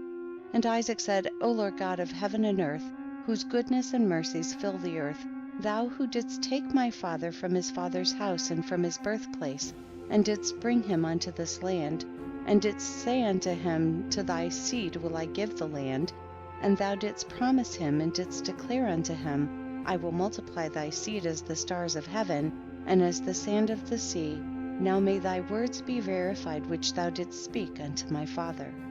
For thou art the Lord our God, our eyes are toward thee to give us seed of men, as thou didst promise us. For thou art the Lord our God, and our eyes are directed toward thee only. And the Lord heard the prayer of Isaac the son of Abraham, and the Lord was entreated of him, and Rebekah his wife conceived. And in about 7 months after the children struggled together within her, and it pained her greatly that she was wearied on account of them. And she said to all the women who were then in the land, Did such a thing happen to you as it has to me? And they said unto her, No. And she said unto them, Why am I alone in this amongst all the women that were upon earth? And she went to the land of Moriah to seek the Lord on account of this. And she went to Shem and Eber his son to make inquiries of them in this matter, and that they should seek the Lord in this thing respecting her. And she also asked Abraham to seek and inquire of the Lord about all that had befallen her. And they all inquired of the Lord concerning this matter, and they brought her word from the Lord, and told her, 2 children are in thy womb, and 2 nations shall rise from them, and 1 nation shall be stronger than the other, and the greater shall serve the younger. And when her days to be delivered were completed, she knelt down, and behold, there were twins in her womb, as the Lord had spoken to her. And the first came out red all over like a hairy garment, and all the people of the land called his name Esau, saying that this one was made complete from the womb. And after that came his brother, and his hand took hold of Esau's heel, therefore they called his name Jacob. And Isaac the son of Abraham was 60 years old when he begat them. And the boys grew up to their 15th year, and they came amongst the society of men. Esau was a designing and deceitful man, and an expert hunter in the field. And Jacob was a man perfect and wise, dwelling in tents, feeding flocks, and learning the instructions of the Lord, and the commands of his father and mother. And Isaac and the children of his household dwelt with his father Abraham in the land of Canaan, as God had commanded them. And Ishmael the son of Abraham went with his children, and all belonging to them, and they returned there to the land of Havilah, and they dwelt there. And all the children of Abraham's concubines went to dwell in the land of the east, for Abraham had sent them away from his son, and had given them presents, and they went away. And Abraham gave all that he had to his son Isaac, and he also gave him all his treasures. And he commanded him, saying, Dost thou not know and understand? The Lord is God in heaven and in earth, and there is no other beside him? And it was he who took me from my father's house, and from my birthplace, and gave me all the delights upon earth, who delivered me from the counsel of the wicked, for in him did I trust. And he brought me to this place, and he delivered me from Kasdim. And he said unto me, to thy seed will I give all these lands, and they shall inherit them when they keep my commandments, my statutes and my judgments, that I have commanded thee, and which I shall command them. Now therefore, my son, hearken to my voice, and keep the commandments of the Lord thy God, which I commanded thee. Do not turn from the right way, either to the right or to the left, in order that it may be well with thee and thy children after thee forever. And remember the wonderful works of the Lord, and his kindness that he has shown toward us, in having delivered us from the hands of our enemies. And the Lord our God caused them to fall into our hands. And now therefore keep all that I have commanded thee, and turn not away from the commandments of thy God, and serve none beside him, in order that it may be well with thee and thy seed after thee. And teach thou thy children and thy seed the instruction of the Lord and his commandments, and teach them the upright way in which they should go, in order that it may be well with them forever. And Isaac answered his father and said unto him, That which my Lord has commanded, that will I do, and I will not depart from the commandments of the Lord my God. I will keep all that he commanded me. And Abraham blessed his son Isaac, and also his children. And Abraham taught Jacob the instruction of the Lord and his ways. And it was at that time that Abraham died, in the 15th year of the life of Jacob and Esau the son of Isaac. And all the days of Abraham were 175 years, and he died, and was gathered to his people in good old age, old and satisfied with days. And Isaac and Ishmael his sons buried him. And when the inhabitants of Canaan heard that Abraham was dead, they all came with their kings and princes and all their men to bury Abraham. And all the inhabitants of the land of Haran, and all the families of the house of Abraham, and all the princes and grandees, and the sons of Abraham by the concubines, all came when they heard of Abraham's death. And they requited Abraham's kindness, and comforted Isaac his son. And they buried Abraham in the cave which he bought from Ephron the Hittite, and his children for the possession of a burial place. And all the inhabitants of Canaan, and all those who had known Abraham, wept for Abraham a whole year, and men and women mourned over him. And all the little children and all the inhabitants of the land wept on account of Abraham, for Abraham had been good to them all, and because he had been upright with God and men. And there arose not a man who feared God like unto Abraham, for he had feared his God from his youth, and had served the Lord, and had gone in all his ways during his life, from his childhood to the day of his death. And the Lord was with him, and delivered him from the counsel of Nimrod and his people. And when he made war with the 4 kings of Elam, he conquered them. And he brought all the children of the earth to the service of God, and he taught them the ways of the Lord, and caused them to know the Lord. And he formed a grove, and he planted a vineyard therein, and he had always prepared in his tent meat and drink to those that passed through the land, that they might satisfy themselves in his house. And the Lord God delivered the whole earth on account of Abraham. And it was after the death of Abraham that God blessed his son Isaac and his children. And the Lord was with Isaac as he had been with his father Abraham, for Isaac kept all the commandments of the Lord, as Abraham his father had commanded him. He did not turn to the right or to the left from the right path which his father had commanded him. End of chapter 26. Chapter 27. And Esau at that time, after the death of Abraham, frequently went into the field to hunt. And Nimrod, king of Babel, the same was Amraphel, also frequently went with his mighty men to hunt in the field, and to walk about with his men in the cool of the day. And Nimrod was observing Esau all the days, for a jealousy was forming in the heart of Nimrod against Esau all the days. And on a certain day Esau went into the field to hunt, and he found Nimrod walking in the wilderness with his 2 men. And all his mighty men and his people were with him in the wilderness, but they removed at a distance from him, and they went from him in different directions to hunt. And Esau concealed himself for Nimrod, and he lurked for him in the wilderness. And Nimrod and his men that were with him did not know him, and Nimrod and his men frequently walked about in the field at the cool of the day, and to know where his men were hunting in the field. And Nimrod and 2 of his men that were with him came to the place where they were, when Esau started suddenly from his lurking place and drew his sword and hastened and ran to Nimrod and cut off his head. And Esau fought a desperate fight with the 2 men that were with Nimrod. And when they called out to him, Esau turned to them and smote them to death with his sword.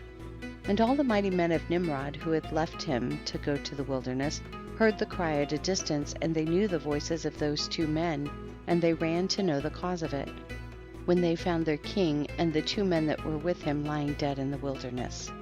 And when Esau saw the mighty men of Nimrod coming at a distance, he fled, and thereby escaped. And Esau took the valuable garments of Nimrod, which Nimrod's father had bequeathed to Nimrod, and with which Nimrod prevailed over the whole land, and he ran and concealed them in his house.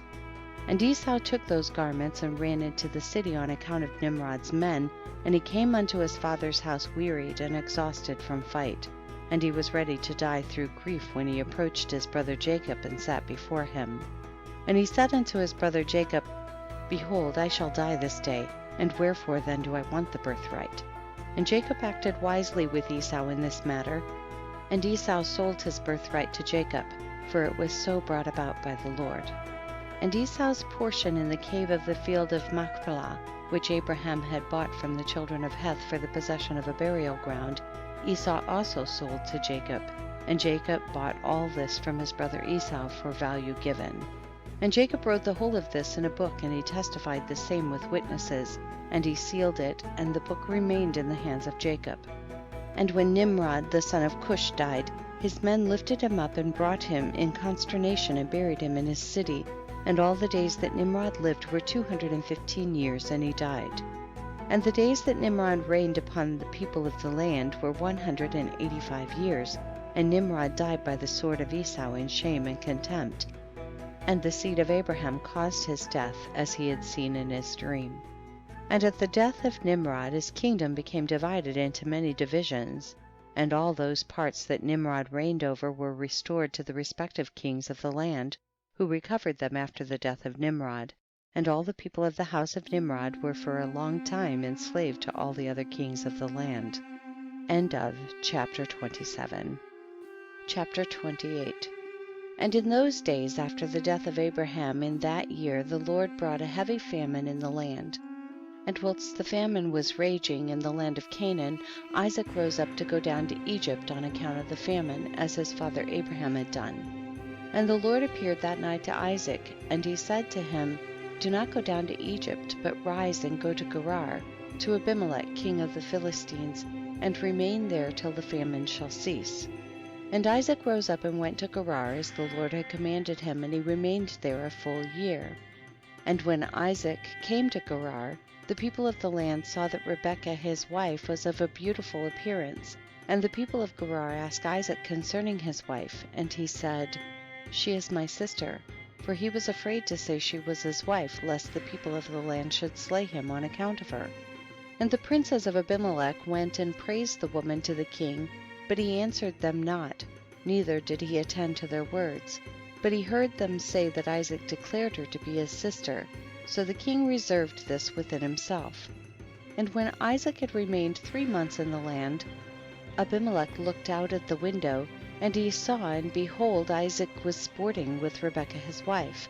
For Isaac dwelt in the outer house belonging to the king, so that the house of Isaac was opposite the house of the king. And the king said unto Isaac, What is this thou hast done to us in saying of thy wife, She is my sister? How easily might one of the great men of the people have lain with her, and thou wouldst then have brought guilt upon us. And Isaac said unto Abimelech, Because I was afraid lest I die on account of my wife. Therefore I said, She is my sister. At that time Abimelech gave orders to all his princes and great men, and they took Isaac and Rebekah his wife and brought them before the king. And the king commanded that they should dress them in princely garments, and make them ride through the streets of the city, and proclaim before them throughout the land, saying, This is the man, and this is his wife. Whoever toucheth this man or his wife shall surely die. And Isaac returned with his wife to the king's house, and the Lord was with Isaac, and he continued to wax great, and lacked nothing. And the Lord caused Isaac to find favor in the sight of Abimelech, and in the sight of all his subjects, And Abimelech acted well with Isaac, for Abimelech remembered the oath and the covenant that existed between his father and Abraham. And Abimelech said unto Isaac, Behold, the whole earth is before thee. Dwell wherever it may seem good in thy sight, until thou shalt return to thy land. And Abimelech gave Isaac fields and vineyards, and the best part of the land of Gerar, to sow and reap, and eat the fruits of the ground until the days of the famine should have passed by. And Isaac sowed in that land, and received 100-fold in the same year, and the Lord blessed him. And the man waxed great, and he had possession of flocks, and possession of herds, and great store of servants. And when the days of the famine had passed away, the Lord appeared to Isaac, and said unto him, Rise up, go forth from this place, and return to thy land, to the land of Canaan. And Isaac rose up and returned to Hebron, which is in the land of Canaan, he and all belonging to him, as the Lord had commanded him. And after this, Shelah the son of Arpachshad died in that year, which is the 18th year of the lives of Jacob and Esau. And all the days that Shelah lived were 433 years, and he died. At that time Isaac sent his younger son Jacob to the house of Shem and Eber, and he learned the instructions of the Lord. And Jacob remained in the house of Shem and Eber for 32 years. And Esau his brother did not go, for he was not willing to go, and he remained in his father's house in the land of Canaan. And Esau was continually hunting in the fields to bring home what he could get, so did Esau all the days. And Esau was a designing and deceitful man, one who hunted after the hearts of men, and inveigled them. And Esau was a valiant man in the field, and in the course of time went as usual to hunt. And he came as far as the field of Seir, the same as Edom.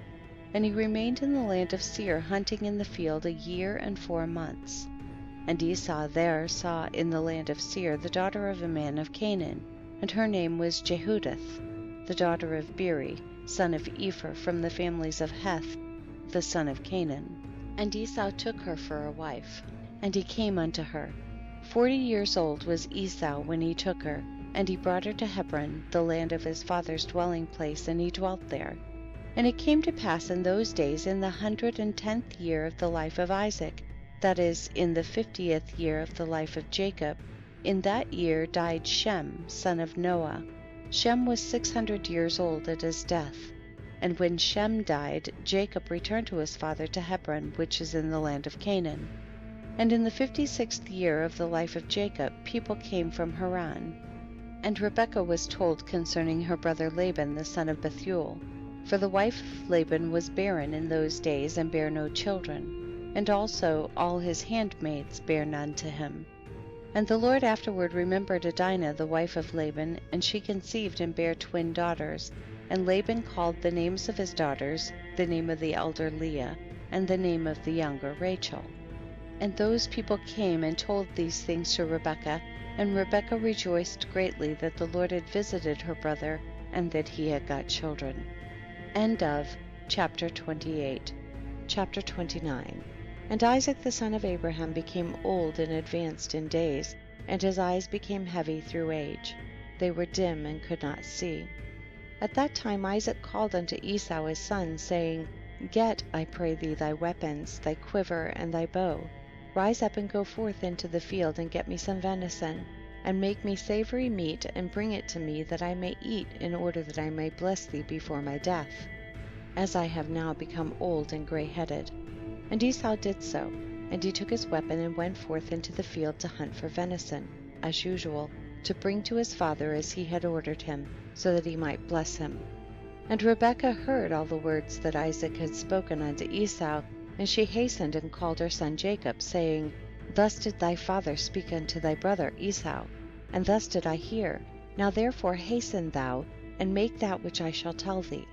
Rise up and go, I pray thee, to the flock, and fetch me 2 fine kids of the goats, and I will get the savory meat for thy father. And thou shalt bring the savory meat, that he may eat before thy brother shall have come from the chase, in order that thy father may bless thee. And Jacob hastened and did as his mother had commanded him, and he made the savory meat, and brought it before his father, before Esau had come from his chase. And Isaac said unto Jacob, Who art thou, my son? And he said, I am thy firstborn Esau. I've done as thou didst order me. Now therefore rise up, I pray thee, and eat of my hunt, in order that thy soul may be blessed as thou didst speak unto me. And Isaac rose up, and he ate and he drank, and his heart was comforted. And he blessed Jacob, and Jacob went away from his father. And as soon as Isaac had blessed Jacob, and he had gone away from him, behold, Esau came from his hunt from the field, and he also made savory meat, and brought it to his father to eat thereof, and to bless him. And Isaac said unto Esau, And who is he that has taken venison, and brought it me before thou camest, and whom I did bless? And Esau knew that his brother Jacob had done this, and the anger of Esau was kindled against his brother Jacob, that he acted thus toward him. And Esau said, Is he not rightly called Jacob? For he has supplanted me twice. He took away my birthright, and now he has taken away my blessing. And Esau wept greatly. And when Isaac heard the voice of his son Esau weeping, Isaac said unto Esau, What can I do, my son? Thy brother came with subtlety, and took away thy blessing. And Esau hated his brother Jacob on account of the blessing that his father had given him, and his anger was greatly roused against him. And Jacob was very much afraid of his brother Esau, and he rose up and fled the house of Eber the son of Shem. And he concealed himself there on account of his brother. And Jacob was 63 years old when he went forth from the land of Canaan from Hebron. And Jacob was concealed in Eber's house 14 years on account of his brother Esau. And he there continued to learn the ways of the Lord and his commandments. And when Esau saw that Jacob had fled and escaped from him, and that Jacob had cunningly obtained the blessing, then Esau grieved exceedingly. And he was also vexed at his father and mother. And he also rose up and took his wife, and went away from his father and mother to the land of Seir, and he dwelt there. And Esau saw there a woman from amongst the daughters of Heth, whose name was Basmath, the daughter of Elon the Hittite, and he took her for a wife in addition to his first wife. And Esau called her name Adah, saying the blessing had in that time passed from him. And Esau dwelt in the land of Seir 6 months without seeing his father and mother, and afterwards Esau took his wives and rose up and returned to the land of Canaan. And Esau placed his 2 wives in his father's house in Hebron. And the wives of Esau vexed and provoked Isaac and Rebekah with their works, for they walked not in the ways of the Lord, but served their fathers' gods of wood and stone as their father had taught them, and they were more wicked than their father. And they went according to the evil desires of their hearts, and they sacrificed and burnt incense to the Baalim, and Isaac and Rebekah became weary of them. And Rebekah said, I am weary of my life because of the daughters of Heth. If Jacob take a wife of the daughters of Heth, such as these which are of the daughters of the land, what good then is life unto me? And in those days Adah the wife of Esau conceived and bare him a son, and Esau called the name of the son that was born unto him Eliphaz, and Esau was 65 years old when she bare him. And Ishmael the son of Abraham died in those days, in the 64th year of the life of Jacob. And all the days that Ishmael lived were 137 years, and he died. And when Isaac heard that Ishmael was dead, he mourned for him, and Isaac lamented over him many days. And at the end of 14 years of Jacob's residing in the house of Eber, Jacob desired to see his father and mother, and Jacob came to the house of his father and mother to Hebron. And Esau had in those days forgotten what Jacob had done to him, in having taken the blessing from him in those days. And when Esau saw Jacob coming to his father and mother, he remembered what Jacob had done to him, and he was greatly incensed against him, and he sought to slay him. And Isaac the son of Abraham was old and advanced in days, and Esau said, Now my father's time is drawing nigh that he must die, and when he shall die I will slay my brother Jacob. And this was told to Rebekah, and she hastened and sent and called for Jacob her son, and she said unto him, Arise and go, flee to Haran, my brother Laban, and remain there for some time, until thy brother's anger be turned from thee, and then shalt thou come back. And Isaac called unto Jacob, and said unto him, Take not a wife from the daughters of Canaan, for thus did our father Abraham command us according to the word of the Lord, which he had commanded him, saying, Unto thy seed will I give this land, if thy children keep my covenant that I have made with thee. Then will I also perform to thy children that which I have spoken unto thee, and I will not forsake them. Now therefore, my son, hearken to my voice, to all that I shall command thee, and refrain from taking a wife from amongst the daughters of Canaan. Rise, go to Haran, to the house of Bethuel thy mother's father, and take unto thee a wife from there, from the daughters of Laban thy mother's brother. Therefore take heed lest thou shouldst forget the Lord thy God, and all the ways in the land to which thou goest, and shouldst get connected with the people of the land, and pursue vanity, and forsake the Lord thy God. But when thou comest to the land, serve there the Lord. Do not turn to the right or to the left from the way which I commanded thee, and which thou didst learn. And may the Almighty God grant thee favor in the sight of the people of the earth, that thou mayest there take a wife according to thy choice, one who is good and upright in the ways of the Lord. And may God give unto thee and thy seed the blessing of thy father Abraham, and make thee fruitful and multiply thee. And mayest thou become a multitude of people in the land whither thou goest. And may God cause thee to return to this land, the land of thy father's dwelling, with children and with great riches, with joy and with pleasure. And Isaac finished commanding Jacob and blessing him, and he gave him many gifts together with silver and gold, and he sent him away. And Jacob hearkened to his father and mother. He kissed them and arose and went to Paddan Aram. And Jacob was 77 years old when he went out from the land of Canaan from Beersheba. And when Jacob went away to go to Haran, Esau called unto his son Eliphaz, and secretly spoke unto him, saying, Now hasten, take thy sword in thy hand, and pursue Jacob, and pass before him in the road, and lurk for him, and slay him with thy sword in one of the mountains, and take all belonging to him, and come back. And Eliphaz the son of Esau was an active man, and expert with the bow as his father had taught him, and he was a noted hunter in the field, and a valiant man. And Eliphaz did as his father had commanded him, and Eliphaz was at that time 13 years old. And Eliphaz rose up and went and took 10 of his mother's brothers with him, and pursued Jacob. And he closely followed Jacob, and he lurked for him in the border of the land of Canaan opposite the city of Shechem. And Jacob saw Eliphaz and his men pursuing him, and Jacob stood still in the place in which he was going, in order to know what this was, for he did not know the thing. And Eliphaz drew his sword, and he went on advancing, he and his men, toward Jacob. And Jacob said unto them, What is to do with you that you have come hither? And what meaneth it that you pursue with your swords? And Eliphaz came near to Jacob, and he answered and said unto him, Thus did my father command me, and now therefore I will not deviate from the orders which my father gave me.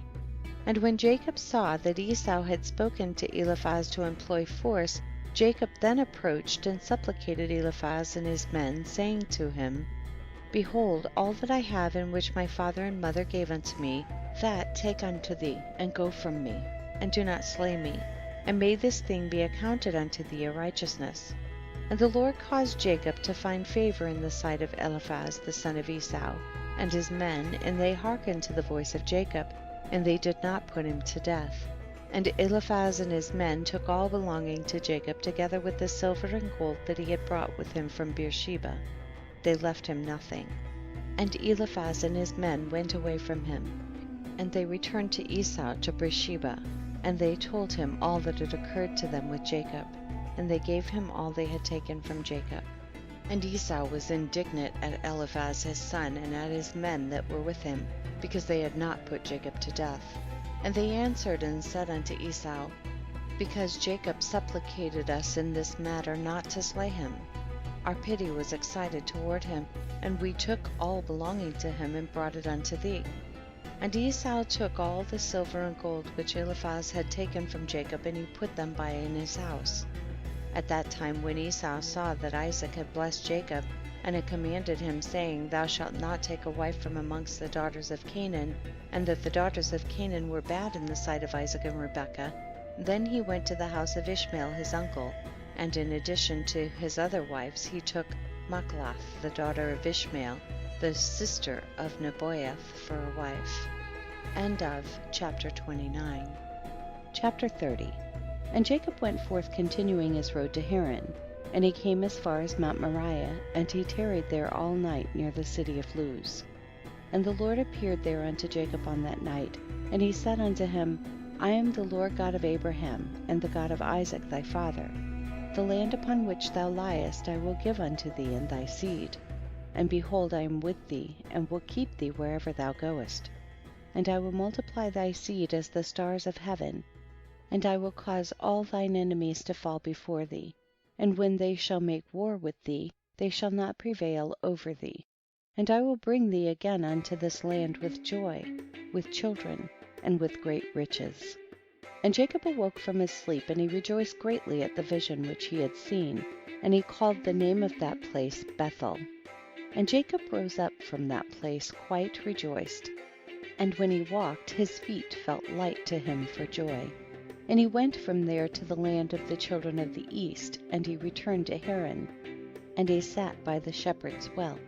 And he there found some men going from Haran to feed their flock, and Jacob made inquiries of them. And they said, We are from Haran. And he said unto them, Do you know Laban, the son of Nahor? And they said, We know him, and behold, his daughter Rachel is coming along to feed her father's flock. Whilst he was yet speaking with them, Rachel, the daughter of Laban, came to feed her father's sheep, for she was a shepherdess. And when Jacob saw Rachel, the daughter of Laban, his mother's brother, he ran and kissed her, and lifted up his voice and wept. And Jacob told Rachel that he was the son of Rebekah, her father's sister. And Rachel ran and told her father. And Jacob continued to cry, because he had nothing with him to bring to the house of Laban. And when Laban heard that his sister's son Jacob had come, he ran and kissed him, and embraced him, and brought him into the house, and gave him bread, and he ate. And Jacob related to Laban what his brother Esau had done to him, and what his son Eliphaz had done to him in the road. And Jacob resided in Laban's house for 1 month. And Jacob ate and drank in the house of Laban. And afterward Laban said unto Jacob, Tell me, what shall be thy wages, for how canst thou serve me for naught?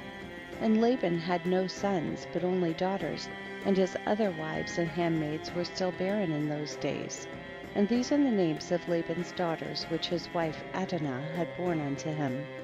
The name of the elder was Leah, and the name of the younger was Rachel.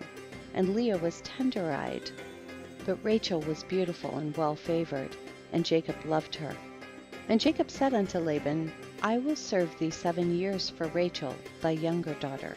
And Laban consented to this, and Jacob served Laban 7 years for his daughter Rachel. And in the 2nd year of Jacob's dwelling in Haran, that is, in the 79th year of the life of Jacob, in that year died Eber the son of Selah. He was 464 years old at his death. And when Jacob heard that Eber was dead, he grieved exceedingly, and he lamented and mourned over him many days. And in the 3rd year of Jacob's dwelling in Haran, Basmath, the daughter of Ishmael, the wife of Esau, bare unto him a son, and Esau called his name Ruel. And in the 4th year of Jacob's residence in the house of Laban, the Lord visited Laban, and remembered him on account of Jacob. And sons were born unto him, and his firstborn was Beor, his second was Alib, and the third was Chorash.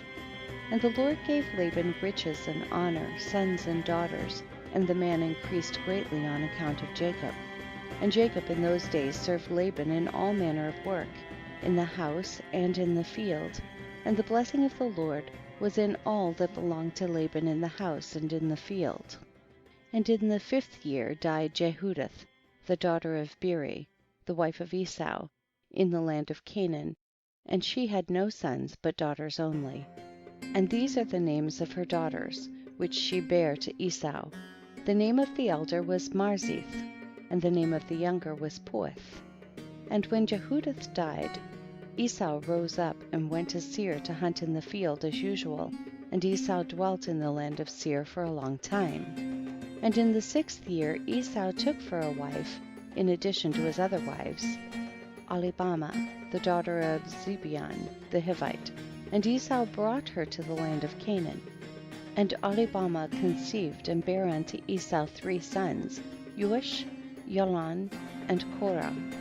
And in those days in the land of Canaan there was a quarrel between the herdsmen of Esau and the herdsmen of the inhabitants of the land of Canaan. For Esau's cattle and goods were too abundant for him to remain in the land of Canaan, in his father's house, and the land of Canaan could not bear him on account of his cattle. And when Esau saw that his quarreling increased with the inhabitants of the land of Canaan, he rose up and took his wives, and his sons and his daughters, and all belonging to him, and the cattle which he possessed, and all his property that he had acquired in the land of Canaan, and he went away from the inhabitants of the land to the land of Seir. And Esau and all belonging to him dwelt in the land of Seir. But from time to time Esau would go and see his father and mother in the land of Canaan. And Esau intermarried with the Horites, and he gave his daughters to the sons of Seir the Horite. And he gave his elder daughter Marzith to Anah, the son of Zibeon, his wife's brother, and Puith he gave to Azar, the son of Bilhan the Horite. And Esau dwelt in the mountain, he and his children, and they were fruitful and multiplied. End of chapter 30. Chapter 31. And in the 7th year Jacob's service which he served Laban was completed. And Jacob said unto Laban, Give me my wife, for the days of my service are fulfilled. And Laban did so. And Laban and Jacob assembled all the people of that place, and they made a feast. And in the evening Laban came to the house, and afterward Jacob came there with the people of the feast. And Laban extinguished all the lights that were in the house. And Jacob said unto Laban, Wherefore dost thou do this thing unto us? And Laban answered, Such is our custom to act in this land. And afterward Laban took his daughter Leah, and he brought her to Jacob, and he came to her, and Jacob did not know she was Leah. And Laban gave his daughter Leah his maid Zilpah for a handmaid. And all the people at the feast knew what Laban had done to Jacob, but they did not tell the thing to Jacob. And all the neighbors came that night to Jacob's house. And they ate and drank and rejoiced, and played before Leah upon timbrels, and with dances, and they responded before Jacob, Holeah, Holeah. And Jacob heard their words, but did not understand their meaning, but he thought such might be their custom in this land. And the neighbors spoke these words before Jacob during the night, and all the lights that were in the house Laban had that night extinguished. And in the morning when daylight appeared, Jacob turned to his wife, and he saw, and behold, it was Leah that had been lying in his bosom. And Jacob said, Behold now, I know what the neighbors said last night. Leah, they said, and I knew it not. And Jacob called unto Laban, and said unto him, What is this that thou didst unto me? Surely I served thee for Rachel, and why didst thou deceive me, and didst give me Leah? And Laban answered Jacob, saying, Not so is it done in our place to give the younger before the elder. Now therefore, if thou desirest to take her sister likewise, take her unto thee for the service which thou wilt serve me for another 7 years. And Jacob did so, and he also took Rachel for a wife.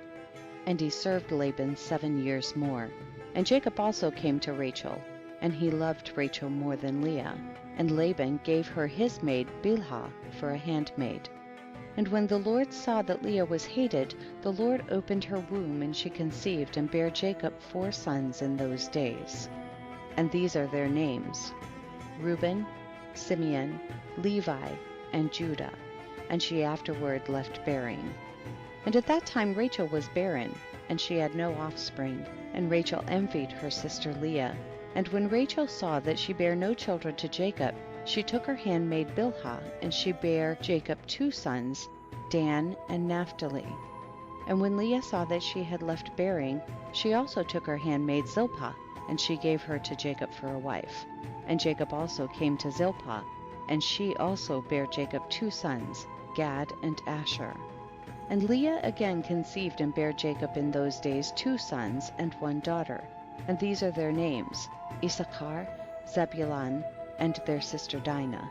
And Rachel was still barren in those days, and Rachel prayed unto the Lord at that time, and she said, O Lord God, remember me, and visit me, I beseech thee.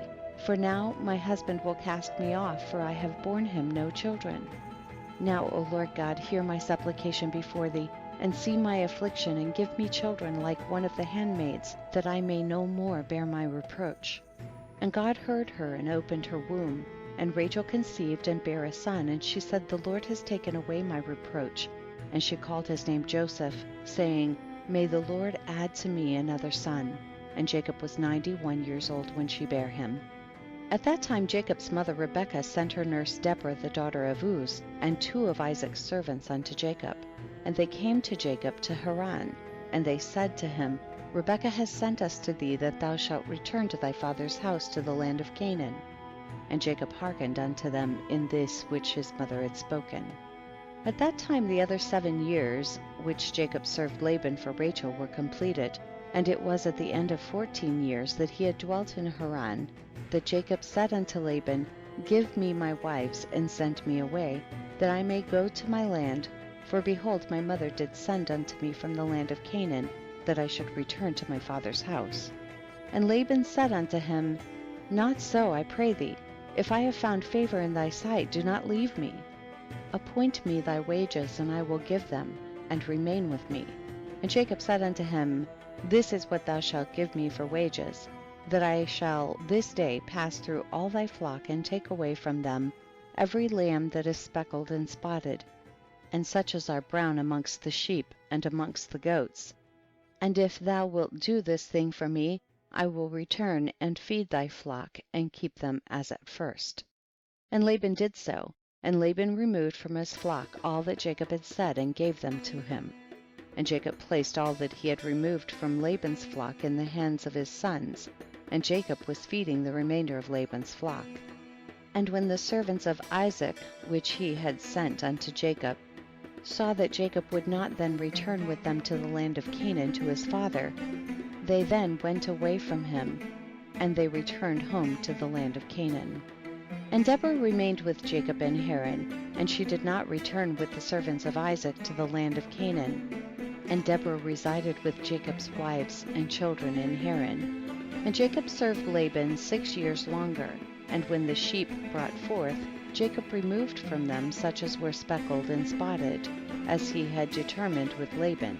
And Jacob did so at Laban's for 6 years. And the man increased abundantly, and he had cattle and maidservants and men servants, camels and asses. And Jacob had 200 drove of cattle, and his cattle were of large size and of beautiful appearance, and were very productive. And all the families of the sons of men desired to get some of the cattle of Jacob, for they were exceedingly prosperous. And many of the sons of men came to procure some of Jacob's flock, and Jacob gave them a sheep for a manservant, or a maidservant, or for an ass or a camel, or whatever Jacob desired from them they gave him. And Jacob obtained riches and honor and possessions by means of these transactions with the sons of men, and the children of Laban envied him of this honor. And in the course of time he heard the words of Laban's sons, saying, Jacob has taken away all that was our father's, and of that which was our father's has he acquired all this glory. And Jacob beheld the countenance of Laban and of his children, and behold, it was not toward him in those days as it had been before. And the Lord appeared to Jacob at the expiration of the 6 years, and said unto him, Arise, go forth out of this land, and return to the land of thy birthplace, and I will be with thee. And Jacob rose up at that time, and he mounted his children and his wife and all belonging to him upon camels. And he went forth to go to the land of Canaan to his father Isaac. And Laban did not know that Jacob had gone from him, for Laban had been that day sheep shearing. And Rachel stole her father's images, and she took them, and she concealed them upon the camel upon which she sat, and she went on. And this is the manner of the images.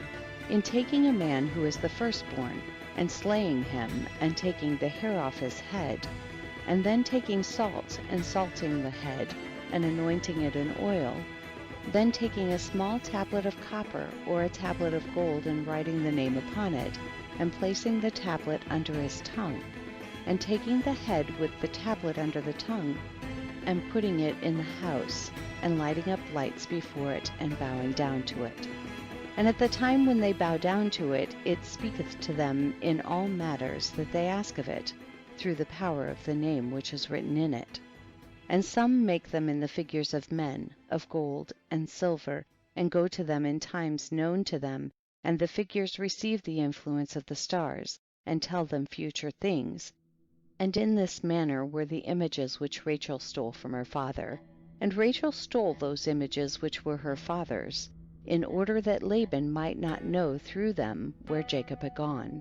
And Laban came home, and he asked concerning Jacob and his household, and he was not to be found. And Laban sought his images to know where Jacob had gone, and could not find them.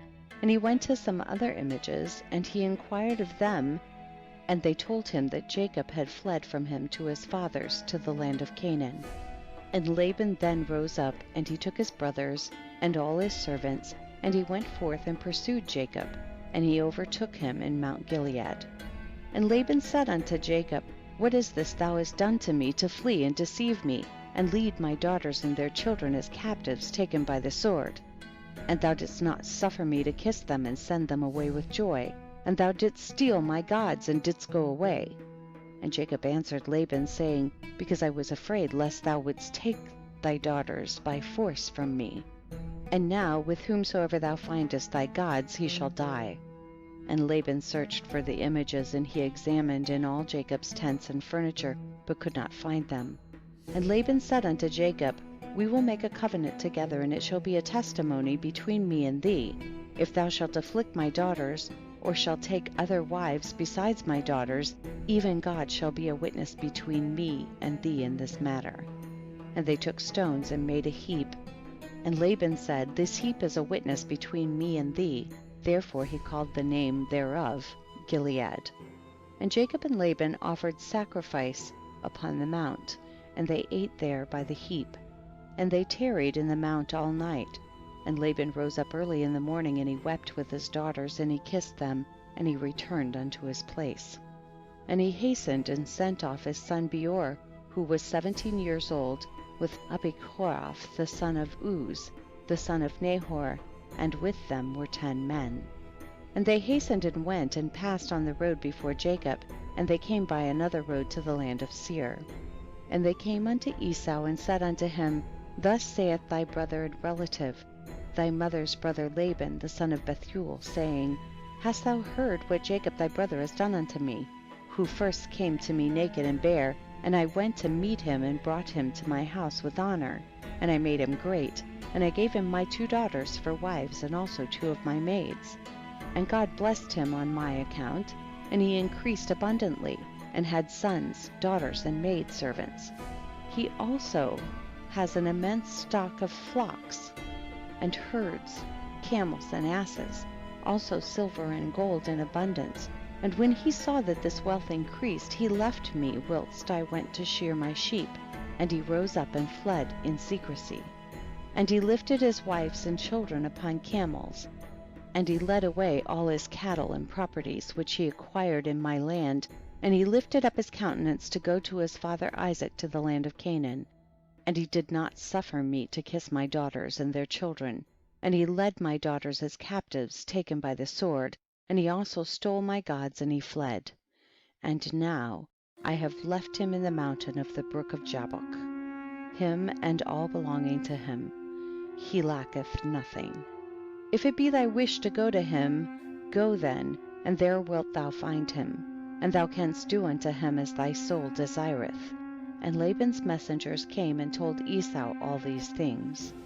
And Esau heard all these words of Laban's messengers, and his anger was greatly kindled against Jacob, and he remembered his hatred, and his anger burned within him. And Esau hastened and took his children and servants and the souls of his household, being 60 men, and he went and assembled all the children of Seir the Horite, and their people, being 340 men, and took all this number of 400 men with drawn swords, and he went unto Jacob to smite him.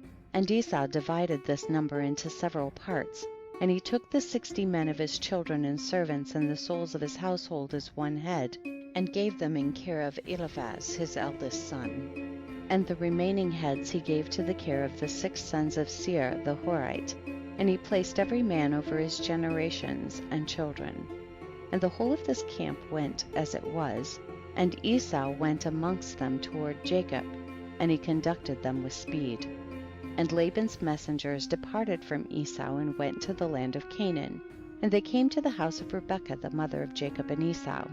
And they told her, saying, Behold, thy son Esau is gone against his brother Jacob with 400 men, for he heard that he was coming, and he has gone to make war with him, and to smite him, and to take all that he has. And Rebekah hastened, and sent 72 men from the servants of Isaac to meet Jacob on the road. For she said, Peradventure Esau may make war in the road, when he meets him. And these messengers went on the road to meet Jacob, and they met him in the road of the brook on the opposite side of the brook Jabbok. And Jacob said when he saw them, This camp is destined to me from God. And Jacob called the name of that place Machnaim. And Jacob knew all his father's people, and he kissed them and embraced them and came with them. And Jacob asked them concerning his father and mother, and they said they were well. And these messengers said unto Jacob, Rebekah thy mother has sent us to thee, saying, I have heard, my son, that thy brother Esau is gone forth against thee on the road, with men from the children of Seir the Horite. And therefore, my son, hearken to my voice, and see with thy counsel what thou wilt do. And when he cometh up to thee, supplicate him, and do not speak rashly to him, and give him a present from what thou possessest, and from what God has favored thee with. And when he asketh thee concerning thy affairs, conceal nothing from him. Perhaps he may turn from his anger against thee, and thou wilt thereby save thy soul, thou and all belonging to thee, for it is thy duty to honor him, for he is thy elder brother. And when Jacob heard the word of his mother which the messengers had spoken to him, Jacob lifted up his voice and wept bitterly, and did as his mother then commanded him. End of Chapter 31. Chapter 32. And at that time Jacob sent messengers to his brother Esau toward the land of Seir, and he spoke to him words of supplication. And he commanded them, saying, Thus shall ye say to my lord, to Esau, Thus saith thy servant Jacob, Let not my lord imagine that my father's blessing with which he did bless me has proved beneficial to me. For I have been these 20 years with Laban, and he deceived me and changed my wages 10 times, as it has all been already told unto my lord. And I served him in his house very laboriously, and God afterwards saw my affliction, my labor, and the work of my hands, and he caused me to find grace and favor in his sight. And I afterward, through God's great mercy and kindness, acquired oxen and asses and cattle, and men servants and maid servants. And now I am coming to my land and my home, to my father and mother, who are in the land of Canaan. And I have sent to let my lord know all this in order to find favor in the sight of my lord, so that he may not imagine that I have of myself obtained wealth, or that the blessing with which my father blessed me has benefited me. And those messengers went to Esau, and found him on the borders of the land of Edom, going toward Jacob. And 400 men of the children of Seir the Horite were standing with drawn swords. And the messengers of Jacob told Esau all the words that Jacob had spoken to them concerning Esau. And Esau answered them with pride and contempt, and said unto them, Surely I have heard, and truly it has been told unto me what Jacob has done to Laban, who exalted him in his house, and gave him his daughters for wives, and he begat sons and daughters, and abundantly increased in wealth and riches in Laban's house through his means. And when he saw that his wealth was abundant, and his riches great, he fled with all belonging to him from Laban's house, and he led Laban's daughters away from the face of their father as captives taken by the sword, without telling him of it. And not only to Laban has Jacob done thus, but also unto me has he done so, and has twice supplanted me. And shall I be silent? Now therefore I have this day come with my camps to meet him, and I will do unto him according to the desire of my heart. And the messengers returned, and came to Jacob, and said unto him, We came to thy brother Esau, and we told him all thy words. And thus he has answered us. And behold, he cometh to meet thee with 400 men. Now then know and see what thou shalt do, and pray before God to deliver thee from him. And when he heard the words of his brother which he had spoken to the messengers of Jacob, Jacob was greatly afraid, and he was distressed. And Jacob prayed to the Lord his God, and he said, O Lord God of my fathers, Abraham and Isaac, thou didst say unto me when I went away from my father's house, saying, I am the Lord God of thy father Abraham, and the God of Isaac. Unto thee do I give this land, and thy seed after thee, and I will make thy seed as the stars of heaven, and thou shalt spread forth to the four sides of heaven, and in thee and in thy seed shall all the families of the earth be blessed. And thou didst establish thy words, and didst give unto me riches and children and cattle, as the utmost wishes of my heart didst thou give unto thy servant. Thou didst give unto me all that I asked from thee, so that I lacked nothing. And thou didst afterward say unto me, return to thy parents and to thy birthplace, and I will still do well with thee. And now that I have come, and thou didst deliver me from Laban, I shall fall in the hands of Esau, who will slay me, yea, together with the mothers of my children. Now therefore, O Lord God, deliver me, I pray thee also, from the hands of my brother Esau, for I am greatly afraid of him. And if there is no righteousness in me, do it for the sake of Abraham and my father Isaac. For I know that through kindness and mercy have I acquired this wealth. Now therefore I beseech thee to deliver me this day with thy kindness, and to answer me. And Jacob ceased praying to the Lord, and he divided the people who were with him with the flocks and cattle into 2 camps. And he gave the half to the care of Damasek, the son of Eleazar, Abraham's servant, for a camp with his children, and the other half he gave to the care of his brother Elianas, the son of Eleazar, to be for a camp with his children.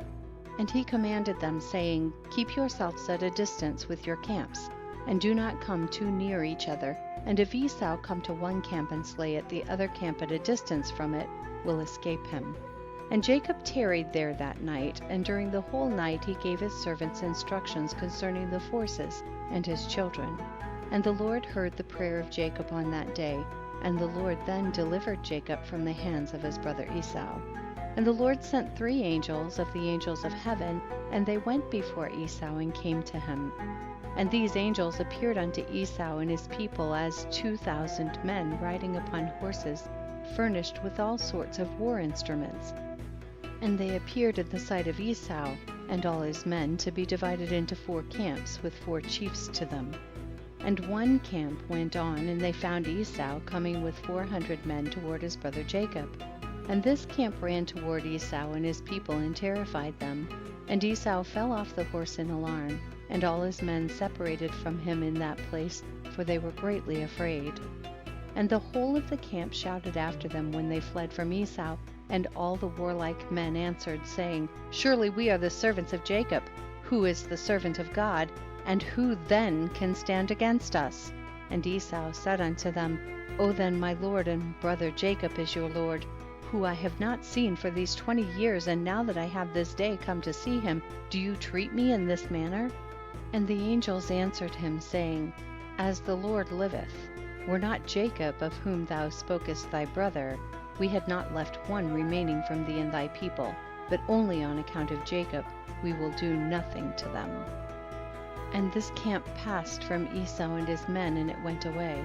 And Esau and his men had gone from them about a league, when the second camp came toward him with all sorts of weapons. And they also did unto Esau and his men as the first camp had done to them. And when they had left it to go on, behold, the third camp came toward him, and they were all terrified. And Esau fell off the horse, and the whole camp cried out and said, surely we are the servants of Jacob, who is the servant of God, and who can stand against us?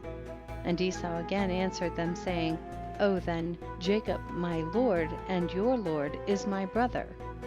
And for 20 years I have not seen his countenance, and hearing this day that he was coming, I went this day to meet him, and do you treat me in this manner? And they answered him and said unto him, as the Lord liveth, were not Jacob thy brother, as thou didst say, we had not left a remnant from thee and thy men, but on account of Jacob, of whom thou spokest, being thy brother, we will not meddle with thee or thy men. And the third camp also passed from them, and he still continued his road with his men toward Jacob. When the fourth camp came toward him, and they also did unto him and his men as the others had done. And when Esau beheld the evil which the 4 angels had done to him and to his men, he became greatly afraid of his brother Jacob, and he went to meet him in peace. And Esau concealed his hatred against Jacob, because he was afraid of his life on account of his brother Jacob, and because he imagined that the 4 camps that he had lighted upon were Jacob's servants. And Jacob tarried that night with his servants in their camps, and he resolved with his servants to give unto Esau a present from all that he had with him, and from all his property. And Jacob rose up in the morning, he and his men, and they chose from amongst the cattle a present for Esau. And this is the amount of the present which Jacob chose from his flock to give unto his brother Esau. And he selected 240 head from the flocks. And he selected from the camels and asses 30 each, and of the herds he chose 50 kine. And he put them all in 10 droves, and he placed each sort by itself, and he delivered them into the hands of 10 of his servants, each drove by itself. And he commanded them and said unto them, Keep yourselves at a distance from each other, and put a space between the droves. And when Esau and those who are with him shall meet you and ask you, saying, Whose are you, and whither do you go, and to whom belongeth all this before you, you shall say unto them, We are the servants of Jacob, and we have come to meet Esau in peace, and behold, Jacob cometh behind us. And that which is before us is a present sent from Jacob to his brother Esau. And if they shall say unto you, Why doth he delay behind you from coming to meet his brother and to see his face? Then you shall say unto them, Surely he cometh joyfully behind us to meet his brother, for he said, I will appease him with the present that goeth to him, and after this I will see his face, peradventure he will accept of me. So the whole present passed on in the hands of his servants, and went before him on that day, and he lodged that night with his camps by the border of the brook of Jabbok. And he rose up in the midst of the night, and he took his wives and his maidservants, and all belonging to him, and he that night passed them over the ford Jabbok. And when he had passed all belonging to him over the brook, Jacob was left by himself, and a man met him, and he wrestled with him that night until the breaking of the day, and the hollow of Jacob's thigh was out of joint through wrestling with him. And at the break of day the man left Jacob there, and he blessed him and went away. And Jacob passed the brook at the break of day, and he halted upon his thigh. And the sun rose upon him when he had passed the brook, and he came to the place of his cattle and children. And they went on until midday, and whilst they were going, the present was passing on before them. And Jacob lifted up his eyes and looked, and behold, Esau was at a distance, coming along with many men, about 400, and Jacob was greatly afraid of his brother. And Jacob hastened and divided his children unto his wives and his handmaids, and his daughter Dinah he put in a chest, and delivered her into the hands of his servants. And he passed before his children and wives to meet his brother, and he bowed down to the ground, yea, he bowed down 7 times until he approached his brother. And God caused Jacob to find grace and favor in the sight of Esau and his men, for God had heard the prayer of Jacob.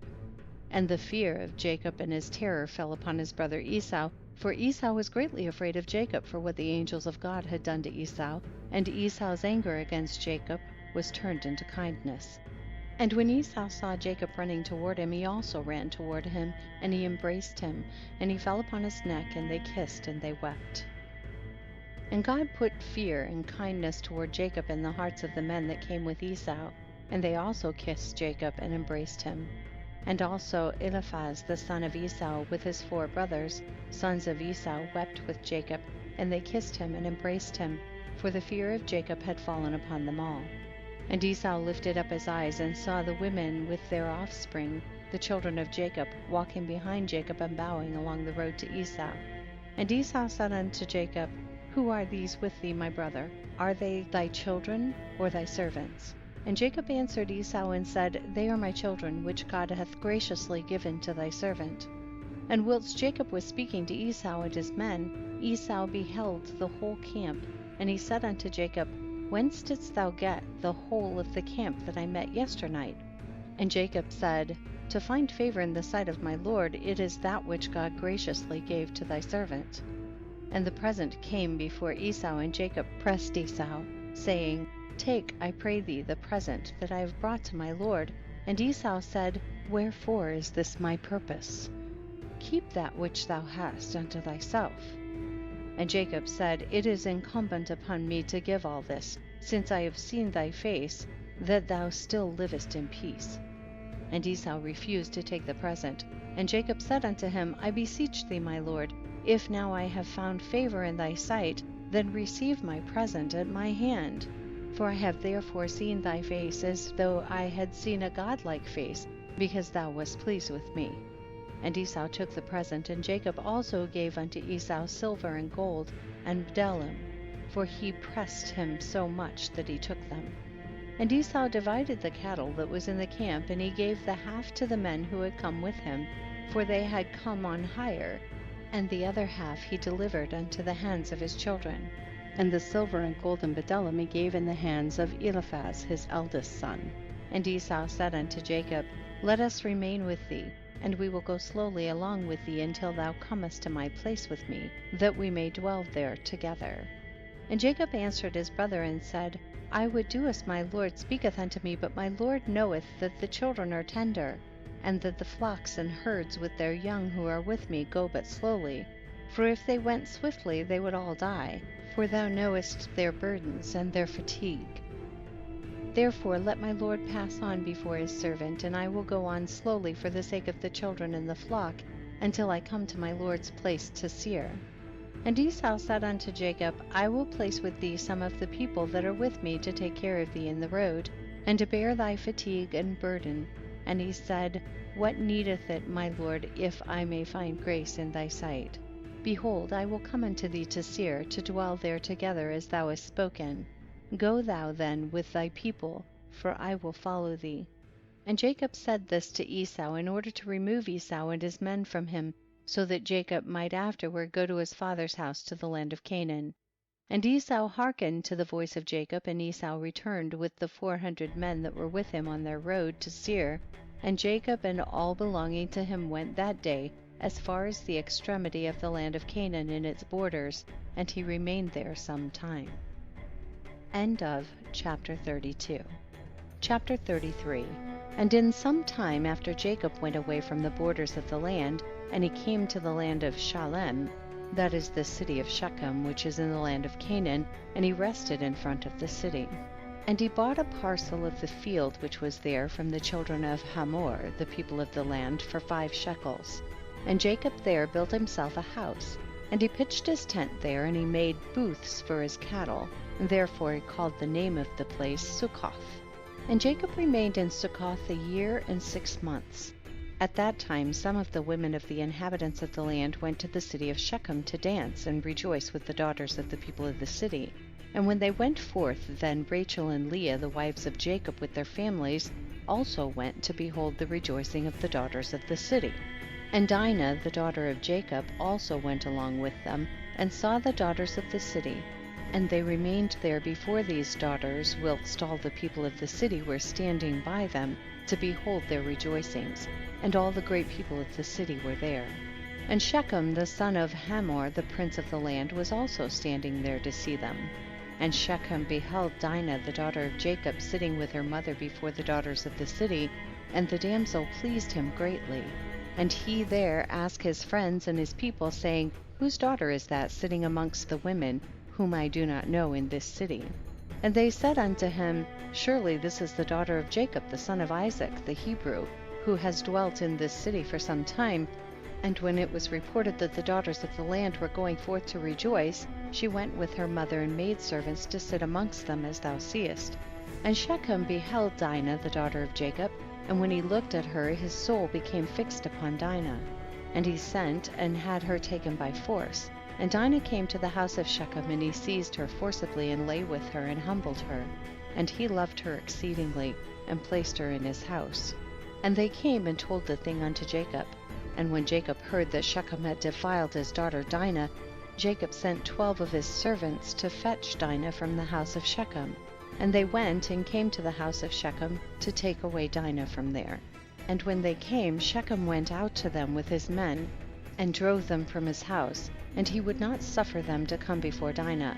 But Shechem was sitting with Dinah, kissing and embracing her before their eyes. And the servants of Jacob came back and told him, saying, When we came, he and his men drove us away, and thus did Shechem do unto Dinah before our eyes. And Jacob knew moreover that Shechem had defiled his daughter, but he said nothing, and his sons were feeding his cattle in the field, and Jacob remained silent till their return. And before his sons came home, Jacob sent 2 maidens from his servants' daughters to take care of Dinah in the house of Shechem, to remain with her. And Shechem sent 3 of his friends to his father Hamor the son of Chiddechem, the son of Pered, saying, Get me this damsel for a wife. And Hamor the son of Chiddechem the Hivite came to the house of Shechem his son, and he sat before him. And Hamor said unto his son Shechem, Is there then no woman amongst the daughters of thy people, that thou wilt take an Hebrew woman, who is not of thy people? And Shechem said to him, Her only must thou get for me, for she is delightful in my sight. And Hamor did according to the word of his son, for he was greatly beloved by him. And Hamor went forth to Jacob to commune with him concerning this matter. And when he had gone from the house of his son Shechem, before he came to Jacob to speak unto him, behold, the sons of Jacob had come from the field, as soon as they heard the thing that Shechem the son of Hamor had done. And the men were very much grieved concerning their sister, and they all came home fired with anger, before the time of gathering in their cattle. And they came and sat before their father. And they spoke unto him kindled with wrath, saying, Surely death is due to this man and to his household, because the Lord God of the whole earth commanded Noah and his children that man shall never rob nor commit adultery. Now behold, Shechem has both ravaged and committed fornication with our sister, and not one of all the people of the city spoke a word to him. Surely thou knowest and understandest that the judgment of death is due to Shechem and to his father, and to the whole city on account of the thing which he has done. And whilst they were speaking before their father in this matter, behold, Hamor the father of Shechem came to speak to Jacob the words of his son concerning Dinah. And he sat before Jacob and before his sons. And Hamor spoke unto him, saying, The soul of my son Shechem longeth for your daughter. I pray you give her unto him for a wife, and intermarry with us. Give us your daughters, and we will give you our daughters, and you shall dwell with us in our land, and we will be as one people in the land. For the land is very extensive, so dwell ye, and trade therein, and get possessions in it, and do therein as you desire, and no one shall prevent you by saying a word to you.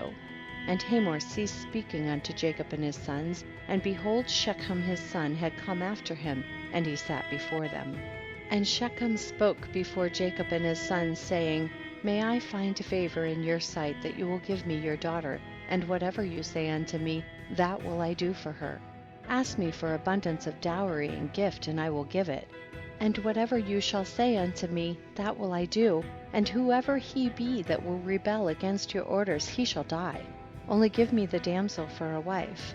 And Simeon and Levi answered Hamor and Shechem his son deceitfully, saying, All you have spoken unto us we will do for you. And behold, our sister is in your house. But keep away from her until we send to our father Isaac concerning this matter, for we can do nothing without his consent. For he knoweth the ways of our father Abraham, and whatever he saith unto us we will tell you, we will conceal nothing from you. And Simeon and Levi spoke this unto Shechem and his father in order to find a pretext, and to seek counsel what has to be done to Shechem and to his city in this matter. And when Shechem and his father heard the words of Simeon and Levi, it seemed good in their sight, and Shechem and his father came forth to go home. And when they had gone, the sons of Jacob said unto their father, saying, Behold, we know that death is due to these wicked ones and to their city, because they transgressed that which God had commanded unto Noah and his children and his seed after them. And also because Shechem did this thing to our sister Dinah in defiling her, for such vileness shall never be done amongst us. Now therefore know and see what you will do, and seek counsel and pretext what is to be done to them in order to kill all the inhabitants of this city. And Simeon said to them, Here is a proper advice for you. Tell them to circumcise every male amongst them as we are circumcised, and if they do not wish to do this, we shall take our daughter from them and go away. And if they consent to do this, and will do it, then when they are sunk down with pain, we will attack them with our swords, as upon one who is quiet and peaceable, and we will slay every male person amongst them. And Simeon's advice pleased them, And Simeon and Levi resolved to do unto them as it was proposed. And on the next morning Shechem and Hamor his father came again unto Jacob and his sons to speak concerning Dinah, and to hear what answer the sons of Jacob would give to their words. And the sons of Jacob spoke deceitfully to them, saying, We told our father Isaac all your words, and your words pleased him.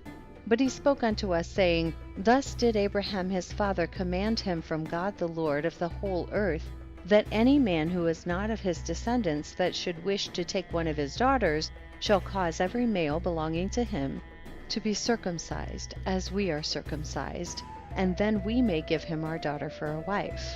Now we have made known to you all our ways that our father spoke unto us, for we cannot do this of which you spoke unto us, to give our daughter to an uncircumcised man, for it is a disgrace to us. But herein we will consent to you to give you our daughter, and we will also take unto ourselves your daughters, and will dwell amongst you and be one people as you have spoken, if you will hearken to us and consent to be like us, to circumcise every male belonging to you, as we are circumcised. And if you will not hearken unto us to have every male circumcised as we are circumcised, as we have commanded, then we will come to you and take our daughter from you and go away. And Shechem and his father Hamor heard the words of the sons of Jacob, and the thing pleased them exceedingly. And Shechem and his father Hamor hastened to do the wishes of the sons of Jacob, for Shechem was very fond of Dinah, and his soul was riveted to her. And Shechem and his father Hamor hastened to the gate of the city, and they assembled all the men of their city, and spoke unto them the words of the sons of Jacob, saying, We came to these men, the sons of Jacob, and we spoke unto them concerning their daughter. And these men will consent to do according to our wishes, and behold, our land is of a great extent for them, and they will dwell in it and trade in it, and we shall be one people. We will take their daughters, and our daughters we will give unto them for wives. But only on this condition will these men consent to do this thing, that every male amongst us be circumcised, as they are circumcised, as their God commanded them. And when we shall have done according to their instructions to be circumcised, then will they dwell amongst us, together with their cattle and possessions, and we shall be as one people with them. And when all the men of the city heard the words of Shechem and his father Hamor, then all the men of their city were agreeable to this proposal, and they obeyed to be circumcised. For Shechem and his father Hamor were greatly esteemed by them, being the princes of the land. And on the next day Shechem and Hamor his father rose up early in the morning, and they assembled all the men of their city into the middle of the city, and they called for the sons of Jacob, who circumcised every male belonging to them on that day and the next. And they circumcised Shechem and Hamor his father, and the 5 brothers of Shechem, and then every one rose up and went home, for this thing was from the Lord against the city of Shechem, and from the Lord was Simeon's counsel in this matter, in order that the Lord might deliver the city of Shechem into the hands of Jacob's 2 sons. End of chapter 33. Chapter 34. And the number of all the males that were circumcised were 645 men, and 246 children. But Chiddekem son of Pered, the father of Hamor, and his 6 brothers would not listen unto Shechem and his father Hamor, and they would not be circumcised. For the proposal of the sons of Jacob was loathsome in their sight, and their anger was greatly roused at this, that the people of the city had not hearkened to them. And in the evening of the 2nd day they found 8 small children who had not been circumcised, for their mothers had concealed them from Shechem and his father Hamor, and from the men of the city. And Shechem and his father Hamor sent to have them brought before them to be circumcised, when Chiddekem and his 6 brothers sprang at them with their swords and sought to slay them. And they sought to slay also Shechem and his father Hamor, and they sought to slay Dinah with them on account of this matter. And they said unto them, What is this thing that you have done? Are there no women amongst the daughters of your brethren the Canaanites, that you wish to take unto yourselves the daughter of the Hebrews, whom you knew not before, and will do this act which our fathers never commanded you? Do you imagine that you will succeed through this act which you have done? And what will you answer in this affair to your brethren the Canaanites, who will come tomorrow and ask you concerning this thing? And if your act shall not appear just and good in their sight, what will you do for your lives, and we for our lives, in your not having hearkened to our voices? And if the inhabitants of the land and all your brethren the children of Ham shall hear of your act, saying, On account of a Hebrew woman did Shechem and Hamor his father and all the inhabitants of their city do that which they had been unacquainted and which their ancestors never commanded them, where then will you fly, and where conceal your shame, all your days before your brethren the inhabitants of the land of Canaan?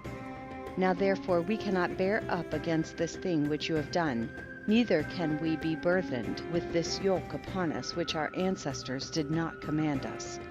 Behold, tomorrow we will go and assemble all our brethren the Canaanitish brethren who dwell in the land, and we will all come and smite you and all those who trust in you, that there shall not be a remnant left from you or them. And when Hamor and his son Shechem and all the people of the city heard the words of Chiddekem and his brothers, they were terribly afraid of their lives at their words, and they repented of what they had done. And Shechem and his father Hamor answered their father Chiddekem and his brethren, and they said unto them, All the words which you spoke unto us are true. Now do not say nor imagine in your hearts that on account of the love of the Hebrews we did this thing that our ancestors did not command us. But because we saw that it was not their intention and desire to accede to our wishes concerning their daughter as to our taking her, except on this condition, so we hearkened to their voices and did this act which you saw, in order to obtain our desire from them. And when we shall have obtained our request from them, we will then return to them, and do unto them that which you say unto us. We beseech you then to wait and tarry until our flesh shall be healed, and we again become strong. And we will then go together against them, and do unto them that which is in your hearts, and in ours. And Dinah, the daughter of Jacob, heard all these words which Chiddekem and his brothers had spoken, and what Hamor and his son Shechem and the people of their city had answered them. And she hastened and sent one of her maidens that her father had sent to take care of her in the house of Shechem, to Jacob her father and to her brethren, saying, Thus did Chiddekem and his brothers advise concerning you, and thus did Hamor and Shechem and the people of the city answer them. And when Jacob heard these words, he was filled with wrath, and he was indignant at them, and his anger was kindled against them. And Simeon and Levi swore and said, As the Lord liveth, the God of the whole earth, by this time tomorrow there shall not be a remnant left in the whole city. And 20 young men had concealed themselves who were not circumcised.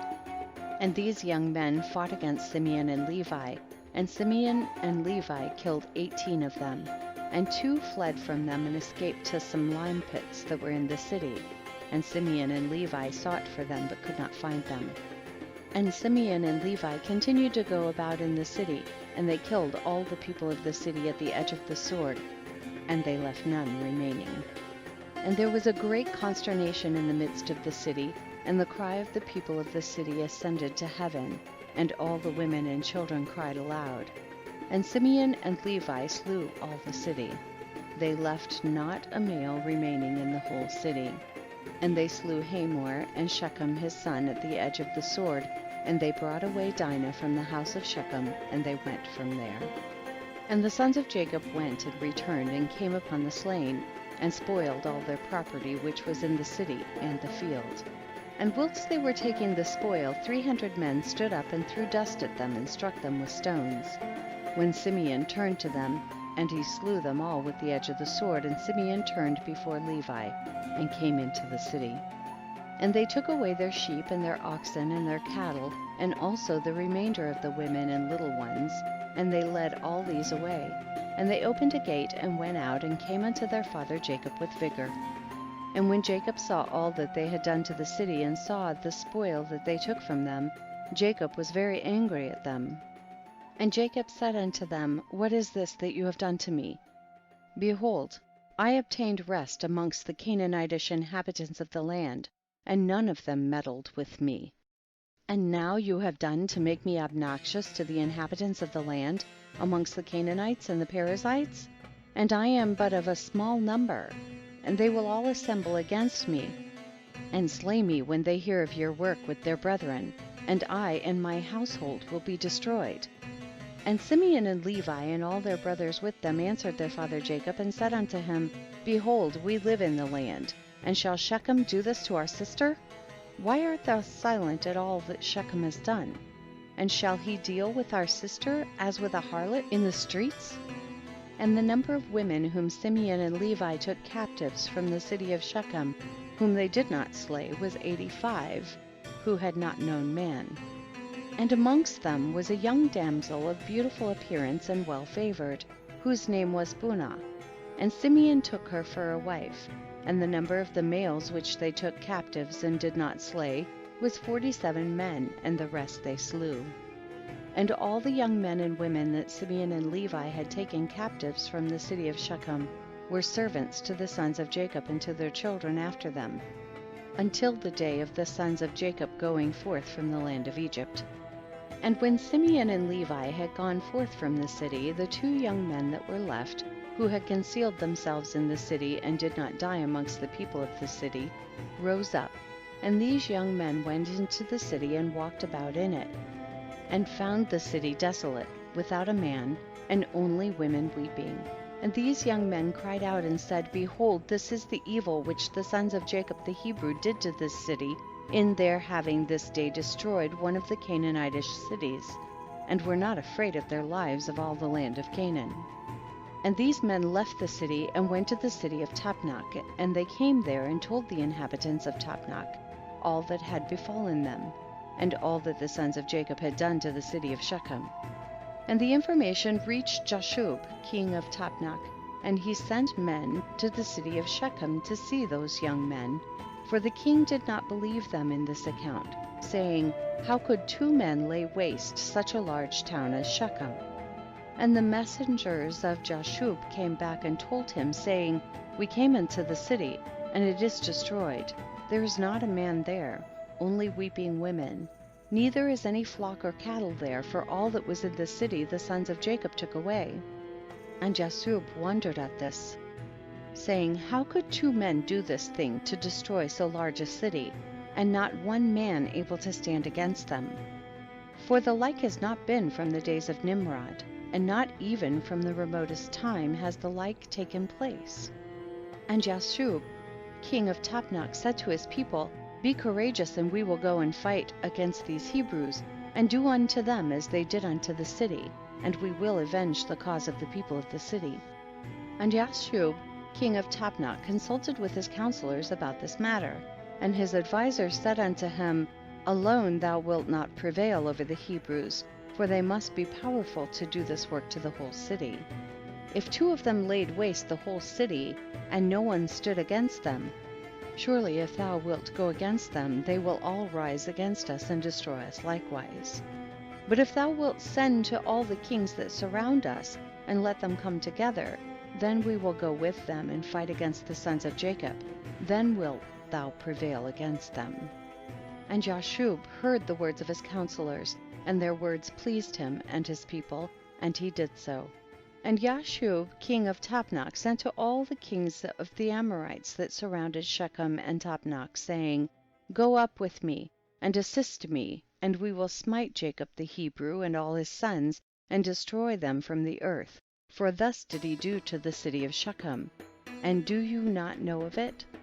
And all the kings of the Amorites heard the evil that the sons of Jacob had done to the city of Shechem, and they were greatly astonished at them. And the 7 kings of the Amorites assembled with all their armies, about 10,000 men with drawn swords, and they came to fight against the sons of Jacob. And Jacob heard that the kings of the Amorites had assembled to fight against his sons, and Jacob was greatly afraid, and it distressed him. And Jacob exclaimed against Simeon and Levi, saying, What is this act that you did? Why have you injured me, to bring against me all the children of Canaan, to destroy me and my household? For I was at rest, even I and my household, and you have done this thing to me, and provoked the inhabitants of the land against me by your proceedings.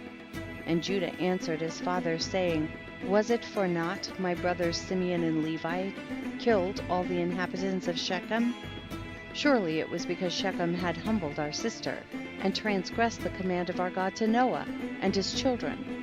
For Shechem took our sister away by force and committed adultery with her. And Shechem did all this evil, and not one of the inhabitants of his city interfered with him, to say, Why wilt thou do this?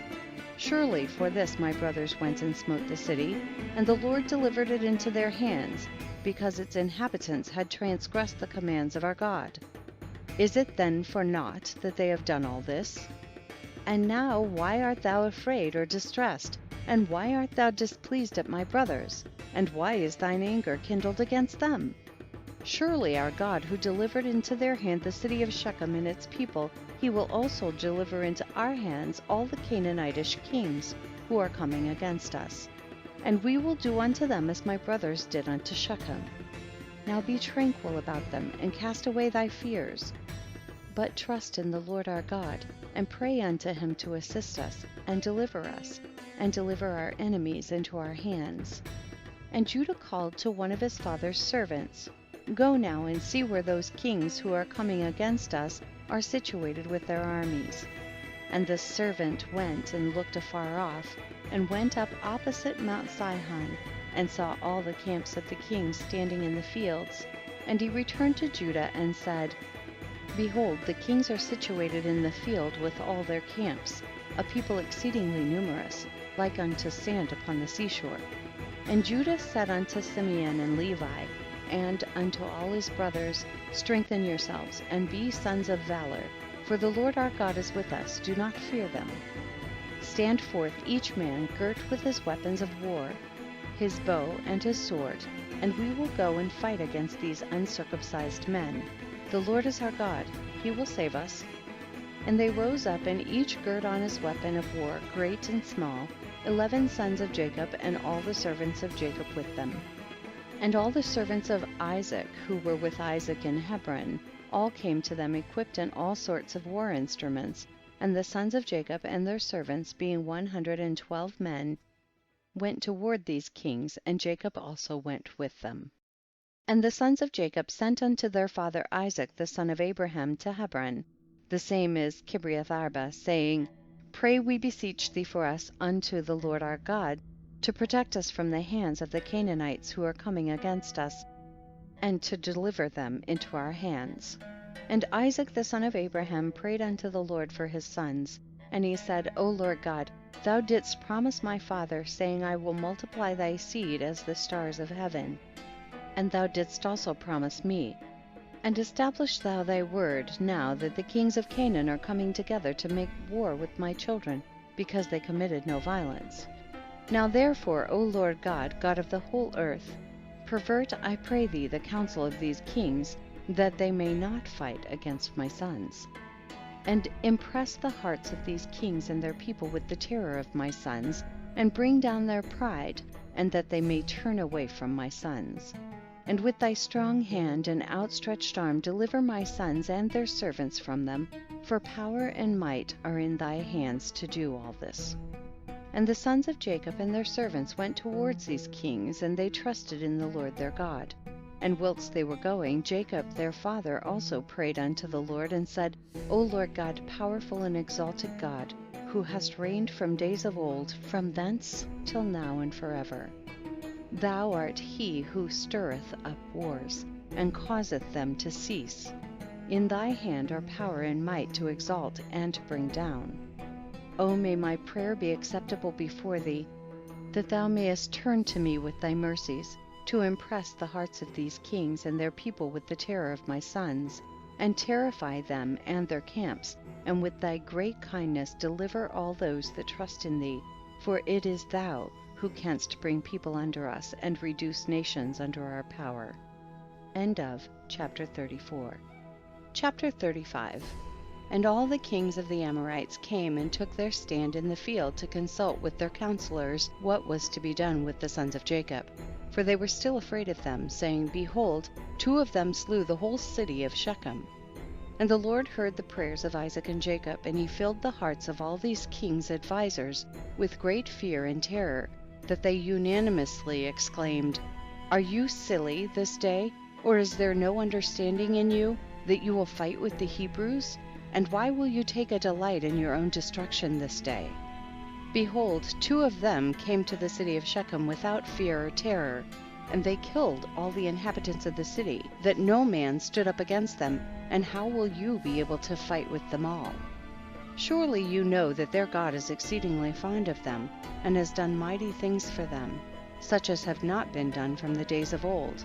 And amongst all the gods of nations there is none can do like unto his mighty deeds. Surely he delivered their father Abraham, the Hebrew, from the hand of Nimrod, and from the hand of all his people who had many times sought to slay him. He delivered him also from the fire in which King Nimrod had cast him, and his God delivered him from it. And who else can do the like? Surely it was Abraham who slew the 5 kings of Elam when they had touched his brother's son, who in those days dwelt in Sodom, and took his servant that was faithful in his house, and a few of his men, and they pursued the kings of Elam in one night, and killed them, and restored to his brother's son all his property which they had taken from him. And surely you know the God of these Hebrews is much delighted with them, and they are also delighted with him, for they know that he delivered them from all their enemies. And behold, through his love toward God, Abraham took his only and precious son, and intended to bring him up as a burnt offering to his God. And had it not been for God who prevented him from doing this, he would then have done it through his love to his God. And God saw all his works, and swore unto him, and promised him that he would deliver his sons and all his seed from every trouble that would befall them, because he had done this thing, and through his love to his God stifled his compassion for his child. And have you not heard what their God did to Pharaoh, king of Egypt, and to Abimelech, king of Gerar, through taking Abraham's wife, who said of her, she is my sister, lest they might slay him on account of her, and think of taking her for a wife? And God did unto them and their people all that you heard of. And behold, we ourselves saw with our eyes that Esau, the brother of Jacob, came to him with 400 men, with the intention of slaying him, for he called to mind that he had taken away from him his father's blessing. And he went to meet him, when he came from Syria, to smite the mother with the children. And who delivered him from his hands, but his God in whom he trusted? He delivered him from the hand of his brother, and also from the hands of his enemies, and surely he again will protect them. Who does not know that it was their God who inspired them with strength to do to the town of Shechem the evil which you heard of? Could it then be with their own strength that 2 men could destroy such a large city as Shechem, had it not been for their God in whom they trusted? He said and did unto them all this to slay the inhabitants of the city in their city. And can you then prevail over them who have come forth together from your city to fight with the whole of them, even if 1,000 times as many more should come to your assistance? Surely you know and understand that you do not come to fight with them, but you come to war with their God, who made choice of them, and you have therefore all come this day to be destroyed. Now therefore, refrain from this evil which you are endeavoring to bring upon yourselves, and it will be better for you not to go to battle with them, although they are but few in numbers, because their God is with them.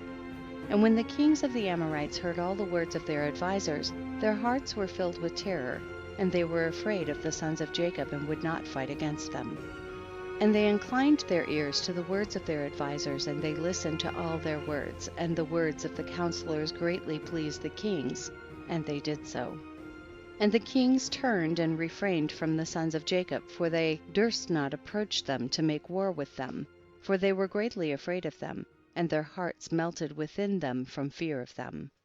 For this proceeded from the Lord to them, for he heard the prayers of his servants Isaac and Jacob, for they trusted in him.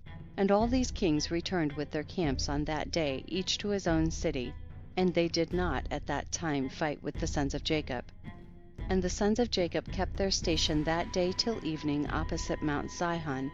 And seeing that these kings did not come to fight against them, the sons of Jacob returned home. End of chapter 35. Chapter 36. At that time the Lord appeared unto Jacob, saying, Arise, go to Bethel and remain there, and make there an altar to the Lord who appeareth unto thee, who delivered thee and all thy sons from affliction. And Jacob rose up with his sons and all belonging to him, and they went and came to Bethel according to the word of the Lord. And Jacob was 99 years old when he went up to Bethel. And Jacob and his sons and all the people that were with him remained in Bethel in Luz, and he there built an altar to the Lord who appeared unto him. And Jacob and his sons remained in Bethel 6 months. At that time died Deborah the daughter of Uz, the nurse of Rebekah, who had been with Jacob. And Jacob buried her beneath Bethel under an oak that was there. And Rebekah the daughter of Bethuel, the mother of Jacob, also died at that time in Hebron. The same is Kiriath Arba, and she was buried in the cave of Machpelah, which Abraham had bought from the children of Heth. And the life of Rebekah was 133 years, and she died. And when Jacob heard that his mother Rebekah was dead, he wept bitterly for his mother, and made a great mourning for her, and for Deborah her nurse beneath the oak. And he called the name of that place Alambakuth. And Laban the Syrian died in those days, for God smote him because he transgressed the covenant that existed between him and Jacob. And Jacob was 100 years old when the Lord appeared unto him and blessed him, and called his name Israel. And Rachel the wife of Jacob conceived in those days. And at that time Jacob and all belonging to him journeyed from Bethel to go to his father's house to Hebron. And whilst they were going on the road, and there was yet but a little way to come to Ephrath, Rachel bare a son, and she had hard labor, and she died.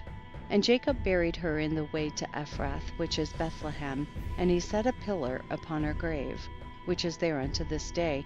And the days of Rachel were 45 years, and she died. And Jacob called the name of his son that was born to him, which Rachel bare unto him, Benjamin, for he was born to him in the land on the right hand. And it was after the death of Rachel that Jacob pitched his tent in the tent of her handmaid Bilhah. And Reuben was jealous for his mother Leah on account of this. And he was filled with anger, and he rose up in his anger and went and entered the tent of Bilhah, and thence removed his father's bed. At that time the portion of the birthright, together with the kingly and priestly offices, was removed from the sons of Reuben, for he had profaned his father's bed, and the birthright was given unto Joseph, the kingly office to Judah, and the priesthood unto Levi, because Reuben had defiled his father's bed. And these are the generations of Jacob who were born to him in Paddan Aram. And the sons of Jacob were 12.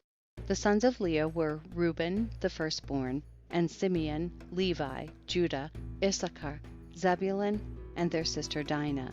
And the sons of Rachel were Joseph and Benjamin. The sons of Zilpah, Leah's handmaid, were Gad and Asher. And the sons of Bilhah, Rachel's handmaid, were Dan and Naphtali. These are the sons of Jacob which were born to him in Paddan Aram.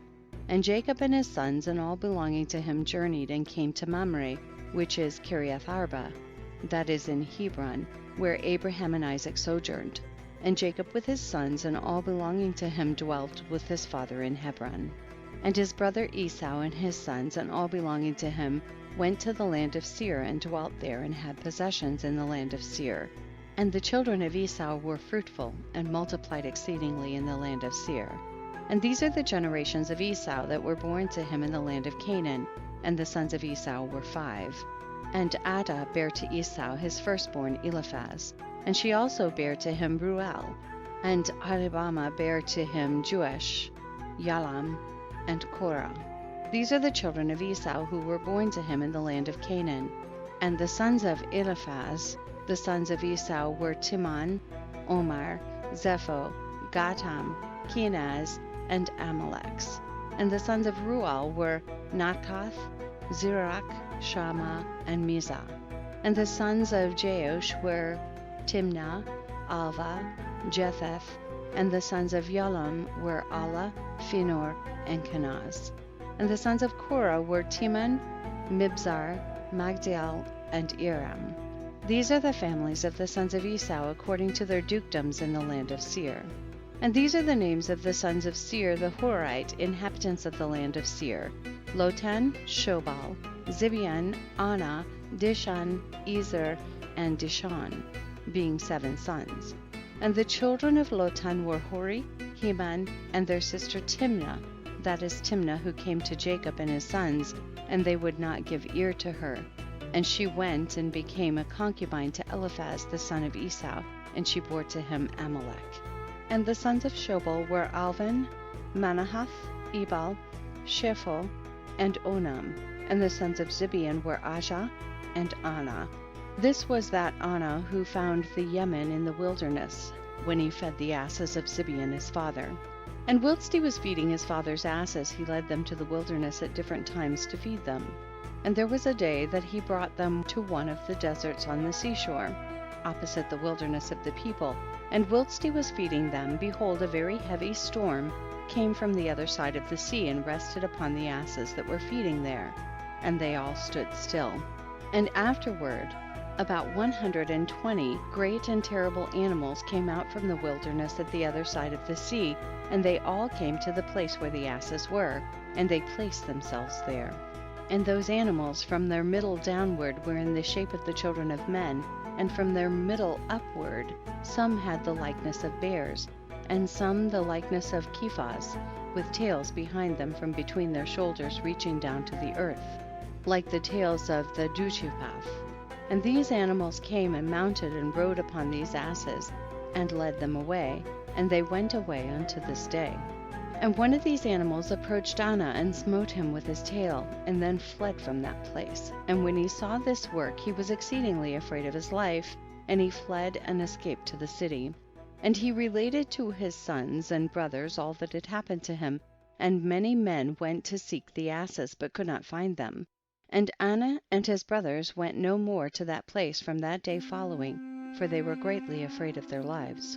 And the children of Anah the son of Seir were Dishon and his sister Ahlibamah. And the children of Dishon were Hemdan, Ishban, Ithran, and Shiran. And the children of Ezer were Bilhan, Zavan, and Akan. And the children of Dishon were Uz and Aran. These are the families of the children of Seir the Horite, according to their dukedoms in the land of Seir. And Esau and his children dwelt in the land of Seir the Horite, the inhabitant of the land. And they had possessions in it, and were fruitful and multiplied exceedingly. And Jacob and his children and all belonging to them dwelt with their father Isaac in the land of Canaan, as the Lord had commanded Abraham their father. End of chapter 36. Chapter 37.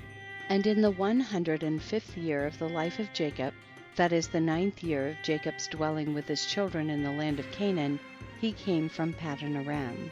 And in those days Jacob journeyed with his children from Hebron, and they went and returned to the city of Shechem, they and all belonging to them, and they dwelt there. For the children of Jacob obtained good and fat pasture land for their cattle in the city of Shechem, the city of Shechem having then been rebuilt, and there were in it about 300 men and women.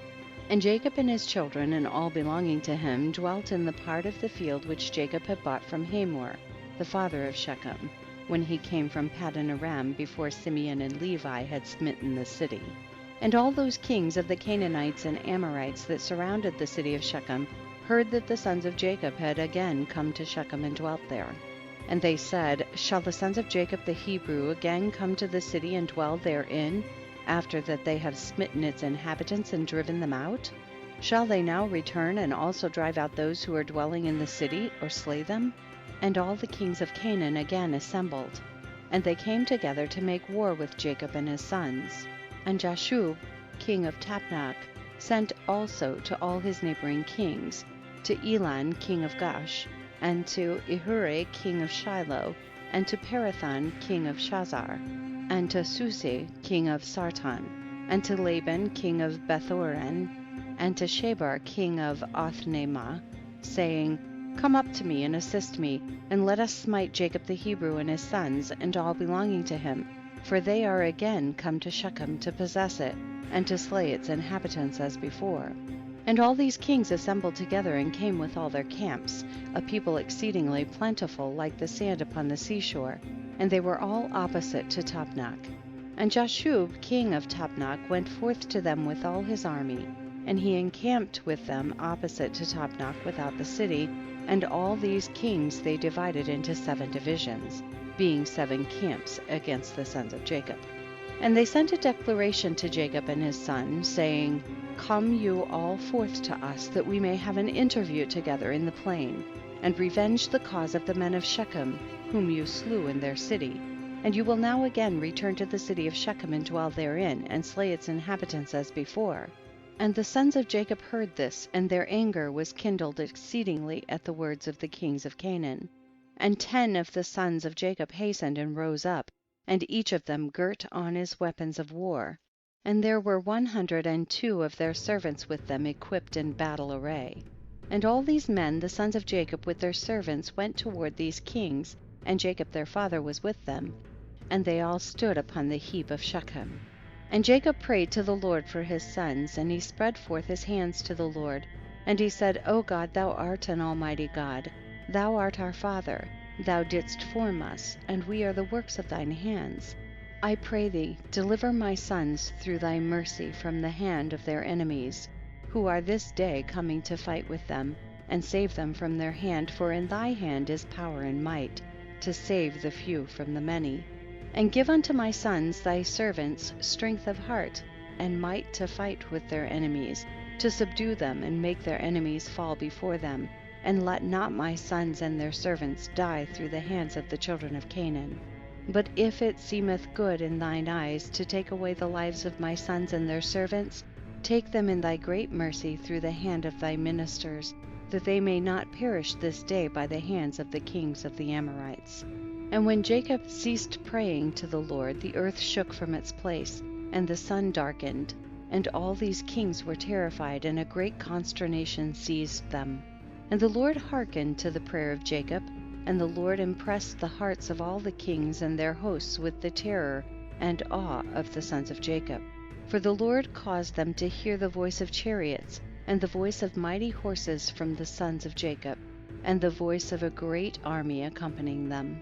And these kings were seized with great terror at the sons of Jacob, and whilst they were standing in their quarters, behold, the sons of Jacob advanced upon them, with 112 men, with a great and tremendous shouting. And when the kings saw the sons of Jacob advancing toward them, they were still more panic-struck, and they were inclined to retreat from before the sons of Jacob as at first, and not to fight with them. But they did not retreat, saying, It would be a disgrace to us thus twice to retreat from before the Hebrews.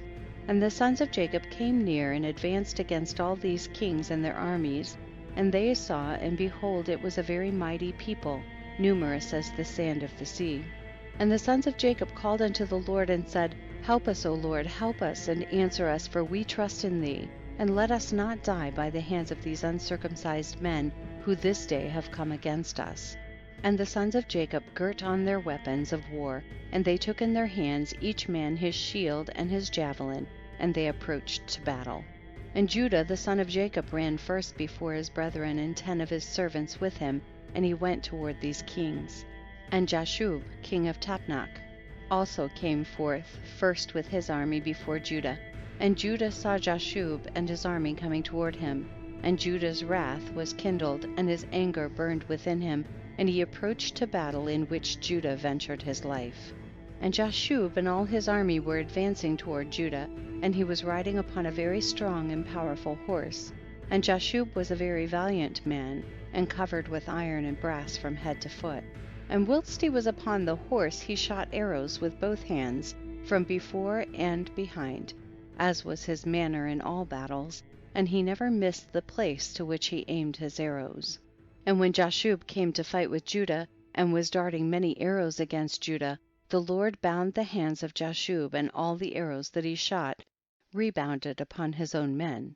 And notwithstanding this, Jashub kept advancing toward Judah, to challenge him with the arrows, but the distance between them was about 30 cubits. And when Judah saw Jashub darting forth his arrows against him, he ran to him with his wrath-excited might. And Judah took up a large stone from the ground, and its weight was 60 shekels. And Judah ran toward Jashub, and with the stone struck him on his shield, that Jashub was stunned with the blow, and fell off from his horse to the ground. And the shield burst asunder out of the hand of Jashub, and through the force of the blow sprang to the distance of about 15 cubits, and the shield fell before the second camp. And the kings that came with Jashub saw at a distance the strength of Judah, the sons of Jacob, and what he had done to Jashub, and they were terribly afraid of Judah. And they assembled near Jashub's camp, seeing his confusion, and Judah drew his sword and smote 42 men of the camp of Jashub. And the whole of Jashub's camp fled before Judah, and no man stood against him, and they left Jashub and fled from him, and Jashub was still prostrate upon the ground. And Jashub, seeing that all the men of his camp had fled from him, hastened and rose up with terror against Judah, and stood upon his legs opposite Judah. And Jashub had a single combat with Judah, placing shield toward shield, and Jashub's men all fled, for they were greatly afraid of Judah. And Jashub took his spear in his hand to strike Judah upon his head, but Judah had quickly placed his shield to his head against Jashub's spear, so that the shield of Judah received the blow from Jashub's spear, and the shield was split in two. And when Judah saw that his shield was split, he hastily drew his sword and smote Jashub at his ankles, and cut off his feet, that Jashub fell upon the ground, and the spear fell from his hand. And Judah hastily picked up Jashub's spear, with which he severed his head and cast it next to his feet. And when the sons of Jacob saw what Judah had done to Jashub, they all ran into the ranks of the other kings, and the sons of Jacob fought with the army of Jashub, and the armies of all the kings that were there. And the sons of Jacob caused 15,000 of their men to fall, and they smote at them as if smiting with the gourds, and the rest fled for their lives. And Judah was still standing by the body of Jashub, and stripped Jashub of his coat of mail. And Judah also took off the iron and brass that was about Jashub, and behold, 9 men of the captains of Jashub came alone to fight against Judah. And Judah hastened and took up a stone from the ground, and with it smote one of them upon the head, and his skull was fractured, and the body also fell from the horse to the ground. And the 8 captains that remained, seeing the strength of Judah, were greatly afraid, and they fled. And Judah with his 10 men pursued them, and they overtook them and slew them. And the sons of Jacob were still smiting the armies of the kings, and they slew many of them. But those kings daringly kept their stand with their captains, and did not retreat from their places. And they exclaimed against those of their armies that fled from before the sons of Jacob. But none would listen to them, for they were afraid of their lives lest they should die. And all the sons of Jacob, after having smitten the armies of the kings, returned and came before Judah. And Judah was still slaying the 8 captains of Jashub, and stripping off their garments. And Levi saw Elon, king of Gash, advancing toward him with his 14 captains to smite him, but Levi did not know it for certain. And Elon with his captains approached nearer, and Levi looked back and saw that battle was given him in the rear. And Levi ran with 12 of his servants, and they went and slew Elon and his captains with the edge of the sword. End of chapter 37. Chapter 38. And Ahayah, king of Shiloh, came up to assist Elon, and he approached Jacob. When Jacob drew his bow that was in his hand, and with an arrow struck Ahayah, which caused his death. And when Ahayah, king of Shiloh, was dead, the 4 remaining kings fled from their station with the rest of the captains, and they endeavored to retreat, saying, "We have no more strength with the Hebrews after their having killed the 3 kings and their captains who were more powerful than we are." And when the sons of Jacob saw that the remaining kings had removed from their station, they pursued them, and Jacob also came from the heap of Shechem, from the place where he was standing. And they went after the kings, and they approached them with their servants. And the kings and the captains with the rest of their armies, seeing that the sons of Jacob approached them, were afraid of their lives, and fled till they reached the city of Shazar. And the sons of Jacob pursued them to the gate of the city of Shazar. And they smote a great smiting amongst the kings and their armies, about 4,000 men. And whilst they were smiting the army of the kings, Jacob was occupied with his bow, confining himself to smiting the kings, and he slew them all. And he slew Parathon, king of Shazar, at the gate of the city of Shazar, and he afterwards smote Susi, king of Sarton, and Laban, king of Bethchorin, and Shabar, king of Machnema. And he slew them all with arrows, an arrow to each of them, and they died. And the sons of Jacob, seeing that all the kings were dead, and that they were broken up and retreating, continued to carry on the battle with the armies of the kings opposite the gate of Shazar, and they still smote about 400 of their men. And 3 men of the servants of Jacob fell in that battle. And when Judah saw that 3 of his servants had died, it grieved him greatly, and his anger burned within him against the Amorites. And all the men that remained of the armies of the kings were greatly afraid of their lives, and they ran and broke the gate of the walls of the city of Shazar, and they all entered the city for safety. And they concealed themselves in the midst of the city of Shazar, for the city of Shazar was very large and extensive. And when all these armies had entered the city, the sons of Jacob ran after them to the city. And 4 mighty men, experienced in battle, went forth from the city and stood against the entrance of the city with drawn swords and spears in their hands. And they placed themselves opposite the sons of Jacob and would not suffer them to enter the city. And Naphtali ran and came between them, and with his sword smote 2 of them and cut off their heads at one stroke. And he turned to the other 2, and beheld they had fled, and he pursued them and overtook them, smote them, and slew them.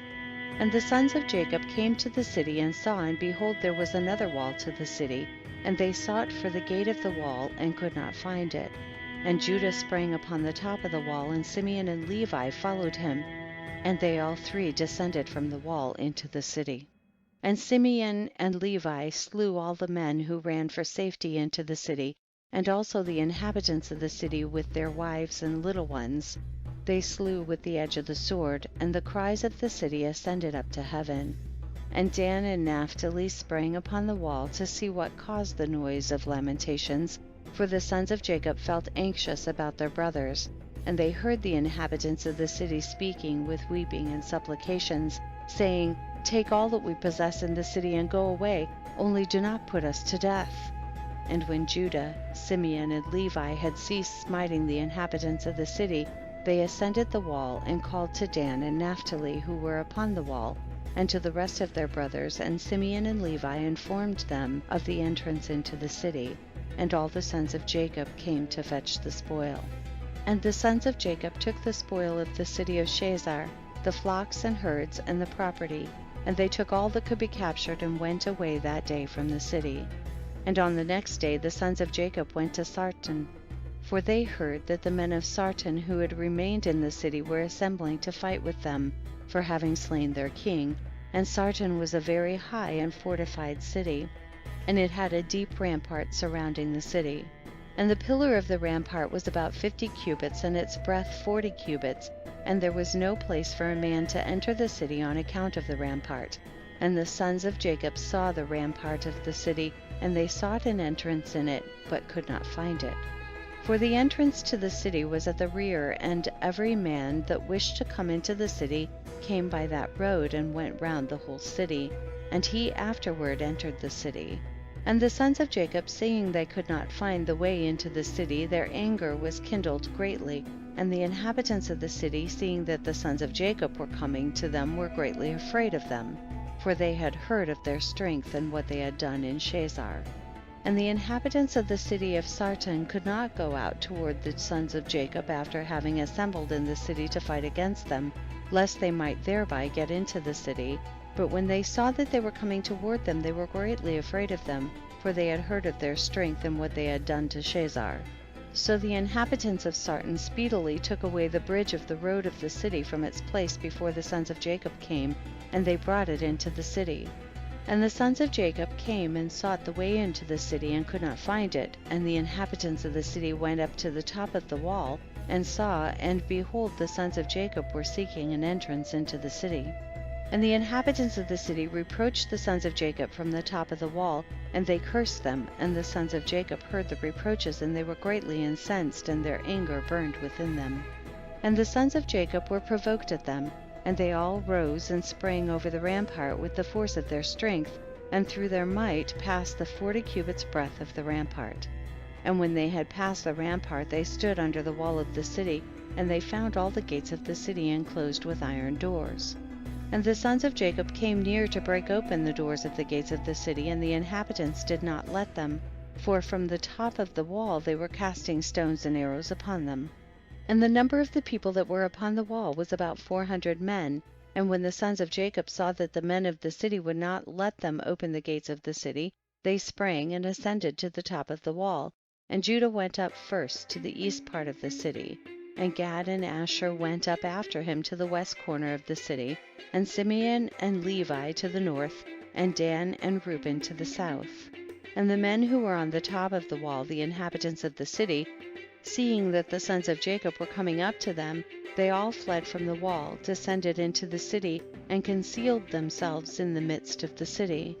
And Issachar and Naphtali that remained under the wall approached and broke the gates of the city, and kindled a fire at the gates of the city that the iron melted. And all the sons of Jacob came into the city, they and all their men, and they fought with the inhabitants of the city of Sarton, and smote them with the edge of the sword, and no man stood up before them. And about 200 men fled from the city, and they all went and hid themselves in a certain tower in the city. And Judah pursued them to the tower, and he broke down the tower, which fell upon the men, and they all died. And the sons of Jacob went up the road of the roof of that tower, and they saw, and behold, there was another strong and high tower at a distance in the city, and the top of it reached to heaven. And the sons of Jacob hastened and descended, and went with all their men to that tower, and found it filled with about 300 men, women, and little ones. And the sons of Jacob smote a great smiting amongst those men in the tower, and they ran away and fled from them. And Simeon and Levi pursued them, when 12 mighty and valiant men came out to them from the place where they had concealed themselves. And those 12 men maintained a strong battle against Simeon and Levi. And Simeon and Levi could not prevail over them. And those valiant men broke the shields of Simeon and Levi, and one of them struck at Levi's head with his sword.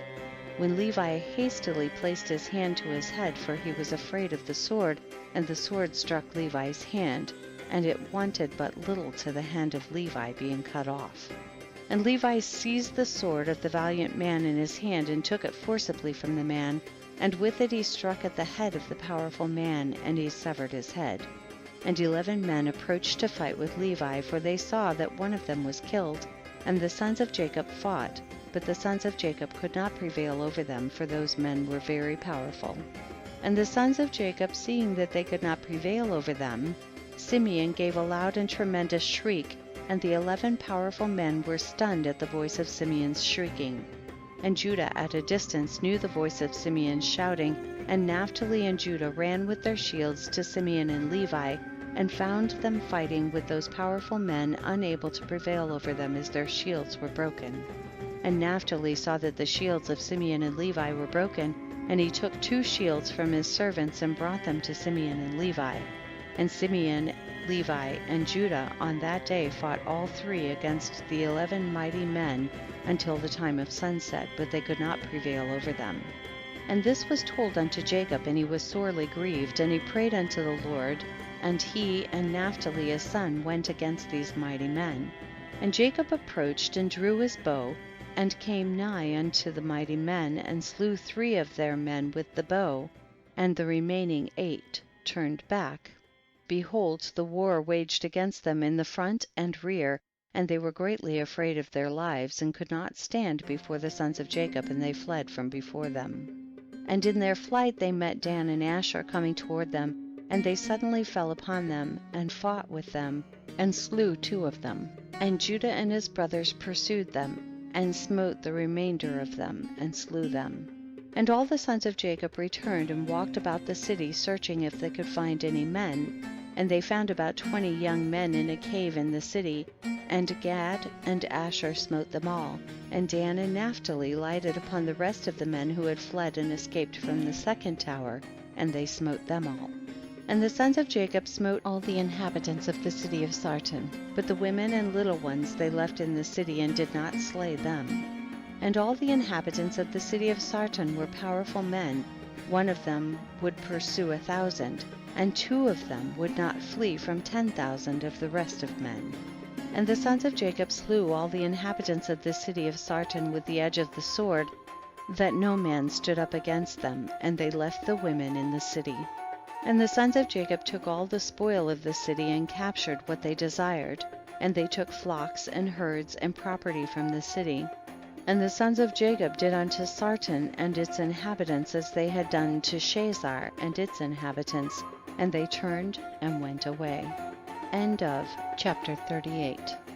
Chapter 39.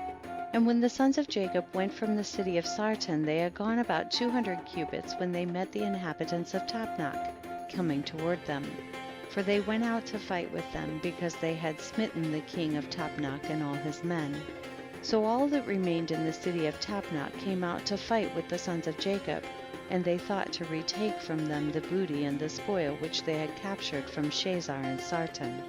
And the rest of the men of Tapnach fought with the sons of Jacob in that place, and the sons of Jacob smote them, and they fled before them, and they pursued them to the city of Arbelon, and they all fell before the sons of Jacob. And the sons of Jacob returned and came to Tapnach to take away the spoil of Tapnach. And when they came to Tapnach, they heard that the people of Arbelon had gone out to meet them, to save the spoil of their brethren. And the sons of Jacob left 10 of their men in Tapnach to plunder the city, and they went out toward the people of Arbelon. And the men of Arbelon went out with their wives to fight with the sons of Jacob, for their wives were experienced in battle, and they went out, about 400 men and women. And all the sons of Jacob shouted with a loud voice, and they all ran toward the inhabitants of Arbelon, and with a great and tremendous voice. And the inhabitants of Arbelon heard the noise of the shouting of the sons of Jacob, and their roaring like the noise of lions, and like the roaring of the sea and its waves. And the fear and terror possessed their hearts on account of the sons of Jacob, and they were terribly afraid of them. And they retreated and fled before them into the city. And the sons of Jacob pursued them to the gate of the city, and they came upon them in the city. And the sons of Jacob fought with them in the city, and all their women were engaged in slinging against the sons of Jacob, and the combat was very severe amongst them the whole of that day till evening. And the sons of Jacob could not prevail over them, and the sons of Jacob had almost perished in that battle. And the sons of Jacob cried unto the Lord, and greatly gained strength toward evening. And the sons of Jacob smote all the inhabitants of Arbelon by the edge of the sword, men, women, and little ones. And also the remainder of people who fled from Sarton, the sons of Jacob smote them in Arbelon. And the sons of Jacob did unto Arbelon and Tapnach as they had done to Shazar and Sarton. And when the women saw that all their men were dead, they went upon the roofs of the city and smote the sons of Jacob by showering down stones like rain. And the sons of Jacob hastened and came into the city and seized all the women and smote them with the edge of the sword. And the sons of Jacob captured all the spoil and booty, flocks and herds and cattle. And the sons of Jacob did unto Machnamah as they had done to Tapnach, to Shazar, and to Shiloh, and they turned from there and went away. And on the 5th day the sons of Jacob heard that the people of Gash had gathered against them to battle, because that they had slain their king and their captains, for there had been 14 captains in the city of Gash, and the sons of Jacob had slain them all in the first battle. And the sons of Jacob that day girt on their weapons of war, and they marched to battle against the inhabitants of Gash. And in Gash there was a strong and mighty people of the people of the Amorites, and Gash was the strongest and best fortified city of all the cities of the Amorites, and it had 3 walls. And the sons of Jacob came to Gash, and they found the gates of the city locked, and about 500 men standing at the top of the outermost wall. And a people numerous as the sand upon the seashore were in ambush for the sons of Jacob from without the city at the rear thereof. And the sons of Jacob approached to open the gates of the city, and whilst they were drawing nigh, behold, those who were in ambush at the rear of the city came forth from their places, and surrounded the sons of Jacob. And the sons of Jacob were enclosed between the people of Gash, and the battle was both to their front and rear, and all the men that were upon the wall were casting from the wall upon them arrows and stones. And Judah, seeing that the men of Gash were getting too heavy for them, gave a most piercing and tremendous shriek, and all the men of Gash were terrified at the voice of Judah's cry. And men fell from the wall at his powerful shriek. And all those that were from without and within the city were greatly afraid of their lives. And the sons of Jacob still came nigh to break the doors of the city. when the men of Gaash threw stones and arrows upon them from the top of the wall, and made them flee from the gate. And the sons of Jacob returned against the men of Gaash who were with them from without the city, and they smote them terribly as striking against gourds, and they could not stand against the sons of Jacob, for fright and terror had seized them at the shriek of Judah. And the sons of Jacob slew all those men who were from without the city, and the sons of Jacob still drew nigh to effect an entrance into the city, and to fight under the city walls. But they could not, for all the inhabitants of Gaash who remained in the city had surrounded the walls of Gaash in every direction, so that the sons of Jacob were unable to approach the city to fight with them. And as the sons of Jacob came nigh to one corner to fight under the wall, the inhabitants of Gaash threw arrows and stones upon them like showers of rain, and they fled from under the wall. And the people of Gaash who were upon the wall, seeing that the sons of Jacob could not prevail over them from under the wall, reproached the sons of Jacob in these words, saying, What is the matter with you in the battle, that you cannot prevail? Can you then do unto the mighty city of Gaash and its inhabitants as you did to the cities of the Amorites that were not so powerful? Surely to those weak ones amongst us you did those things, and slew them in the entrance of the city, for they had no strength when they were terrified at the sound of your shouting. And will you now then be able to fight in this place? Surely here you will all die, and we will avenge the cause of those cities that you have laid waste. And the inhabitants of Gaash greatly reproached the sons of Jacob and reviled them with their gods, and continued to cast arrows and stones upon them from the wall. And Judah and his brothers heard the words of the inhabitants of Gaash, and their anger was greatly roused. And Judah was jealous of his God in this matter, and he called out and said, O Lord, help, send help to help us and our brothers. And he ran at a distance with all his might, with his drawn sword in his hand, and he sprang from the earth, and by dint of his strength mounted the wall, and his sword fell from his hand. And Judah shouted upon the wall, and all the men that were upon the wall were terrified, and some of them fell from the wall into the city and died. And those who were yet upon the wall, when they saw Judah's strength, they were greatly afraid, and fled for their lives into the city for safety. And some were emboldened to fight with Judah upon the wall, and they came nigh to slay him, when they saw there was no sword in Judah's hand. And they thought of casting him from the wall to his brothers, and 20 men of the city came up to assist them. And they surrounded Judah, and they all shouted over him, and approached him with drawn swords, and they terrified Judah. And Judah cried out to his brothers from the wall. And Jacob and his sons drew the bow from under the wall, and smote 3 of them that were on top of the wall. And Judah continued to cry, and he exclaimed, O Lord, help us, O Lord, deliver us. And he cried out with a loud voice upon the wall, and the cry was heard at a great distance. And after this cry he again repeated to shout, and all the men who surrounded Judah on the top of the wall were terrified, and they each threw his sword from his hand at the sound of Judah's shouting and his tremor, and fled. And Judah took the swords which had fallen from their hands, and Judah fought with them and slew 20 of their men upon the wall. And about 80 men and women still ascended the wall from the city, and they all surrounded Judah, and the Lord impressed the fear of Judah in their hearts, that they were unable to approach him. And Jacob and all who were with him drew the bow from under the wall, and they slew 10 men upon the wall, and they fell below the wall before Jacob and his sons. And the people upon the wall, seeing that 20 of their men had fallen, they still ran toward Judah with drawn swords, but they could not approach him, for they were greatly terrified at Judah's strength. And one of their mighty men, whose name was Arud, approached to strike Judah upon the head with his sword, when Judah hastily put his shield to his head, and the sword hit the shield, and it was split in 2. And this mighty man, after he had struck Judah, ran for his life at the fear of Judah.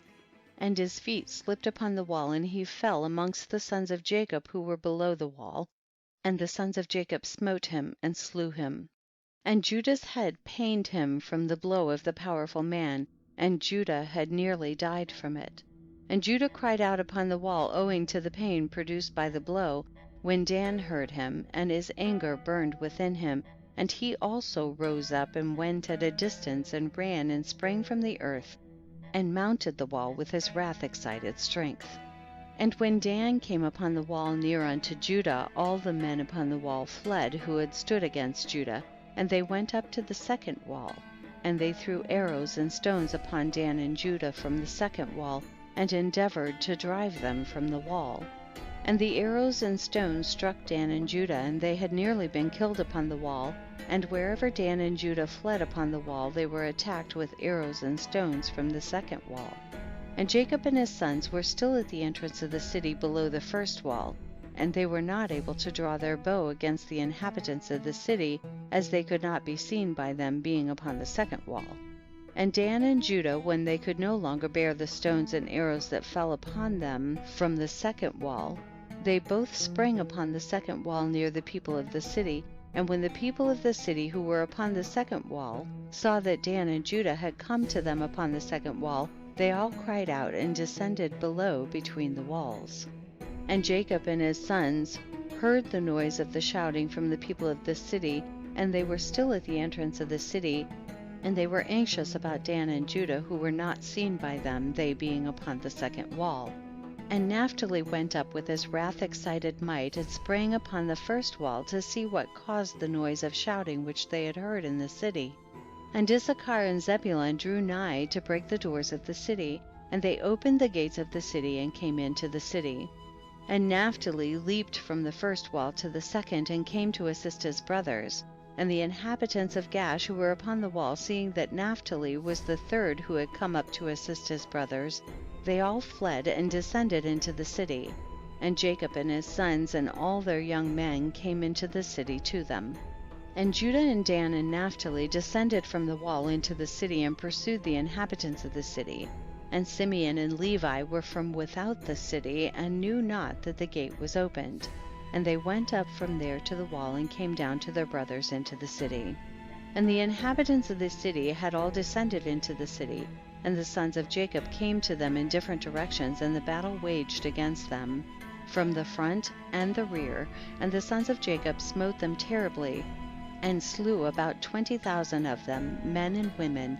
Not one of them could stand up against the sons of Jacob. And the blood flowed plentifully in the city, and it was like a brook of water, and the blood flowed like a brook to the outer part of the city, and reached the desert of Bethshoron. And the people of Bethshoron saw at a distance the blood flowing from the city of Gash, and about 70 men from amongst them ran to see the blood, and they came to the place where the blood was. And they followed the track of the blood, and came to the wall of the city of Gash, and they saw the blood issue from the city, and they heard the voice of crying from the inhabitants of Gash, for it ascended unto heaven, and the blood was continuing to flow abundantly like a brook of water. And all the sons of Jacob were still smiting the inhabitants of Gash, and were engaged in slaying them till evening, about 20,000 men and women. And the people of Chorin said, Surely this is the work of the Hebrews, for they are still carrying on war in all the cities of the Amorites. And those people hastened and ran to Bethshoron, and each took his weapons of war, and they cried out to all the inhabitants of Bethshoron, who also girt on their weapons of war, to go and fight with the sons of Jacob. And when the sons of Jacob had done smiting the inhabitants of Gash, they walked about the city to strip all the slain. And coming in the innermost part of the city, and farther on, they met 3 very powerful men, and there was no sword in their hand. And the sons of Jacob came up to the place where they were, and the powerful men ran away, and one of them had taken Zebulun, who he saw was a young lad and of short stature, and with his might dashed him to the ground. And Jacob ran to him with his sword, and Jacob smote him below his loins with the sword, and cut him in 2, and the body fell upon Zebulun. And the second one approached and seized Jacob to fell him to the ground.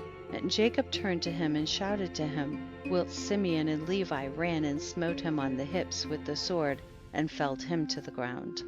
And the powerful men rose up from the ground with wrath-excited might, and Judah came to him before he had gained his footing, and struck him upon the head with the sword. And his head was split, and he died. And the third powerful man, seeing that his companions were killed, ran from before the sons of Jacob, and the sons of Jacob pursued him in the city. And whilst the powerful man was fleeing, he found one of the swords of the inhabitants of the city, and he picked it up and turned to the sons of Jacob and fought them with that sword. And the powerful man ran to Judah to strike him upon the head with the sword, and there was no shield in the hand of Judah. And whilst he was aiming to strike him, Naphtali hastily took his shield and put it to Judah's head, and the sword of the powerful man hit the shield of Naphtali, and Judah escaped the sword. And Simeon and Levi ran upon the powerful man with their swords, and struck at him forcibly with their swords. And the two swords entered the body of the powerful man, and divided it in two lengthwise. And the sons of Jacob smote the 3 mighty men at that time, together with all the inhabitants of Gash, and the day was about to decline. And the sons of Jacob walked about Gash, and took all the spoil of the city, even the little ones and women they did not suffer to live. And the sons of Jacob did unto Gash as they had done to Sarton and Shiloh. End of chapter 39. Chapter 40. And the sons of Jacob led away all the spoil of Gash, and went out of the city by night. They were going out marching toward the castle of Bethchorin, and the inhabitants of Bethchorin were going to the castle to meet them. And on that night the sons of Jacob fought with the inhabitants of Bethchorin in the castle of Bethchorin. And all the inhabitants of Bethchorin were mighty men, one of them would not flee from before 1,000 men, and they fought on that night upon the castle, and their shouts were heard on that night from afar, and the earth quaked at their shouting. And all the sons of Jacob were afraid of those men, as they were not accustomed to fight in the dark, and they were greatly confounded. And the sons of Jacob cried unto the Lord, saying, Give help to us, O Lord, deliver us, that we might not die by the hands of these uncircumcised men. And the Lord hearkened to the voice of the sons of Jacob, and the Lord caused a great terror and confusion to seize the people of Bethchorin, and they fought amongst themselves, the one with the other in the darkness of night, and smote each other in great numbers. And the sons of Jacob, knowing that the Lord had brought a spirit of perverseness amongst those men, and that they fought each man with his neighbor, went forth from among the bands of the people of Bethchorin, and went as far as the descent of the castle of Bethchorin, and farther, and they tarried there securely with their young men on that night. And the people of Bethchorin fought the whole night, one man with his brother, and the other with his neighbor, and they cried out in every direction upon the castle. And their cry was heard at a distance, and the whole earth shook at their voice, for they were powerful above all the people of the earth. And all the inhabitants of the cities of the Canaanites, the Hittites, the Amorites, the Hivites, and all the kings of Canaan, and also those who were on the other side of the Jordan, heard the noise of the shouting on that night. And they said, Surely these are the battles of the Hebrews, who are fighting against the 7 cities. Who came nigh unto them, and who can stand against those Hebrews? And all the inhabitants of the cities of the Canaanites, and all those who were on the other side of the Jordan, were greatly afraid of the sons of Jacob, for they said, Behold, the same will be done to us as was done to those cities, for who can stand against their mighty strength? And the cries of the Choranites were very great on that night, and continued to increase, and they smote each other till morning, and numbers of them were killed. And the morning appeared, and all the sons of Jacob rose up at daybreak, and went up to the castle, and they smote those who remained of the Choranites in a terrible manner, and they were all killed in the castle. And the 6th day appeared, and all the inhabitants of Canaan saw at a distance all the people of Bethchorin laying dead in the castle of Bethchorin, and strewed about as the carcasses of lambs and goats. And the sons of Jacob led all the spoil which they had captured from Gash, and went to Bethchorin, and they found the city full of people like the sand of the sea, and they fought with them, and the sons of Jacob smote them there till evening time. And the sons of Jacob did unto Bethchorin as they had done to Gash and Tapnach, and as they had done to Shazar and Sarton and to Shiloh. And the sons of Jacob took with them the spoil of Bethchorin, and all the spoil of the cities, and on that day they went home to Shechem. And the sons of Jacob came home to the city of Shechem, and they remained without the city, and they then rested there from the war, and tarried there all night. And all their servants together with all the spoil that they had taken from the cities, they left without the city, and they did not enter the city, for they said, peradventure there may be yet more fighting against us, and they may come to besiege us in Shechem. And Jacob and his sons and their servants remained on that and the next day in the portion of the field which Jacob had purchased from Hamor for 5 shekels, and all that they had captured was with them. And all the booty which the sons of Jacob had captured was in the portion of the field, immense as the sand upon the seashore. And the inhabitants of the land observed them from afar, and all the inhabitants of the land were afraid of the sons of Jacob who had done this thing, for no king from the days of old had ever done the like. And the 7 kings of the Canaanites resolved to make peace with the sons of Jacob, for they were greatly afraid of their lives, on account of the sons of Jacob. And on that day, being the 7th day, Japhia, king of Hebron, sent secretly to the king of Ai, and to the king of Gibeon, and to the king of Shalem, and to the king of Adullam, and to the king of Lachish, and to the king of Shazar, and to all the Canaanitish kings who were under their subjection, saying, Go up with me, and come to me, that we may go to the sons of Jacob, and I will make peace with them, and form a treaty with them, lest all your lands be destroyed by the swords of the sons of Jacob, as they did to Shechem and the cities around it, as you have heard and seen. And when you come to me, do not come with many men, but let every king bring his 3 head captains, and every captain bring 3 of his officers. And come all of you to Hebron, and we will go together to the sons of Jacob, and supplicate them that they shall form a treaty of peace with us. And all those kings did as the king of Hebron had sent to them, for they were all under his counsel and command. And all the kings of Canaan assembled to go to the sons of Jacob, to make peace with them. And the sons of Jacob returned and went to the portion of the field that was in Shechem, for they did not put confidence in the kings of the land. And the sons of Jacob returned and remained in the portion of the field 10 days, and no one came to make war with them.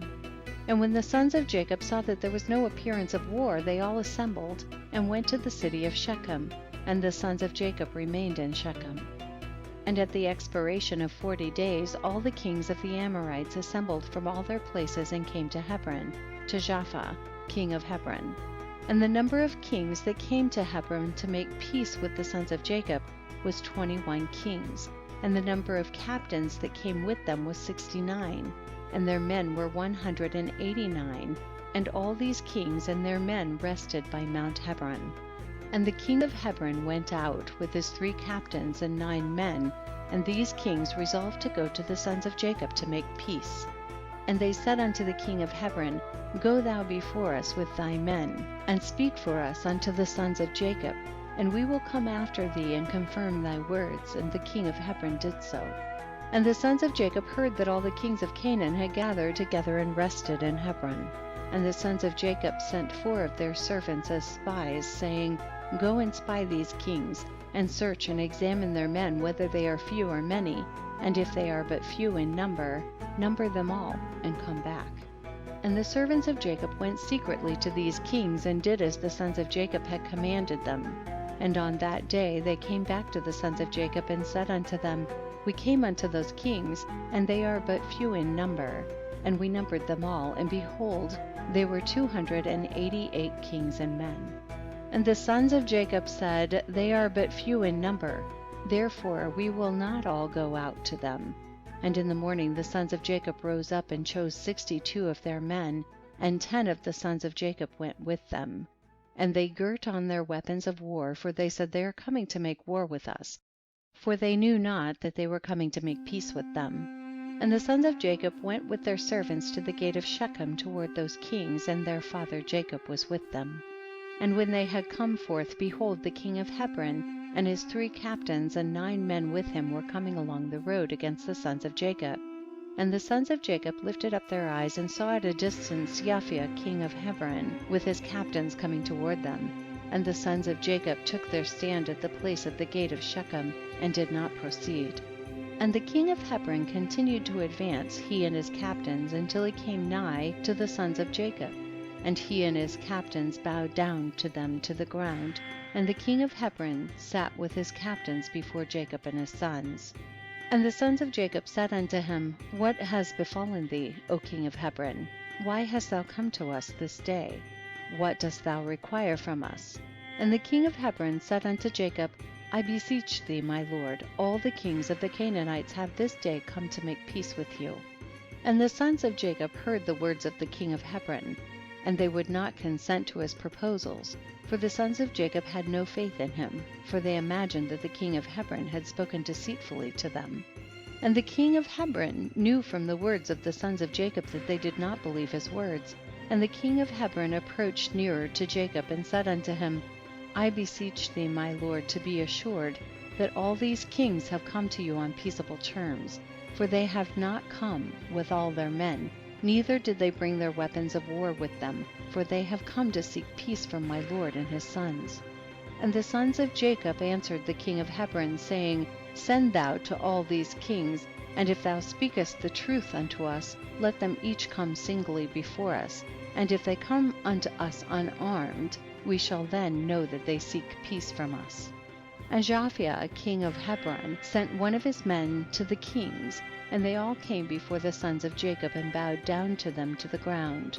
And these kings sat before Jacob and his sons, and they spoke unto them, saying, We have heard all that you did unto the kings of the Amorites with your sword and exceedingly mighty arm, so that no man could stand up before you. And we were afraid of you for the sake of our lives, lest it should befall us as it did to them. So we have come unto you to form a treaty of peace between us, and now therefore contract with us a covenant of peace and truth, that you will not meddle with us, inasmuch as we have not meddled with you. And the sons of Jacob knew that they had really come to seek peace from them, and the sons of Jacob listened to them and formed a covenant with them. And the sons of Jacob swore unto them that they would not meddle with them, and all the kings of the Canaanites swore also to them, and the sons of Jacob made them tributary from that day forward. And after this all the captains of these kings came with their men before Jacob, with presents in their hands for Jacob and his sons, and they bowed down to him to the ground. And these kings then urged the sons of Jacob and begged of them to return all that spoil they had captured from the 7 cities of the Amorites, and the sons of Jacob did so. And they returned all that they had captured, the women, the little ones, the cattle, and all the spoil which they had taken, and they sent them off. And they went away each to his city. And all these kings again bowed down to the sons of Jacob, and they sent or brought them many gifts in those days. And the sons of Jacob sent off these kings and their men, and they went peaceably away from them to their cities. And the sons of Jacob also returned to their home to Shechem. And there was peace from that day forward between the sons of Jacob and the kings of the Canaanites, until the children of Israel came to inherit the land of Canaan. End of chapter 40.